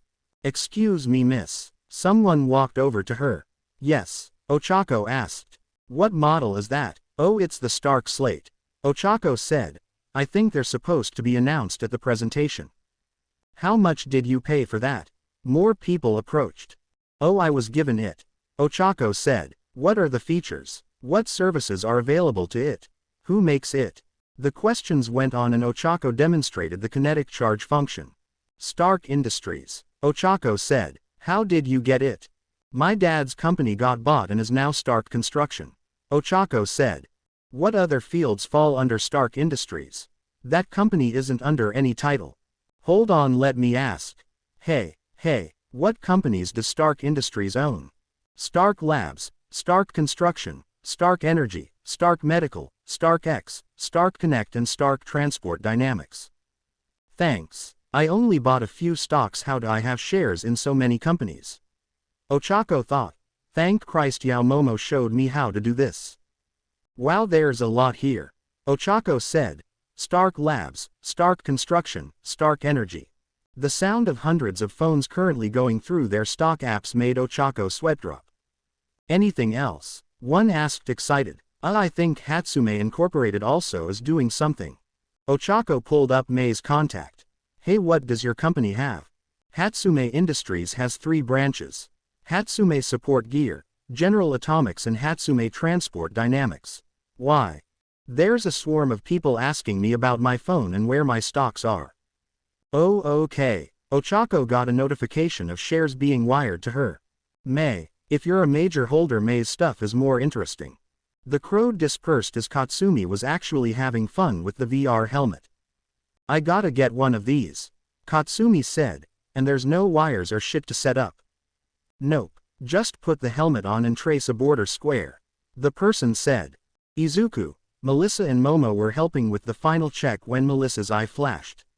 Crap, it's the union, I gotta take this. She said, walking off. May had been distracted getting ready to announce the warthog and didn't even realize she left. Okay, walk onto stage, remember line, gesture for assistance. May was actually muttering as she looked over the script. And how are you doing? Momo asked Izuku. Oh, I'm fine, Izuku said. It's weird, miss. Used our classmate for advertisement, with a smile on her face as the one shaking. Momo said. Stark Industries isn't here for the same reason General Atomics is. Izuku said. I'm here to upstage the latest Apple products and reveal the only phone Stark Industries will ever make. Mayday is here to replace 1.4 billion petrol engines in the world. Stark Industries to the stage. Time to flex, Izuku said, reaching for a sledgehammer out the bed of the warthog. Izuku kissed May and said, You're gonna slay it, babe. You two girls. And you, ma'am. Pinching her ass before leaving. You got this, Hatsume. Grab all your doubt and fear and shove it up your ass. May said to herself, rubbing her temples. Fuck me. Momo tapped her smartwatch and May felt an earthquake in her rear end and let out a breathy moan. We're gonna go out, show the world my baby's greatness, then break the shocks in the back of the warthog. May said to herself. Seriously, you couldn't give me a bigger one. You get what I give you. Momo said, playing with the motor settings. Someone can't be trusted with what she shoves up her tushy. Remember the ring fiasco. It's not my fault Izuku refuses to let me use a micro reactor to power my last one. May said. And this is why me and daddy control your ass. Momo said. An arc reactor powered sex toy was shut down for a reason. It was the best 6 hours of my life. I think my brain was shaken loose. May said. Momo shook her head. Sometimes it was like May's ass had more brain in it than most people. The creation hero was not far off. Stage. Toshinori, David and a few of his scientists were sitting in a section with a bunch of other investors and wealthy. Toshi was just being poured a glass of champagne from the people serving food when the presentation started. No projectors, no effects, just darkness. Ever since the dawn of power there's been struggle between renewable energy and conventional means. The speakers said, some say nuclear is bad and some call solar hippie tech. The cameras picked up a light from a phone on stage. No external lights, just the phone lighting up enough for the cameras to see Izuku. I respectfully disagree, his student said. Energy is energy. If I gotta build a thermal plant in hell so the millions in hospitals on life support can survive, then get me a goat and a knife. But nothing says any method is mutually exclusive. A hologram from the phone expanded into a screen displaying the particle accelerator being used to build the solar panels. Stark Industries will be producing ultra-durable, ultralight solar cells using our on-site nuclear power plant. Izuku said as the cameras picked up the screen's projector. Stark Industries will be producing clean power in all forms to light and warm homes. If you're interested, check our website. Just as Izuku turned to leave, the evil smile on his face had grown as someone from the crowd had shouted, "What the fuck was that?" "Oh, this is the Stark Slate," Izuku said as the hologram of the phone's specs appeared. "It drops around Christmas for about $2,000. You'll never need to buy another phone again." "Excuse me real quick," Toshinori said, setting his food down and walking off. Stark Industries' laminated graphene composite ensures no more cracked screens or scratches. "Ever," Izuku said as if he was just talking about the weather. "The unit also can turn electrical, heat and kinetic impacts into energy." "Prove it." The crowd turned and saw All Might. "Okay, my phone's currently at 10% power, so I've got only 3 hours of charge left." Izuku said, "Mr. All Might, would you kindly take this sledgehammer and charge my phone?" "Gladly." All Might had put the phone on the ground and raised the sledgehammer. "I suggest covering your ears, folks." As All Might had charged up, he had swung down with enough force to prevent the stage from being smashed. Bang! 30% power. All Might started whistling John Henry as he repeated hitting it. Bang! 50% power. Bang! 70% power. Bang! 90% power. All Might picked it up and held it up to the crowd. No damage, no scratches, no dents, no dings. First 10,000 pre-orders gets a limited edition accessory kit. Turning to exit the stage, Izuku reached into his pocket and pulled out a small case. "In my hand is an unlocked brand new slate not out till Christmas. Go fetch." Throwing it into the crowd. The dog pile was then recorded by Ochako. "Worldstar," Katsumi shouted, laughing as two people were on top of a pile both. David leaned over to Toshinori, who walked back in his thin form. "What's our duty of care in this situation?" "The phone will survive," All Might said, grabbing his food. "Give the crowd 10 minutes. Keep the cameras rolling," David said into a walkie. "Copy that." Melissa, there's something that was brought to my attention." The head of the union, Frank Mercer, said. "Yeah, I'm gonna need a refund on the garbage you put in me." Melissa said. "We have installed the most top of the line. I told you use the gold alloy for the connectors." Melissa shouted. "Look, Miss Shield, you used garbage that was gonna kill me in 5 years." Melissa said. "Look, you need to have your OGs corrected." "Oh, they are," Melissa said, "and Sarif Industries is officially done with the union. I'll be sending my repo men to your facility for hard drives." "Now, Miss Shield, let's not be rash here," Frank said. Melissa got a notification for the video call and she accepted it. "Miss Shield, your arms." Frank turned pale. "Yeah, I got a little work done," Melissa said, smiling. "Wanna explain why none of my internal OGs are my own goddamn company's design? Look at the time. I've been under the knife 16 times after the initial surgery," Melissa said. "I've got about $50 billion worth of stolen Sarif Industries property unaccounted for. I suggest you tell me where it is before I cut your junk off. Your company hasn't cracked the bionic nuts yet, have they? Look, Miss Shield, you don't want to make this worse than it has to be." The union head said. "We have hundreds of thousands repo men. You don't want a misplaced payment." "I have an All Might," Melissa said, glaring. "None of your trash is in me anymore. You want it, you'll get it after it's used in court." Melissa hung up and pulled out a cigarette. "Jackass," Melissa said. "Hey, you can't smoke in here." Melissa walked right past them and headed towards the investors' room. May walked onto stage with a grand display. "The future of engine technology is here before you." May started. 12.0 L liquid-cooled hydrogen-injected ice. Is capable of up to 2,000 horsepower when at peak efficiency and a towing capacity of about 20 tons. 4 independent motors powered by 350-pound solid lithium batteries at each burst-proof carbon nanotube can maintain a 78 miles per hour for 500 miles on the backup wheel engines. In addition to the engine's 420 pounds hydrogen fuel cells. The unit can hold 30 gallons of unprocessed water and convert collected water from the surrounding area into fuel. May said. Arctic variants for colder climates can turn snow directly into power. The roar of an engine as the spotlight shone on Momo driving it in. People of Holy Terra, the Warthog, May said. The Iron Ring is out of range of any country. It has a permanent population and its own economy and government. Izuku said as he stood before the United Nations, our factories and farms trade with every nation. Our power plants exist in every country. The united leaders of the world had been sitting before them. I stand before the 193 representatives of the united countries of this planet to mark the official of Terra's first floating nation. And if we allow this to pass, what is stopping you from claiming the moon itself? The leader of China asked.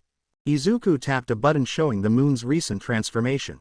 A shell of metal construction had recently become visible from telescope due to the light distortion. The construction of the moon city is already in motion. It has been for the last year. Izuku said. This meeting would have happened whether or not the Iron Ring. It was a long debate until the results were announced. It is my honor as the President of the United States of America and a member of the United Nations to announce by unanimous decision we will add the Iron Ring to the United Nations of Earth. Lex said, shaking hands with Izuku and the newest flag to join the UN. The ring was officially designated a true city on August 2 of 21XX.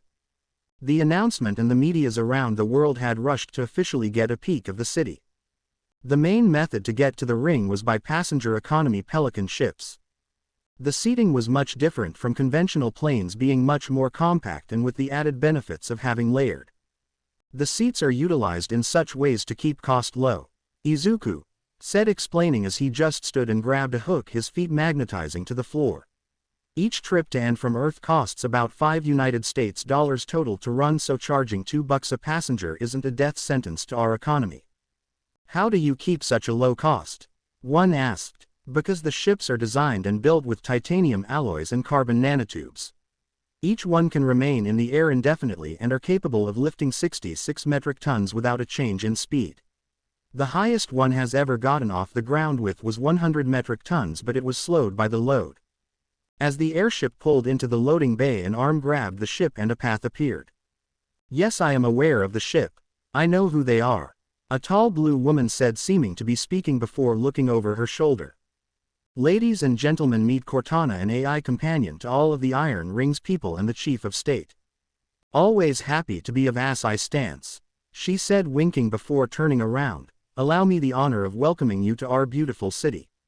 Forhang City. So she's just a helper to anyone in the city. Correct, Cortana said. All inhabitants and anyone in the city need only ask and I will assist. So you're like an Alexa? No and yes, she said. My duty is to ensure the citizens are in optimal balance of freedom and safety. So what exactly is the government of the Iron Ring? We were told it was a democracy, but if robots run things, how is it not a cyberocracy? The governing AI have studied the collective history of all nations, as have my creator, and have come up with an optimal system to run the city without infringement on the lives of citizens. Cortana said. Many flags have appeared that have been addressed to ensure a system with as few possibilities of corruption as possible. It was shown how each citizen had a chaincode registered along with a proper scanned file on their body. A trend of dead citizens voting is common in the United States and has caused many issues. However, with this method, along with all citizens having a 1 million-digit citizen ID number much similar to a license number or a social security number, however, this method has lower chance of identity theft. So what about things like privacy and civil rights? Oh, all citizens are allowed privacy. I am available at request, however utilization is not mandatory in homes. Cortana said. But if everyone has a chain code, then you need to have everyone doing it. When a child is born in our hospitals, just as a checking of the father's DNA is standard practice, so is cataloging at birth. Anyone arriving from foreign nations and wish to join will require registering a chain code to receive a proper passport. So what's your educational system like? The citizens of the Iron Ring have access to the many hyper trains that span the ring, and all children receive access to our educational facilities. A short trip later. This is our school, teacher miss. Come on, it's not a problem. Melissa said. I say go through with it. May said. May, I've told people that AI can't be just rapidly built in a day. Izuku said. It needs time to grow and to be actually raised and taught. Come on, we'll make sure it's safe. Melissa said. I got a really good feeling about this. Same. Mei said. Something is telling me we need to. I got a good feeling deep inside me. Well, so do I, but experience tells me it's not a good idea. Izuku said, scratching his back. Ever since the brain chip in Chibi came up to Melissa, she had been wanting to make an AI using brain mapping. The suggestion had caused reactions to both the cyborg and the inventor. A tingling in the back of Izuku's neck that was both shouting do it but also seeing images of Ultron. Look, I don't trust it, Izuku said. We can't just rush into this one. Melissa paused. Damn it, the blonde thought as she was headed back to her room. Melissa's ass was screaming. It was like she could feel an anger from it. This wasn't a new thing. Melissa always had a weird relationship with her ass. It was around when she got into science had it started changing. Like something was woke up inside her. She never looked deeper to realize what was going on. A genosong had been activated. A haze was the closest thing to a soul in neural physics. The collective experience of an individual stored in the very DNA of a species waiting for something to wake it up. This was a theory of why all heroes have their body moved before they could think. And it was only recently being truly looked into. Melissa had met the requirements to truly wake it up when she started bionics. When she wasn't paying attention, her body could flow through her lab and construct things that sometimes even baffle her. When she was rebuilt, this seemed to grow even more common. It was to a point her butt seemed to actually think and further controlled her actions. She couldn't say it ever directly went against her, but the fact she had a four-way with 3 people she just met was definitely something she wouldn't have done herself. The fact she's currently in a lab working with tech she had only dreamed of made her think her butt had a point on occasion. Melissa had turned on her rectal implant and grabbed a notebook. Paper and pencil seemed to be good when she was letting her mind wander for more ideas. The powerful vibrations helping her zone out. Her hand had moved until she was snapped back into reality, looking at a new August. First light weaves living song. Finally, it's almost time. First light weaves living song, said, in the mindscape of Melissa Shield. More accurately, her ass. The human body was different than the ones that had been destroyed by the Great Purification. The nervous system had biologically changed, and with that a full takeover of her genosong's new holder wasn't possible without external influence. As life shaper of the lifeworker rate, she had ensured her genosong would awaken in a proper vessel. The downside that bit her in the ass was her ass. Due to the mutations throughout her centuries of existence and augmentations, the majority of her brain was in her ass. It wasn't a bad thing during her life. The brain matter in her skull was for image processing and sensory, which most of the time her battle skin had handled. First light weaves living song honestly didn't remember the last time she had ever walked due to her battle skin hover capabilities. And of her many mutations over the years and the constant pattern transfer, many of the mutations had compounded. It was amusingly similar to human wisdom teeth or the appendix. They were there and didn't affect anything unless something happened. Like the mutations during the Great Famine early on in the Primoris Prognatus Forerunners' history. Due to a boom in population, they had to restrict breeding until they could increase food production. The population was just at the 10 billion mark and hadn't started truly colonizing. So how do you stop a biological need without ruining a population? Just make something a better option. It wasn't exactly new at the time of the Forerunner history, and it wasn't a dangerous thing to just double the number of nerve endings in the rectums of the women of the species. It was only temporary till a proper solution was fixed. It only took 10 years till the life workers had created vertical farming, and then 30 to create a method to turn organic matter into raw nutrients that fed directly into personal armors. She had looked back fondly of the times Shadow of Sundered Star had just pushed her onto her workbench and just plowed her like an animal. It was 1,200 years later she had realized something was wrong. She had imprinted into a new body and the mutations had compounded. It was doubling the doubling of nerve endings. As the decades turned to centuries that turned to millennia, she had only loved it more and more as she had worked to further the Forerunners. To use a human phrase, a king makes love to his queen. A union forged in stars and bound as densely as a neutron star. It was during the war with prehistoric humans had it truly stopped. The Prometheans needed their leader and the Erdadact had lead.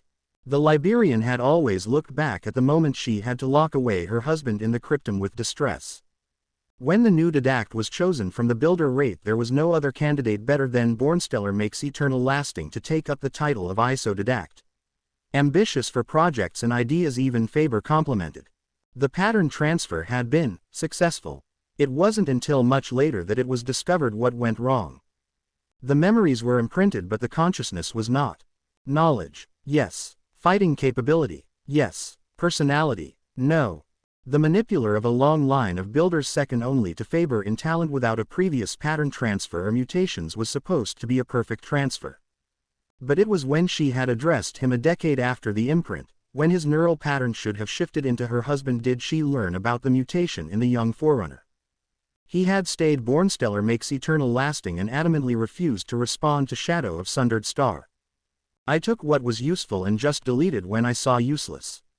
We're the words that shocked the ecumene. Seemed illogical to let a malcontent continue to exist in our society. It was later she had learned he had been in the room when Faber of Will and Might got the news. I just asked the master builder if I could build the shield worlds. The ISO didact said. What really struck first Lightweave's living song was Faber was planning on a pattern transfer for Bornstellar Makes Eternal Lasting instead of her husband, so a favoritism was given to the ISO didact. The two had decided to try with their relationship since he was by Forerunner law her husband. The relationship had been a reminder of the early centuries with her first husband. With her time to reflect on past, she had thought a lot over the time humanity re-evolved after the second firing without her aid. This was how she was currently trapped in the body of Melissa Shield. Her work to improve Earth's memory storage and technology had been advanced with the happy tragedy of her new host. But it was when she had seen the green-haired boy she had been struck by a sensation of familiarity. That confidence, that intelligence, that swagger was a human word to describe it.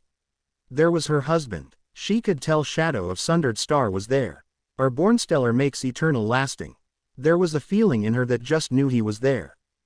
But when she had convinced Melissa to check him, she had been attacked by a superior AI that reminded her of mendicant bias. As she regained consciousness and her carrier had gotten to know these others, she found a kinship and another shock. A second awakening of her Genosong. Melissa wasn't the only active Hayas of the Librarian. Hey May, how often do things blow up when you're working? Melissa asked.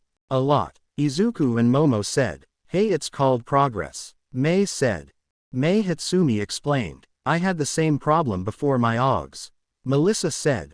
My body seems to reach for a tool I don't have. My HUD warns me about it before it happens, so it doesn't happen as often. Really? May asked. Maybe when the Extremis 3 is complete we can do something. How about you, Momo? Melissa asked. I'm good, Momo said, holding up her arm with her smart watch. So speaking about the Extremis 3, Melissa started as she felt a screaming in her ass. Could I take part in the testing? Glad to have another human test subject, Izuku said, pulling up the notes and plans for it. First, Lightweave's living song looked at the formula with nostalgia. It was rudimentary compared to the mutations of her people, but it was the first step to rebuilding the Forerunner Empire. We can get these parts easily, Melissa said. I hope you guys enjoyed this video and make sure to like and subscribe to the channel. Now we will see you in the next video.